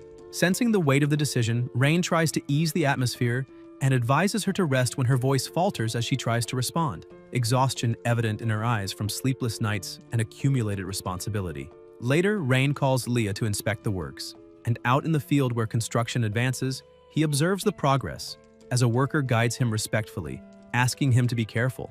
He studies the structure attentively and notices that the work is flowing better than expected, feeling a faint pride at the result, though he also notices the harshness of the supervisors toward the prisoners laboring there. Upon learning of one man's tragic past, he understands the origin of that hostility, realizing they were criminals who had taken lives. The guide promises to speak with the supervisor and ask him to be more lenient, fearing delays, but Rain tells him to wait and asks why they should feel compassion for those men, reminding him that when they invaded Iceland, they showed no restraint at all. The guide is confused, but Ryan simply orders him to ensure that no one dies before the area is repaired, and the man smiles, saying he understands. Rain then asks how many hours they work and how many meals they receive, and the guide answers that they work 8 hours a day and get 3 meals. Rain reflects that, with autumn approaching, this seems too easy, and orders the workday increased by 2 hours. Later, at the elf's residence, he brings all the accounts for her to review, and she examines the numbers carefully until noticing something odd and asking if there is no mistake. Rain assures her that he checked everything and would never allow her money to be wasted. Still suspicious but convinced, she says she hopes not to be disappointed and orders a chest to be brought, which, when opened, reveals a trove of gold coins. She explains that there are 150,000 gold coins inside, exactly the agreed amount, and adds that she expects the service area to be completed as soon as possible. Rain holds one of the coins and, with a confident smile, promises that she will soon see a prosperous commercial center rise from the ground. Her Majesty remarks that she has heard rumors of friction between him and the Orvis Empire, and asks whether that could lead to a new war and harm their cooperation. With a faint smile, Ryan replies that there is no reason to worry, extending his hand and saying he has prepared a splendid spectacle for the Orvis Empire, and that when the time comes, everyone will benefit. Meanwhile, in the Orvis Empire, tension grips the castle, and in the throne room, voices echo through the corridors as the Emperor announces the death of Grand Duke Castile during his return journey. Shock spreads among those present, and a counselor, incredulous, asks how such a thing could happen, suggesting that the city of Iceland might be behind the crime. With a severe gaze, the Emperor raises a blood-stained letter and says that a spy risked his life to deliver it, then coldly orders his aide to read it aloud. The man's voice trembles as he reveals the contents, the letter accusing Ryan Edgar and Miss Wilvina of treason, claiming they ambushed the Grand Duke in the forest and massacred his guards, ending with a clear demand that the Empire avenge the noble's death. The Emperor slams the arm of the throne in fury, calling Wilvina's betrayal despicable, as the nobles erupt, clamoring for Iceland to pay in blood. Turning to Craven, the Emperor looks at him with contempt, reminding him that he was the one who suggested the peace treaty, and now, with the Grand Duke dead and the Empire humiliated, demands an explanation for his failure. In silence, the blonde man curses the old Emperor, convinced that the crown-wearing demon had planned everything to justify an invasion. Yet before everyone, he kneels and takes the blame, saying he was deceived by the traitor Wilvina. The Emperor rises from the throne and approaches slowly, dark aura looming, asking how he intends to atone for this guilt. Under pressure, Craven asks permission to personally lead the military offensive, promising to wash the Empire's honor with the blood of Rain and Wilvina. Satisfied with his submission, the Emperor grants approval and issues the order for legions, knights, and mages to assemble and destroy Iceland, while the nobles shout in unison, demanding vengeance and annihilation. Seated upon his throne, the Emperor smiles coldly, thinking that Ryan provided the perfect excuse for war and that he cannot be blamed for being merciless. Far away, Rain gazes out the window, completely unaware of the conspiracy taking shape, his mind focused on transforming Iceland, which is finally moving in the desired direction, as the first refugees from Orvis begin to arrive. He knows the war will push more and more people toward Iceland, solving the labor shortage. And more than that, he plans that after victory he will expand his dominion into the lands he desires most. Leah approaches and reports that the first group has already been settled and that the logistics department is distributing food and clothing. And when Rain asks how many arrived, she answers that there are about 3,000 refugees, including 800 men fit for labor and 1,400 women. Satisfied, he concludes that at this pace, Iceland will no longer face a worker shortage and orders extra food for the newcomers, noting that the elves' money is still abundant and has notices spread along the borders promising tax exemption and free housing, since the elves paid dearly and he intends to make use of every coin. Leah agrees immediately. Shortly after, Wilvina asks to see him, and with a simple nod, Ryan and Leah authorize her entry. She enters determined, tension heavy in her gaze, confronting him and accusing him of being responsible for the war, saying she could stop it if she returned to the Empire. Rain doubts her influence and replies that he has already prepared for any outcome. Indignant, Wilvina accuses him of sacrificing innocence for ambition and calls him selfish, but he remains calm, remarking that it is curious to see her so shaken over the people, something that, in his view, makes her too kind. Angered, she tells him to stop mocking her, saying she hates those who start wars. And Rain smiles and calmly replies that they have something in common, because he also hates wars. Confused by the answer, Wilvina asks what he means, and Rain stands up slowly, gaze firm, stating that the worst people in the world are those who start wars, and that is precisely why he must fight.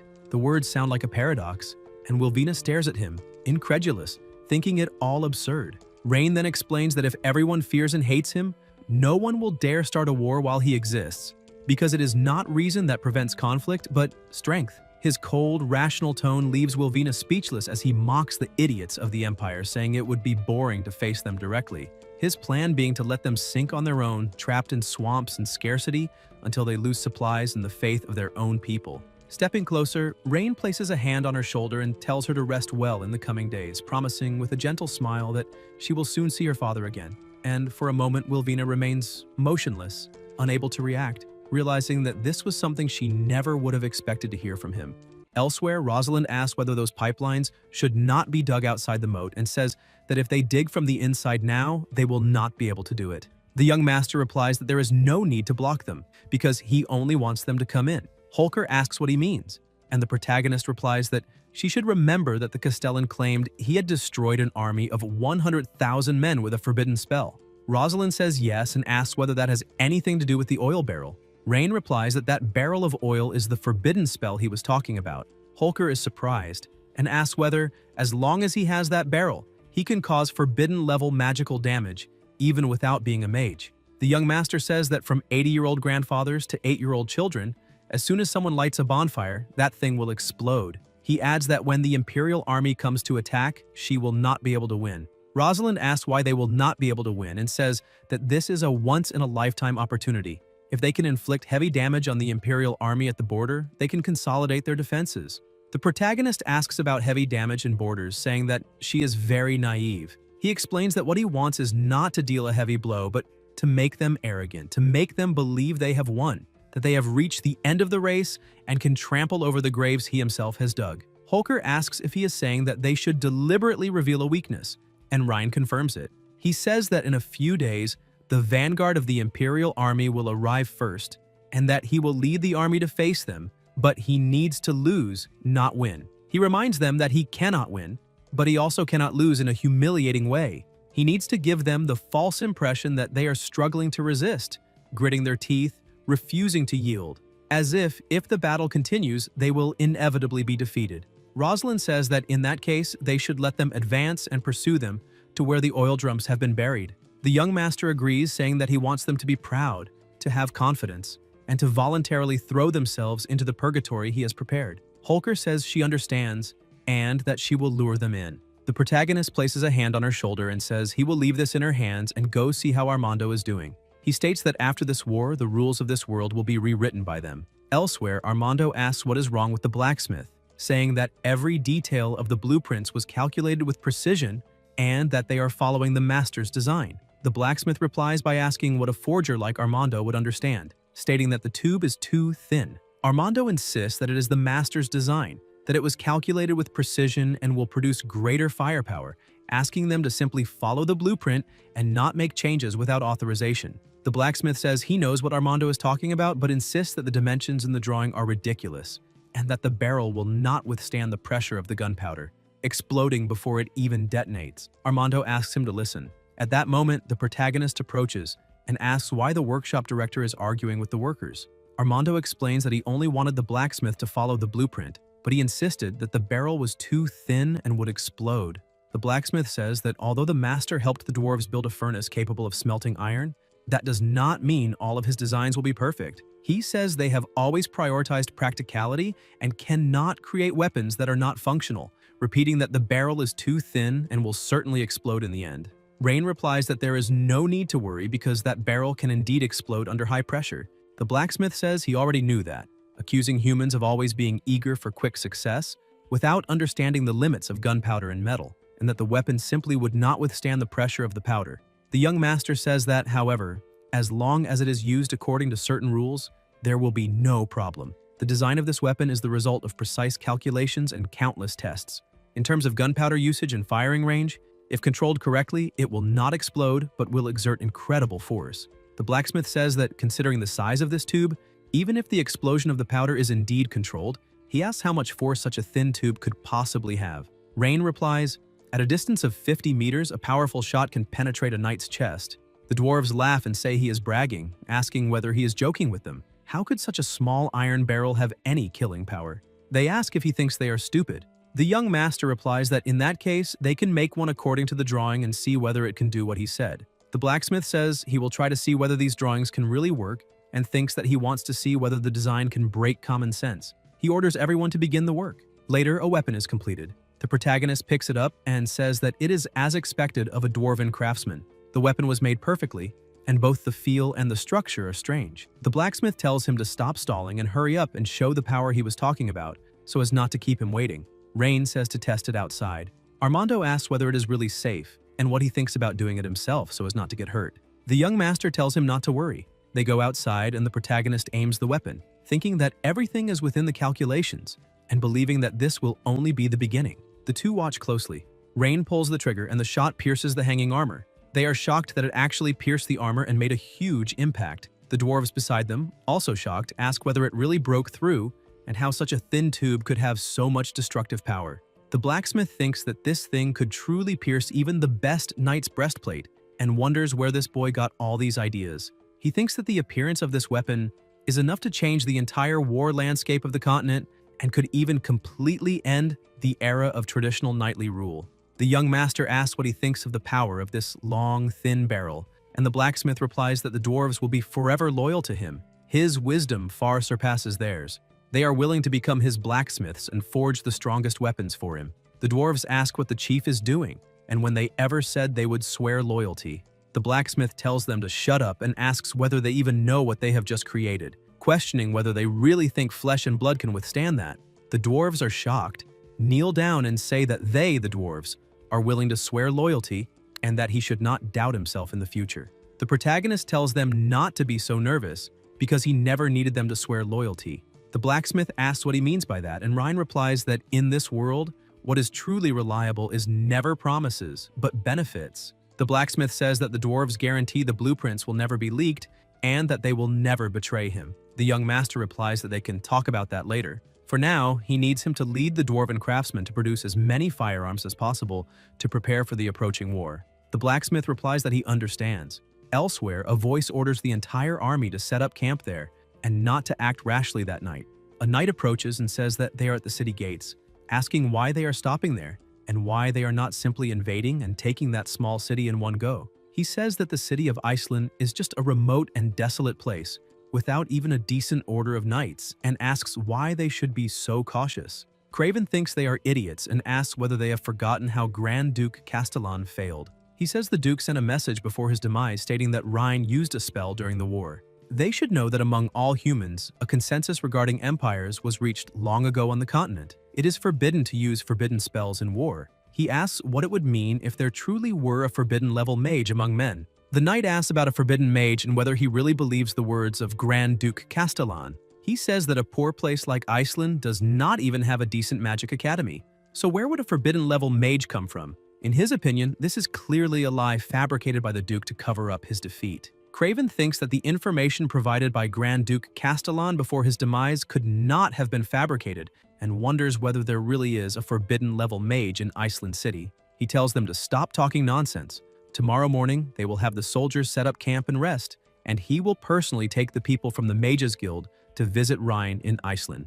The knight asks about a visit and wonders whether he is thinking of making peace, and Craven replies that first, he wants to see Rhine to confirm whether there truly is a forbidden level mage by his side, and that if that is the case, they must handle the situation with caution, otherwise no one knows how this battle will unfold. Second, they came here to suppress a rebellion, not to invade, and they need a legitimate reason to do so. It is better that they behave, or they should not blame him for having no mercy before his majesty. Elsewhere, a young man says that Marshal Craven of the Orvis Empire would like to speak with him, and that he also brought people from the Mages Guild saying they want to investigate the previous incident involving forbidden spells. The protagonist says it seems the Orvis Empire has some intelligent people and that they can let them in as well. Later, still in the same place, Craven enters and introduces himself. Rain asks why the Marshal of the Orvis Empire arrived at the enemy's headquarters before the war even began. Craven says that Grand Duke Castile's battle report mentioned that he used a forbidden spell in battle against him. According to the agreement between the human empires, forbidden-level mages cannot participate in wars, so the Mages Guild hope to investigate this matter. The mage says he hopes Rain will cooperate with the investigation. Rosalind says this is audacious and asks how members of the Mages Guild dare be so disrespectful to the Lord, and whether they do not even know basic etiquette when meeting nobility. The mage replies that the rules of the Mages Guild are not bound by the elaborate formalities of human nobility, and says that if they want him to bow to Lord Rhine, then unless Rain can prove he is more intelligent than them, they will skip that requirement. Holker asks how the Lord is supposed to prove he is more intelligent than him, and the mage replies that it is very simple. He has a small toy he made on the spot. As long as anyone can place the white wooden pieces into the frame, he will immediately bow and admit that Rain's wisdom surpasses his. The young master wonders if that is not a children's educational toy, and thinks that at most it is for 4-year-olds. Is this really the level of intelligence a mage has? Selena asks if that is a test to advance to high-level mage, the legendary Tangram puzzle. The protagonist asks if she knows what that is, and the mage replies that it is a question from the advanced mage examination. There are countless possible arrangements, but only in very rare cases can the puzzle be perfectly reassembled into the frame. It tests a person's extraordinary spatial imagination and logical reasoning. The mage says that indeed, even a typical high-level mage would take a considerable amount of time to solve the puzzle. He himself took an entire month to finally unravel the mystery. If Rain is truly as intelligent as the rumors say, then he should solve this mystery on his own. If he succeeds, the mage will immediately bow before him and acknowledge that his wisdom far surpasses his own.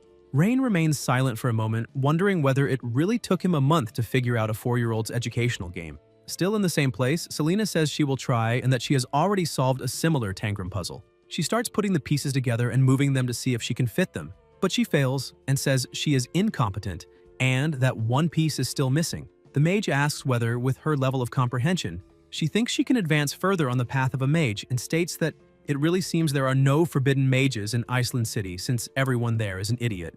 The guards say he is audacious and ask how he dares show such contempt for the Lord. The mage asks what is wrong with despising a mere backwater noble and says that since none of them can solve the puzzle, there is no need for him to stay any longer. The young master tells them to stop and asks who said that no one in Iceland can solve a Tangram puzzle. The mage asks if he has other candidates in mind, and the protagonist replies that he does not need anyone else and can do it himself. The mage starts laughing and asks, "Him?" saying that when he was young, Rain was just a spoiled child who could not even pass the junior mage examination, so how could he possibly solve a problem meant for high-level mages? Rain replies that that was because the questions were too stupid and not worth his time. The mage says that is enough nonsense and tells him to stop trying to save face. If he is really capable, then he should solve it right now.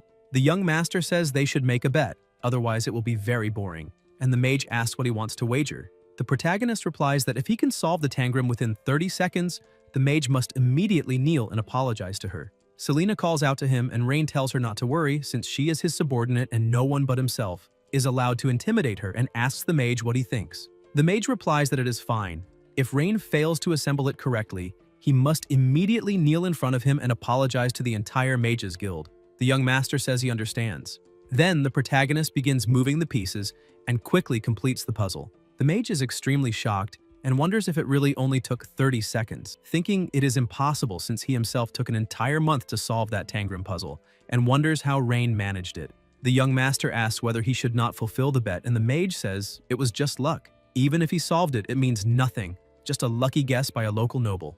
Rain replies that whether it was luck or skill is irrelevant. The point is that it is already assembled, and now the mage has two choices: obediently kneel and apologize to his mage, or he will have Rosalind cut off his head. Someone strikes a sword against the ground and it is Holker. The protagonist asks what he will choose. Craven says that he made a public bet, and if he breaks his word, would that not damage the reputation of the Empire and the Mages Guild? The mage says he never expected anyone to actually solve that puzzle, and Craven asks whether he will honor the bet now, or intends to make Craven return and report his shameful behavior to the Mages Guild. The mage says he understands, then kneels and apologizes to the young lady, thinking that today's humiliation will be repaid 100-fold someday. Craven thinks that this lord is no ordinary young man and that he must be extremely careful with him. Rain approaches the mage and says that now that he has honored the bet, they should get to the point. The mage thanks him for the guidance and says that on behalf of the Mages Guild, he will investigate what was mentioned in the battle report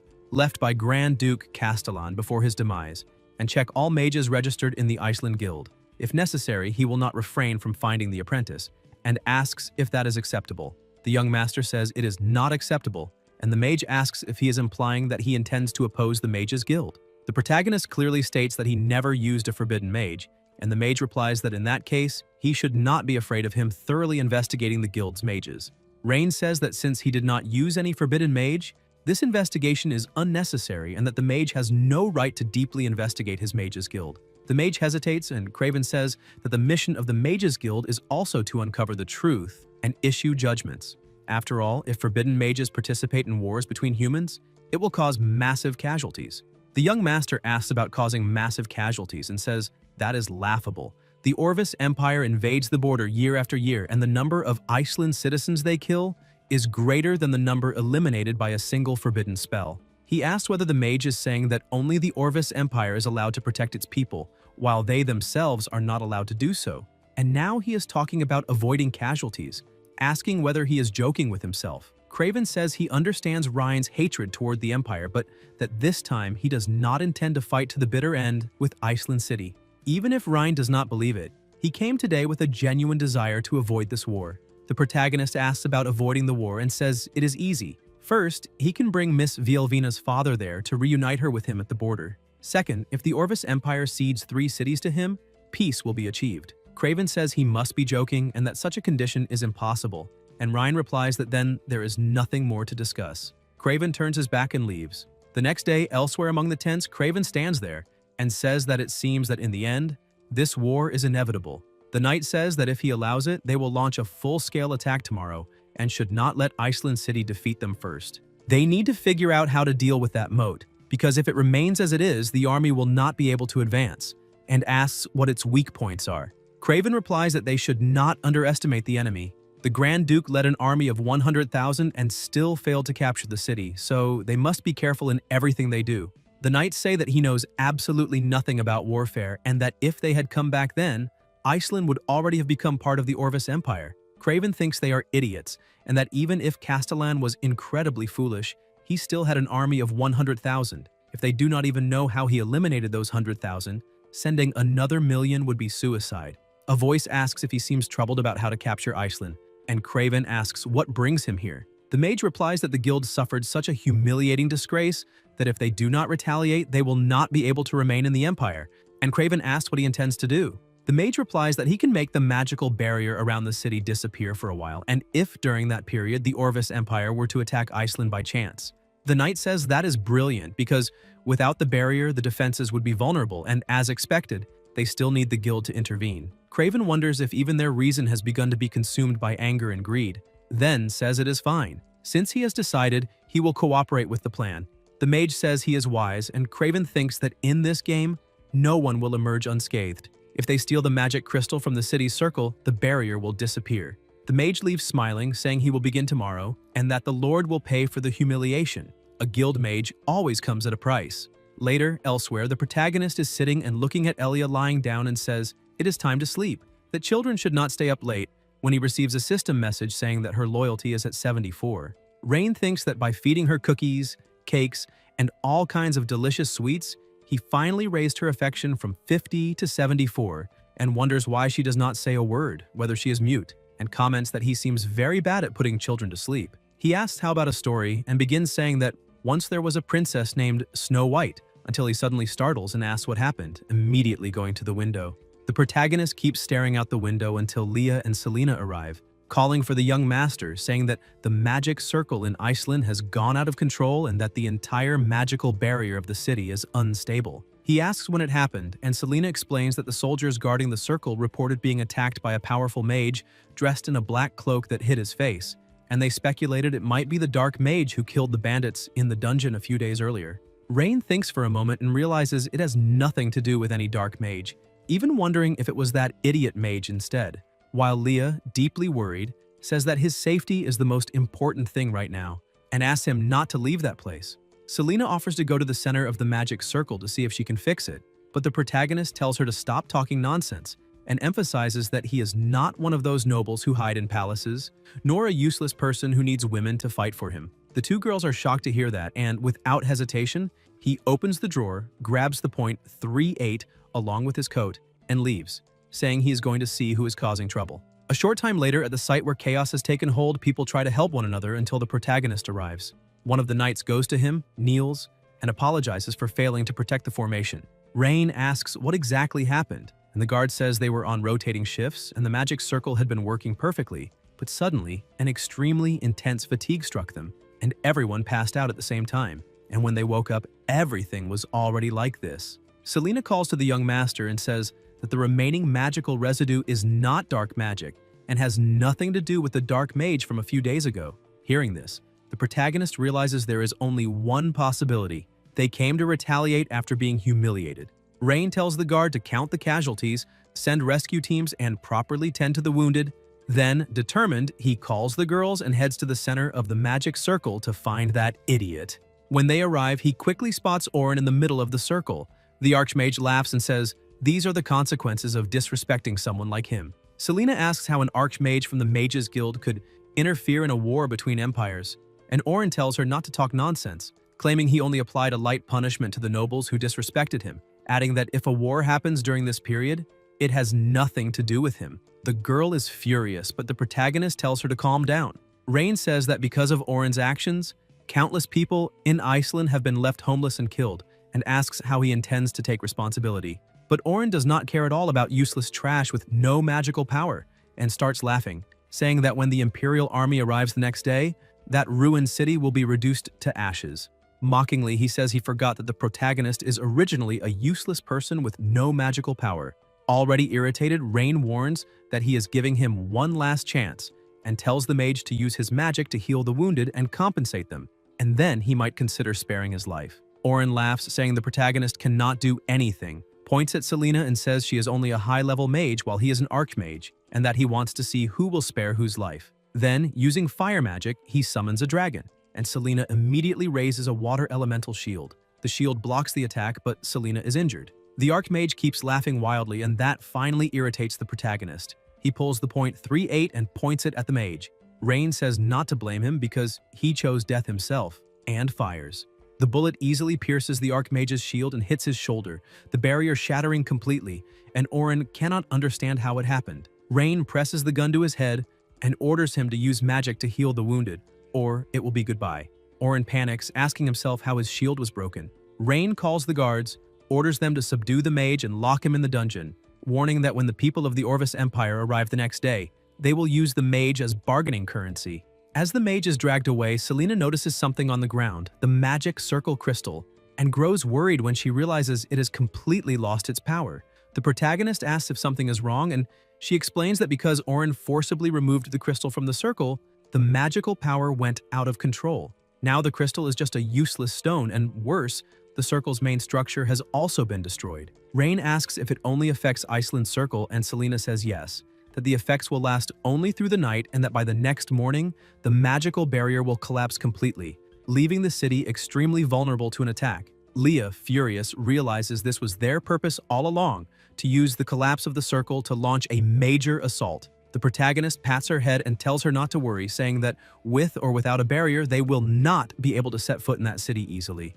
Selena asks what the plan is, because even with the garrison, it is impossible to stop the elite legions of the entire Orvis Empire. Rain tells her not to worry about it now and orders her to sleep there, saying she will know the answer the next day. Back in Orvis, Craven studies the map with total focus when one of the knights calls him and says Orin still has not returned. Hearing that, the Lord wonders what happened. Another knight asks why they are waiting so long, saying that small city can be destroyed in the blink of an eye, while another agrees, saying 20,000 vanguard troops would be enough to crush Iceland and earn glory in a single battle. Craven explains that Orin went to destroy the city's magic circle the night before and still has not returned, so he fears something happened. The bearded man adds that the Mages Guild is not truly on their side and those people are just parasites. The man with the mustache agrees and says that once they capture Iceland, even if Orin dies, the guild will not be able to do anything. Understanding the situation, Craven orders them to lead 20,000 vanguard troops to investigate, but warns them not to rush in recklessly. Meanwhile, in the protagonist's city,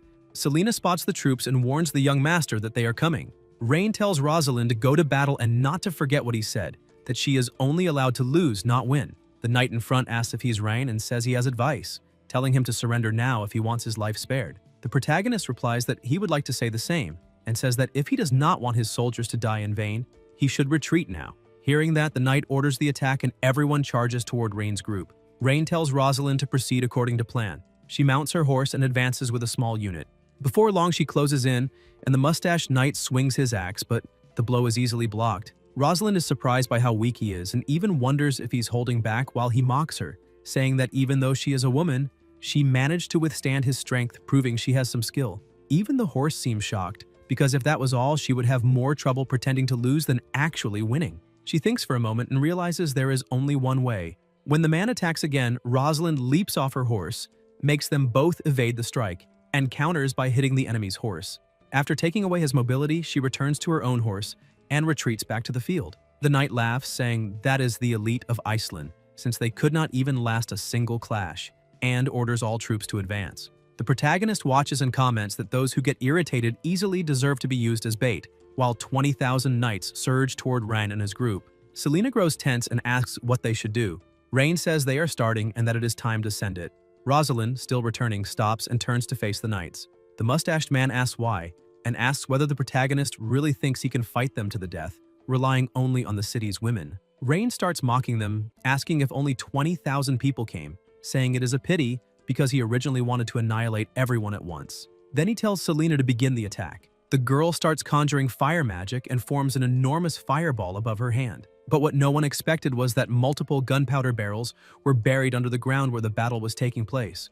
With a single spell, all the barrels ignite one after another, and a nuclear-level explosion erupts across the battlefield. The knights burst into flames and thrash around, screaming for help. The mustached man thinks it is impossible and even wonders if Rain used forbidden magic. Seeing the explosion and the fire trying to swallow 20,000 people at once, Rosalind is stunned, unsure if that really counts as forbidden magic. And as she looks at her lord, she reflects that it was exactly what she should have expected from him. She realizes that with a leader like this, they will have the strongest empire on the continent. The protagonist warns that it is not over yet and tells everyone to wait for the next wave of attacks. Meanwhile, in the Orvis Empire, Craven can feel the explosion even from far away. He asks what that sound was, and one of the knights says Rhine used a forbidden spell. Craven cannot believe it and feels terrified. The knight on the right asks if he really dared to use forbidden magic, and another asks what forbidden mage would dare break the continent's rules.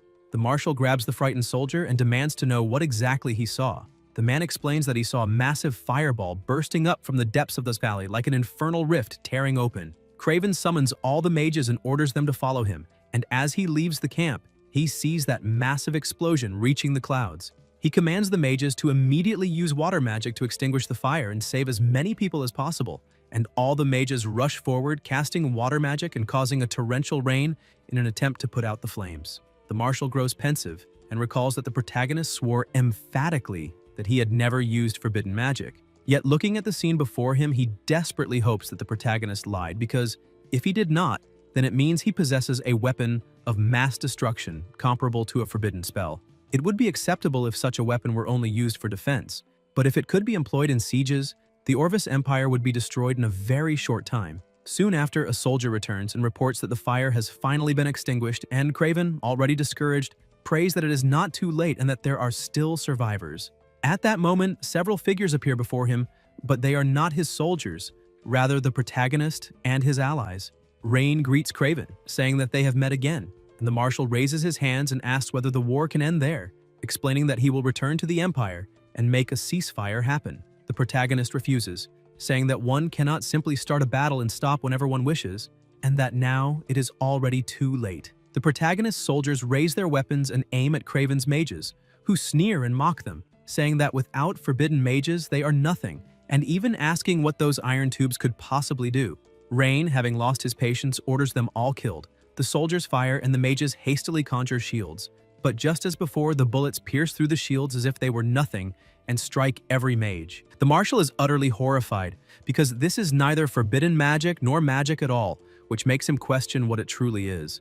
Rain calls out to Craven and tells him to inform his emperor that he will come looking for him. Later, back in the Empire, Craven kneels before his majesty and reports that the attack failed and that the 20,000 vanguard soldiers were annihilated by Lord Rhine Edgar. At first, the emperor cannot understand how such a failure occurred and asks how it happened, and Craven explains that Rhine commands a form of power never before seen on the battlefield. He describes how the entire valley was turned into a hell of raging flames, and adds that Rhine also possesses a metal tube weapon capable of piercing magical shields and killing airborne mages with a single shot. The marshal warns that if the attacks continue, the empire will fall, but the emperor asks if he understands what he is saying, declaring that the Orvis Imperial Army is composed of warriors who instill fear in their enemies and that dying for the Emperor is an honor. Then asks whether the Marshal is afraid. Craven answers that he is not afraid of death, but what he witnessed was not a battle, it was a massacre, describing a sea of fire, soldiers screaming, mages falling from the sky, and explosions everywhere, stating that if they do not stop,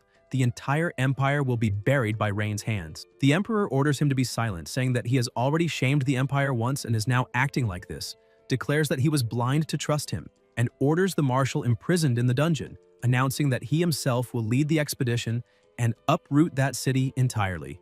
Even as he is taken away, Craven continues insisting that the war must not continue because it is suicide. Not long after, in the Imperial capital's prison, the Marshal is thrown into a cell, yet he keeps saying they must not allow the Emperor to continue the war against Rain, and receiving no response from the guards, he begins to think of some way to stop it. Suddenly, a voice asks how Craven ended up imprisoned, and when he turns around, he realizes Duke Richard is there and asks how he came to be in that place. The Duke sighs and says Craven is forgetful, asking whether he truly does not remember that he was locked there many years ago by the Emperor, then jokingly asks what the young man did, whether he offended a minister's daughter and was caught red-handed. Craven takes a deep breath and says that if that were the case, it would have been much better, and seeing his expression, the Duke realizes that the sky really is falling this time. Craven explains that Rhine is not something they can control and that if the battle continues, they are simply marching toward death, which leaves the Duke completely shocked as he asks whether Craven is saying that a young man with only a few hundred people annihilated 20,000 vanguard troops and even defeated an aerial mage squad in a short time. Craven affirms that as absurd as it sounds, it is the truth, and says he does not understand why the Emperor insists on attacking that city when there are many better places to expand. Richard then explains that many years ago he accompanied His Majesty on an inspection tour of the western border, where they discovered an abandoned underground altar near Iceland, beneath which lay a monster sealed by an ancient magical array, and that the creature promised supreme power to the Emperor if the seal were broken, vowing to make him the sole king of the entire continent. Craven asks whether he truly considered that, and Richard replies that he did, adding that the Emperor was never satisfied with ruling just one nation and wants the entire continent to kneel before him. The Marshal is horrified and asks whether the Emperor has gone mad because if that thing is released, Iceland and even the Orvis Empire would be destroyed, and Richard agrees, explaining that this is why he used his family's sealing barrier art to conceal the magic array, which is why he was imprisoned, revealing that he was spared only because he is the sole person who knows how to undo the seal. Richard remarks that with the Emperor's recent loss, it is possible that the young master of that city will teach him a harsh lesson, and Craven relaxes for a moment, thinking the Empire was doomed, saying he will pretend he never heard any of this, then casually remarks that when the war ends, he will find a way to work for Miss Wilvina, as he has heard she's quite popular lately. Richard asks whether the girl is doing well in the Empire, and Craven answers that she is in Iceland now, helping Rhine, which leaves the Duke stunned. Craven asks what is wrong, and Richard realizes that he may have fallen into the Emperor's trap, explaining that the only way to break the sealing art is to use fresh blood from his lineage as a sacrifice, and if the Emperor kills Wilvina in Iceland, the monster will be completely released. Craven understands that the Emperor always knew the Duke's daughter was the key to undoing the seal, and is using someone else's knife to kill for him.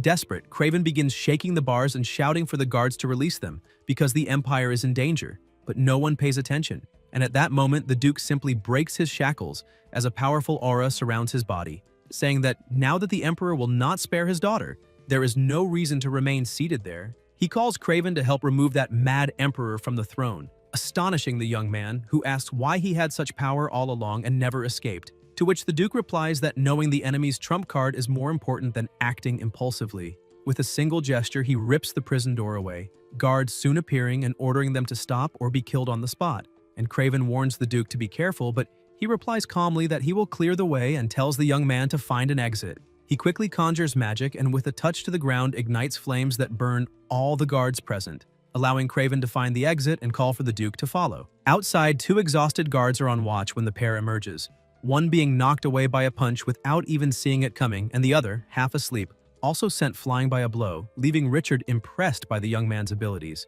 as Craven urges them to mount up and leave as fast as possible. Soon after, alarms ring out, but the two are already fleeing, and shortly afterward a soldier reports to His Majesty that the Marshal and the Duke have escaped the prison. The Emperor is not surprised, as he expected this and was merely waiting for them to make the first move, thinking that if his guess is correct, the method to undo the seal lies with Wilvina, and that this chess game is finally nearing its end. He orders the Shadowblade unit to be dispatched and Richard's group to be kept under constant surveillance, gazing at a crystal in his hand and thinking that when it awakens, he will become the sole king of the entire continent. Elsewhere, the protagonist enters the blacksmith Bram's house and asks how the thing he ordered is coming along, and Bram replies that he arrived at the perfect moment as he was about to send for him, explaining that he followed the designs and asking Rain to see whether it meets his standards. Bram removes the covering and reveals a cannon, which Rain examines carefully and praises as very good and finished faster than expected, prompting the blacksmith to boast that this is natural because dwarves possess the finest skills on the continent, but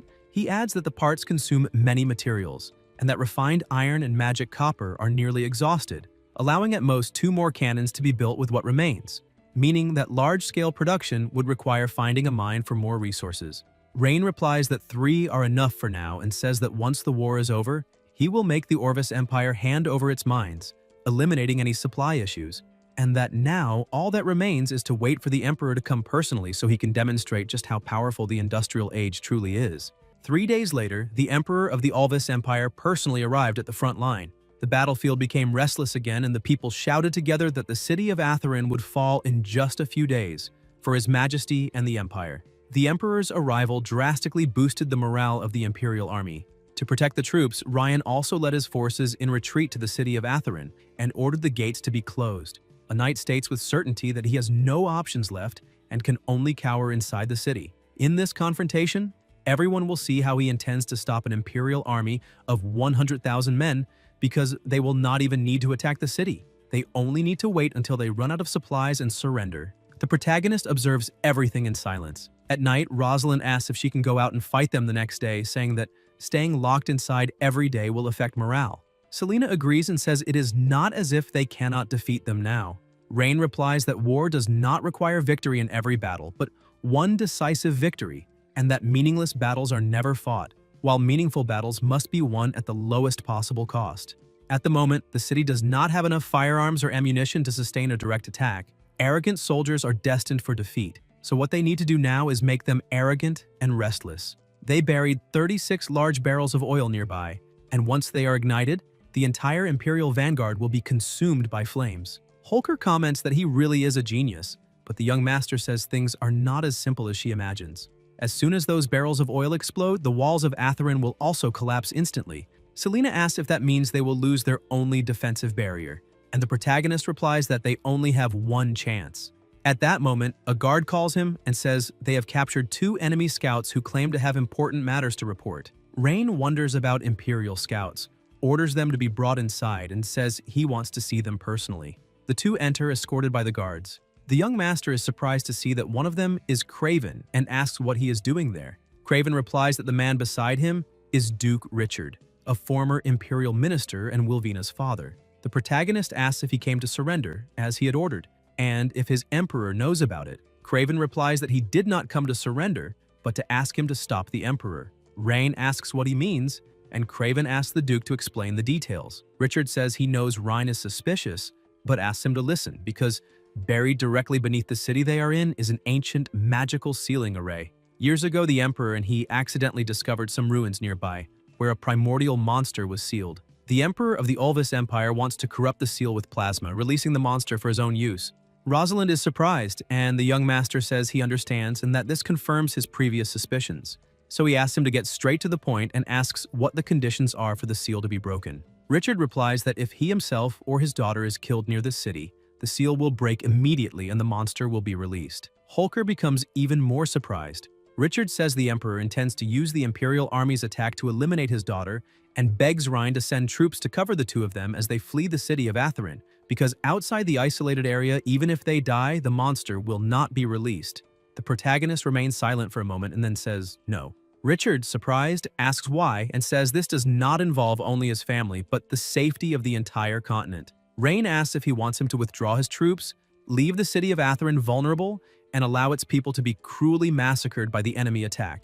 Richard asks if he would risk the fate of the entire continent over the gain or loss of a single city. The young master says Richard misunderstood him, that he is not a gambler and never gambles. that he will not entrust the future of the continent to a madman and that he will not abandon the people of Atherin. He wants that proud and powerful emperor to personally witness how his fantasy will be shattered little by little. Elsewhere, someone observes through a window and says it is time for him to make his appearance. A figure appears behind him, hooded and masked, and says the Shadow Guard obeys his orders. His Majesty says he will lead the Imperial Army in the attack on the city of Atherin the next day, and that her mission is to infiltrate the city during the chaos and find an opportunity to eliminate Wilvina.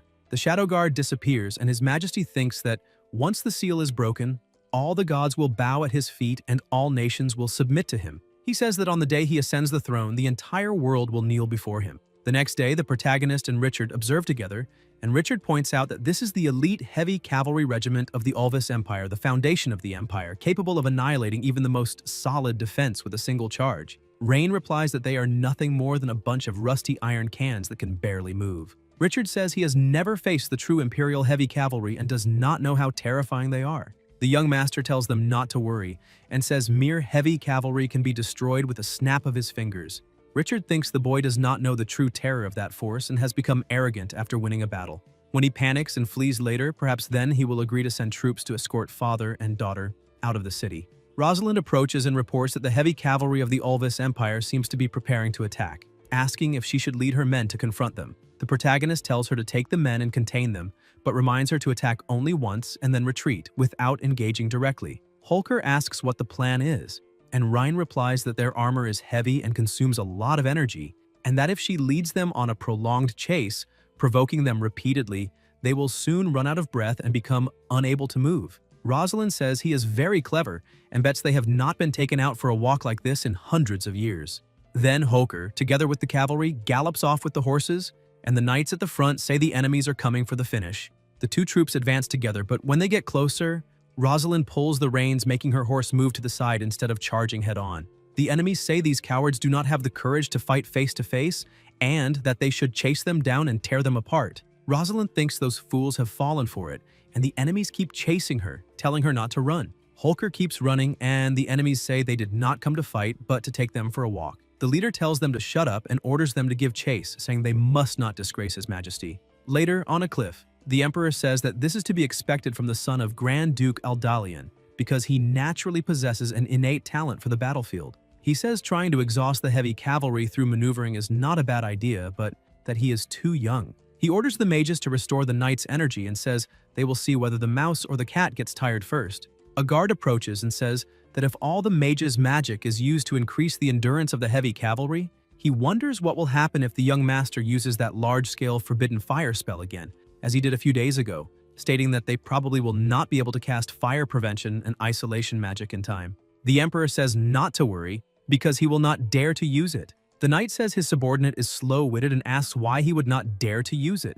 The Emperor replies that this battlefield is different from the valley, that the city of Atherin has already lost its superior magical barrier, and that if he uses that destructive level forbidden fire spell again, not only will the Imperial army be affected, but the city walls he relies on as shields will also be destroyed instantly, and all of Atherin will turn to ashes in the Great Fire. He says Rhine would never allow the city he built with so much care to become scorched earth. The knight agrees and says that, contrary to his own maneuver, what makes him cautious because of the people is the city, and that by tying his own hands, His Majesty is wise.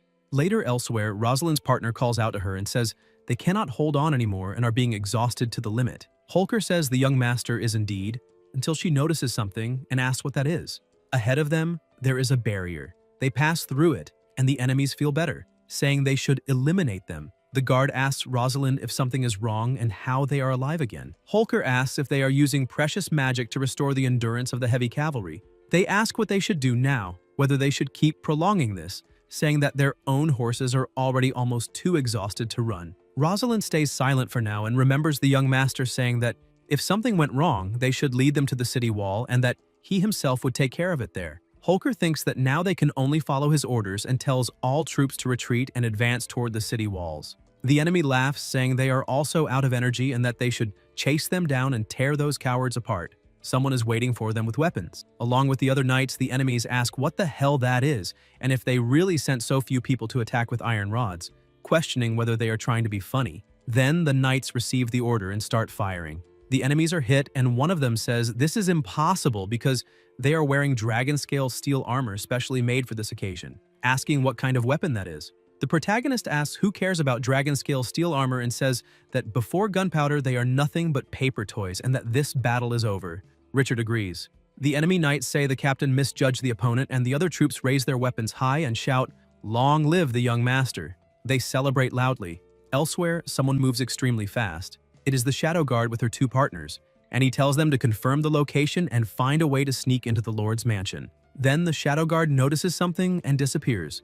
The knight tells his horse that they won today and that they will receive the best hay, until he notices a light and the Shadow Guard cuts his throat in an instant. Her partner holds the body and begins using high-level magic, dark magic. The knight is revived, and the Shadow Guard says she will use his appearance to infiltrate the Lord's mansion, while they will remain outside as reinforcements. Then the infiltrated Shadow Guard approaches the knights, and one partner asks if he has finished feeding the horses, saying that when he is done, they will go have a drink. Later that night, they are celebrating the victory, and voices say the young master is truly a god who descended to earth, that as soon as that musketeer squad appeared, the enemy was so frightened they almost pissed themselves. They say that if Atherin did not have him, it probably would have fallen today. The protagonist tells them to relax a little tonight and reminds them that the battle is not over yet, saying they should not drink anymore. Wilvina observes him in silence and remembers him saying that he wanted her to serve him, wondering where their relationship will go once this war ends. The infiltrator observes her in silence. Wilvina walks outside, touches the water, and thinks that a noble from Ulvis cheering for the enemy in Atherin is foolish. Then she senses something and asks who is there. It is the infiltrator asking why she is not at the banquet and whether she is spacing out. Wilvina replies that she is just a little tired and came to get some fresh air and thinks that he just called her Miss. But everyone in the city, by the young master's orders, calls her Minister of Finance. She asks how things are going with his marriage to Lilia and comments that last time, they were arguing badly by the kitchen door, asking if they have already made up. The infiltrator feels awkward and replies that, of course, they have already made up, and that although she has a fiery temper, she is a good person. Wilvina says he is not Khan because there is no one named Lilia in this city and asks who exactly he is.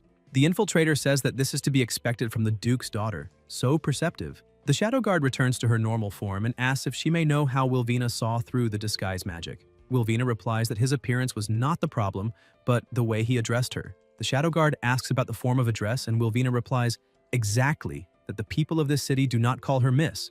They call her Minister of Finance, that strange title. The Shadow Guard says so, that is it, and feels relieved that the disguise magic was not the problem.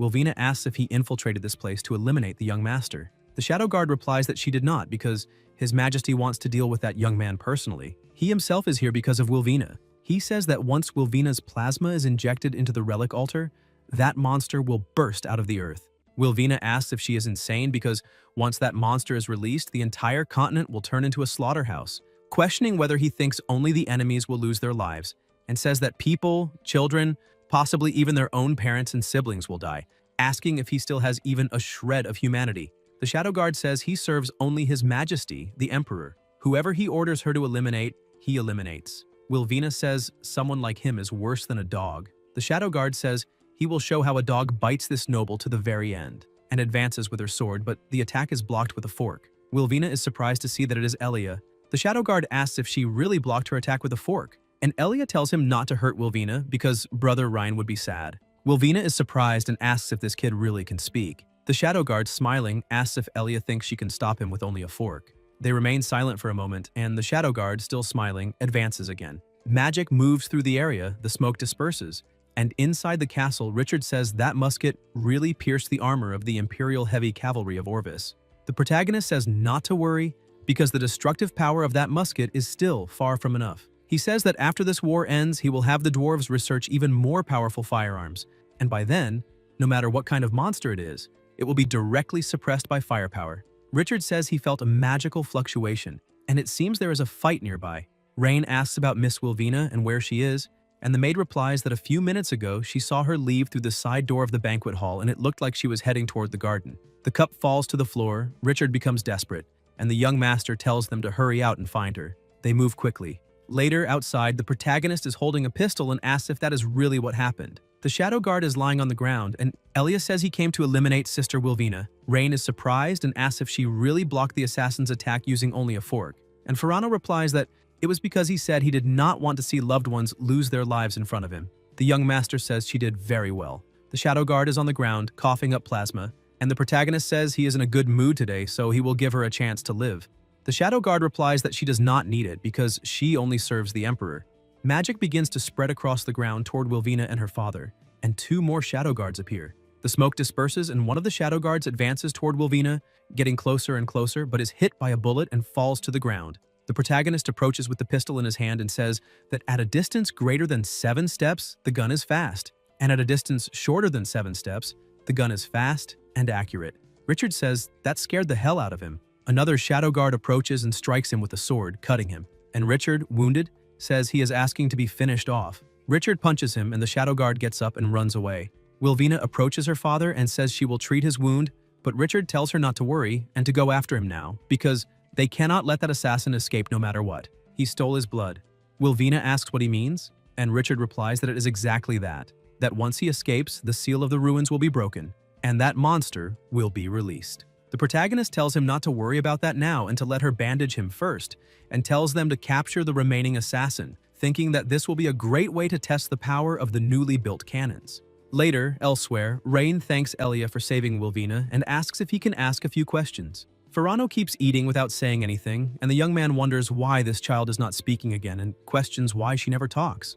Elia replies that it is because she does not want to be sold again. The protagonist asks what that means, and Farano replies that she was an orphan since childhood and was adopted by a couple. They said she was too strong, that she could not do anything properly, that she broke bowls, hurt the cattle, and in the end, they sold her. She says that later, in other places, they also said she was disobedient, and that as long as she spoke, she would be sold, and that she does not want to leave this place. Rain tells her not to worry because no one here would dare to sell anyone. The young master kneels and says she used her strength to save Wilvina, asking if she is willing to use that strength to protect more people. Elia asks if she will not be kicked out for breaking things and if she will not be sold for saying the wrong thing. The protagonist replies that she can stay here forever, for as long as she wants, and that no one can take her away. Farano cries hard and hugs him, and Rain says she's been busy all night and can go back and rest now. Elia asks if she can become his subordinate like the older sister, and fight for him, saying she is very strong. The young master replies that this is great and that tomorrow he will ask Rosalind to come see if she has what it takes, and that for today she should go to sleep. The system congratulates the host for successfully recruiting the 4th main subordinate, and the protagonist realizes that only one more talent is missing. Farano goes to lie down, and the young master thinks that it is time to talk to Wilvina. Wilvina is sitting and reading a book when a voice asks if she is asleep. Wilvina asks what is wrong, and the protagonist replies that there is something he would like to discuss with her and asks if he can come in. He says he wants to formally invite her to join him as his subordinate. Wilvina is surprised, asks him to forgive her, but refuses. The young master asks if he may know the reason, and Wilvina replies that there is no complicated reason. She simply does not believe she has the ability to be his subordinate. Rosalind and the others are different from her in terms of status.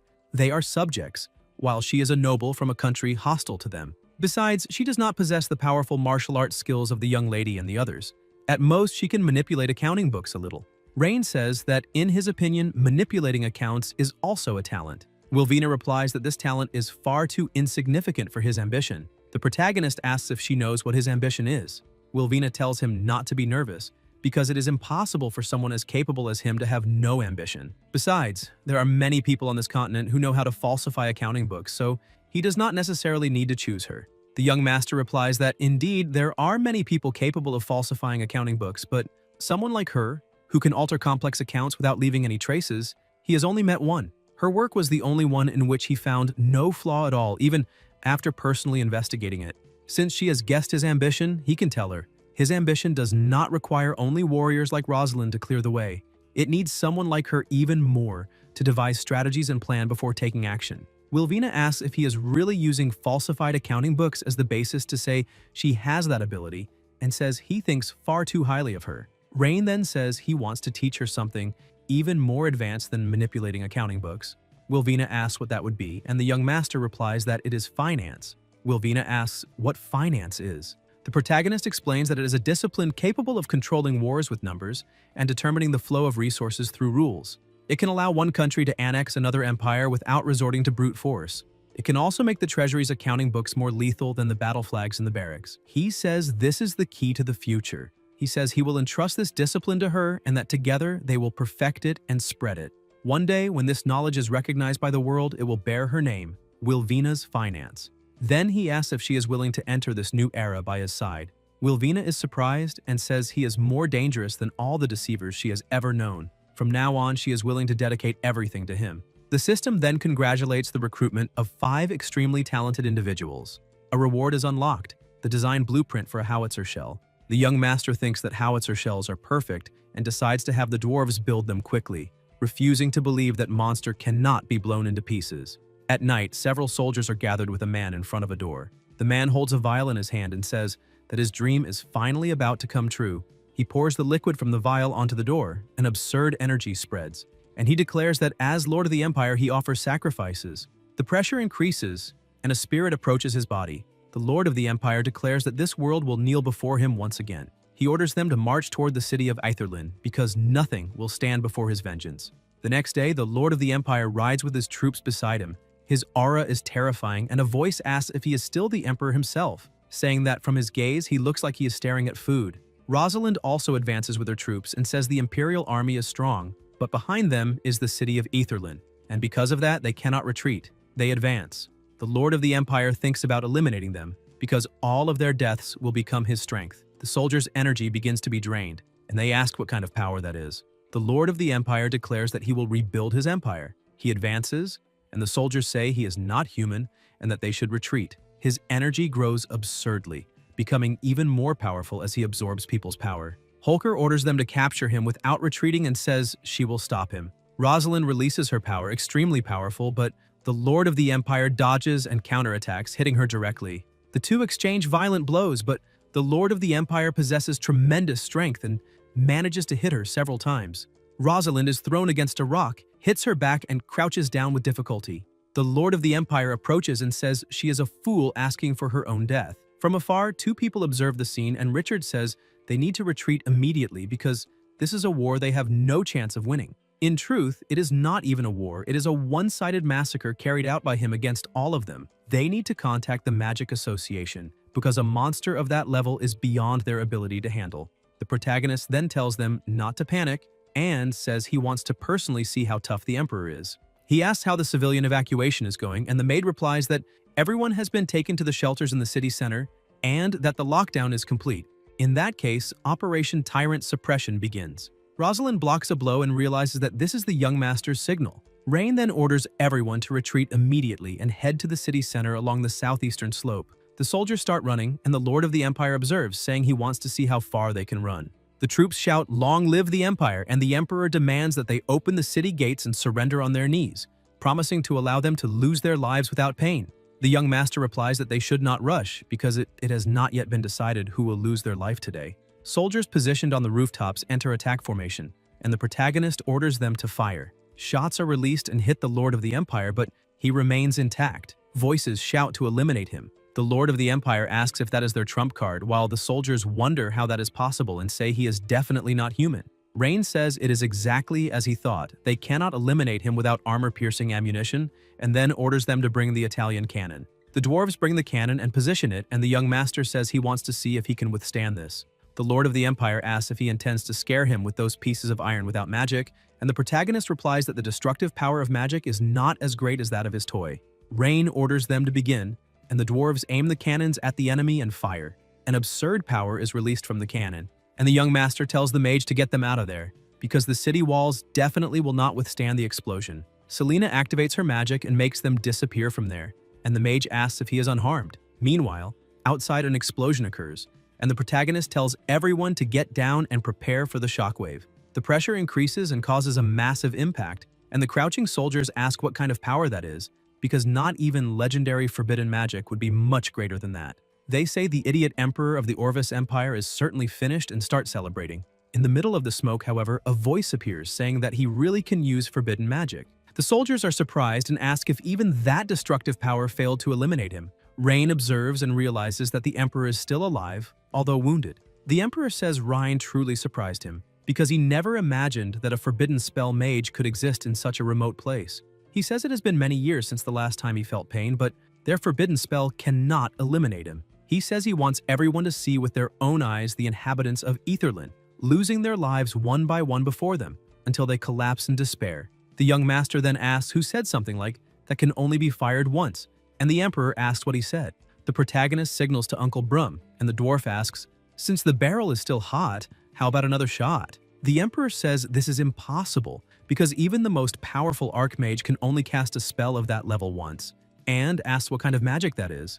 Rain replies by asking who still uses something as outdated as magic, and welcomes him to the industrial age. With the death of the emperor of the Orvis Empire, the imperial power collapses. Countless nobles and warlords take advantage of the chaos to proclaim themselves kings, and the empire plunges into disunity and internal struggles. Ryan also seizes the opportunity to expand the territory of the city of Aetherland to the desired position. In the council hall of the Lord's Mansion, in the city of Inicli, the young master explains the urban plan. That area will be integrated into Inicli University, the main academy of the future empire. He says the northern zone will be the workshop area, the eastern zone, near the riverbank, will be the commercial street, the southern zone will be designated as the residential area, and the western side will become the Elven district and the special diplomatic zone. The elf thinks that he actually brought down the Orvis Empire using only a border city. The protagonist then says that if anyone has any questions, they can ask freely, because the city belongs to everyone and is not just a private kingdom. The elf asks why he is dedicating a separate residential area to the elves in the city, explaining that her race is more accustomed to living in forest and that a wooded area would already be enough. She says there would be no need to build houses, which would save a significant amount of the budget. Rain thinks that the elves do not pay and still want to save money, wondering where such good deals can be found. He explains that it is precisely because they have lived in the forest for generations, away from human society, that there are so many misunderstandings and barriers. He says they need to understand one another's culture, customs, and even food and art. At that moment, a soldier announces that the imperial envoy of the Caradorial Empire has arrived by order of the emperor.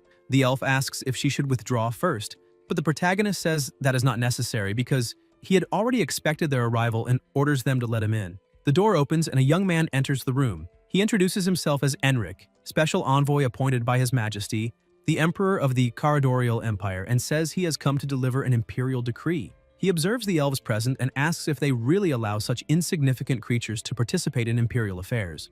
The elf becomes irritated and prepares to respond, but Ryan stops her and says Enric's name, suggesting that he apologize to the Elven Queen immediately, otherwise there will be one more corpse in that room. Enric replies that he is a special envoy of His Majesty and asks if he dares to touch him. The young master then orders Rosalind to teach him how to speak to people, and Holker replies that she understands.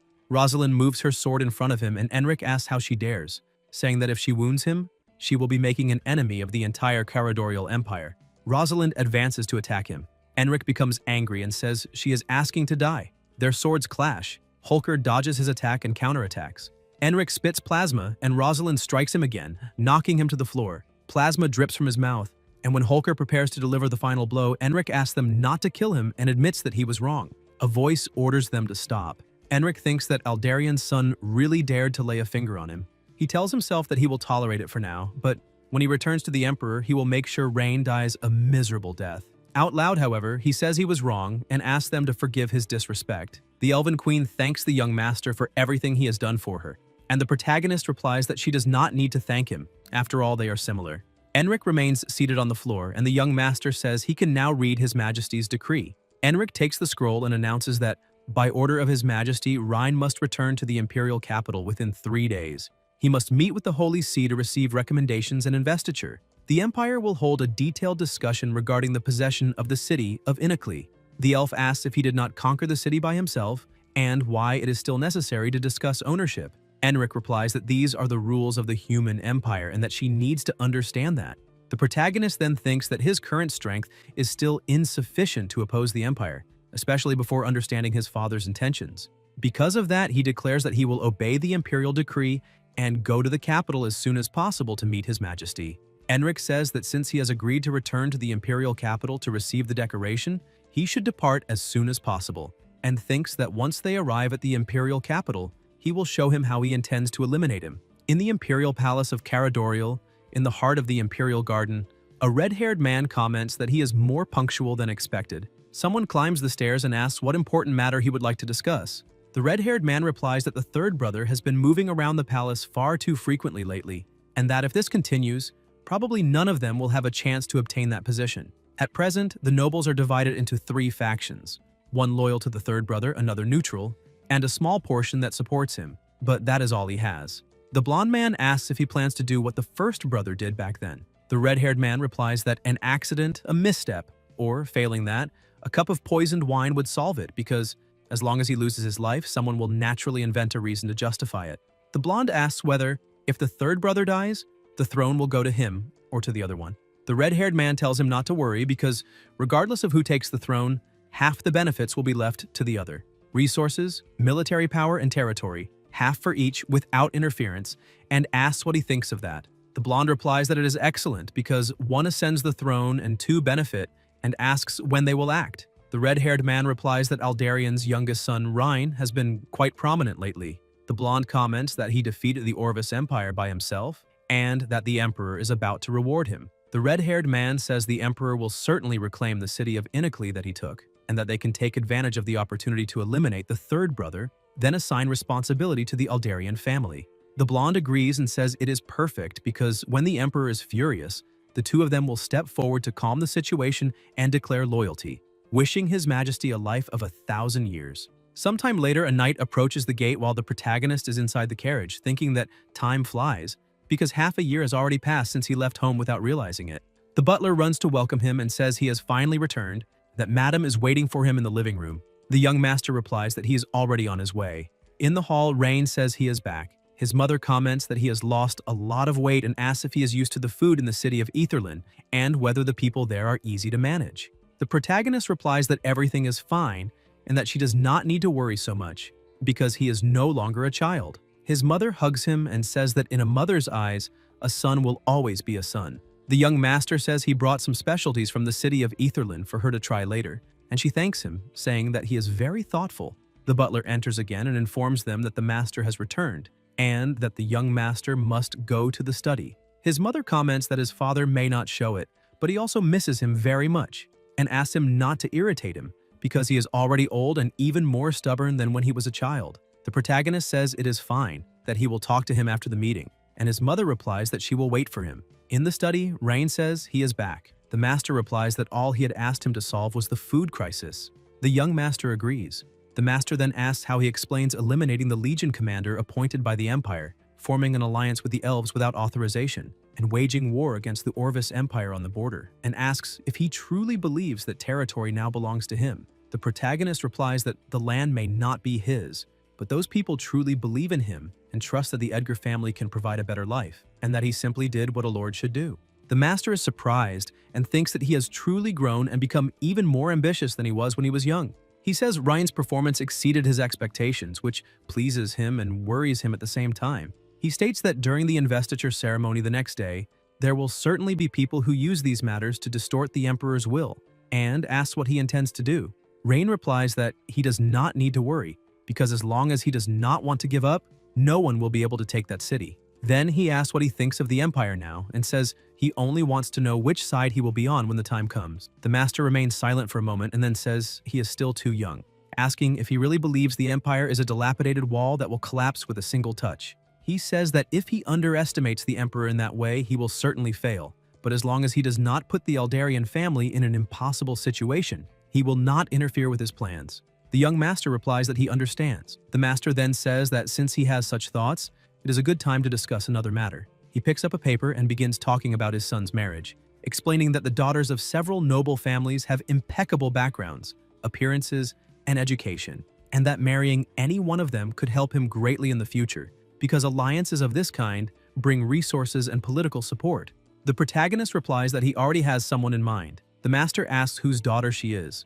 Rain says she is beautiful, intelligent, and composed, and that, more important than anything, she has always been by his side. The master becomes irritated and says that this is absurd because she is only his personal assistant and is not worthy of becoming his wife. The young master replies that deciding whether she is worthy or not is not up to him, but to the person who will marry her. The master says the path he wants to follow cannot be achieved through strength alone, because he needs to consider allies and resources, and only the daughters of the nobility can offer that kind of support. The protagonist replies that his future does not depend on marriage alliances, but on a prosperous industrial era. The master says that regardless, he will have the list of candidates sent to his room, because no matter his son's opinion, he should at least meet a few before making a decision. Later that night, elsewhere, a young man speaks with his imperial father and says that regarding the new city Ryan conquered, his suggestion is to allow him to continue managing it. The emperor asks why. The son replies that, first, he led the troops to conquer that city, and taking it back by force could create resentment in the Edgar family. Second, he is very interested in some of the concepts Ryan presented. The emperor asks if he knows what he lacks most as an emperor. The son asks what that would be. The emperor replies that he lacks cruelty, the courage to eliminate when necessary. He says that what he orders must be done without hesitation, and what he forbids cannot be done even if someone wants to, because the majesty of imperial power cannot be challenged. The young man tries to reply, but at that moment someone approaches and asks why he is still there. Guys, if you enjoyed the video, leave a like, comment, and subscribe to the channel so you don't miss new content. Thank you.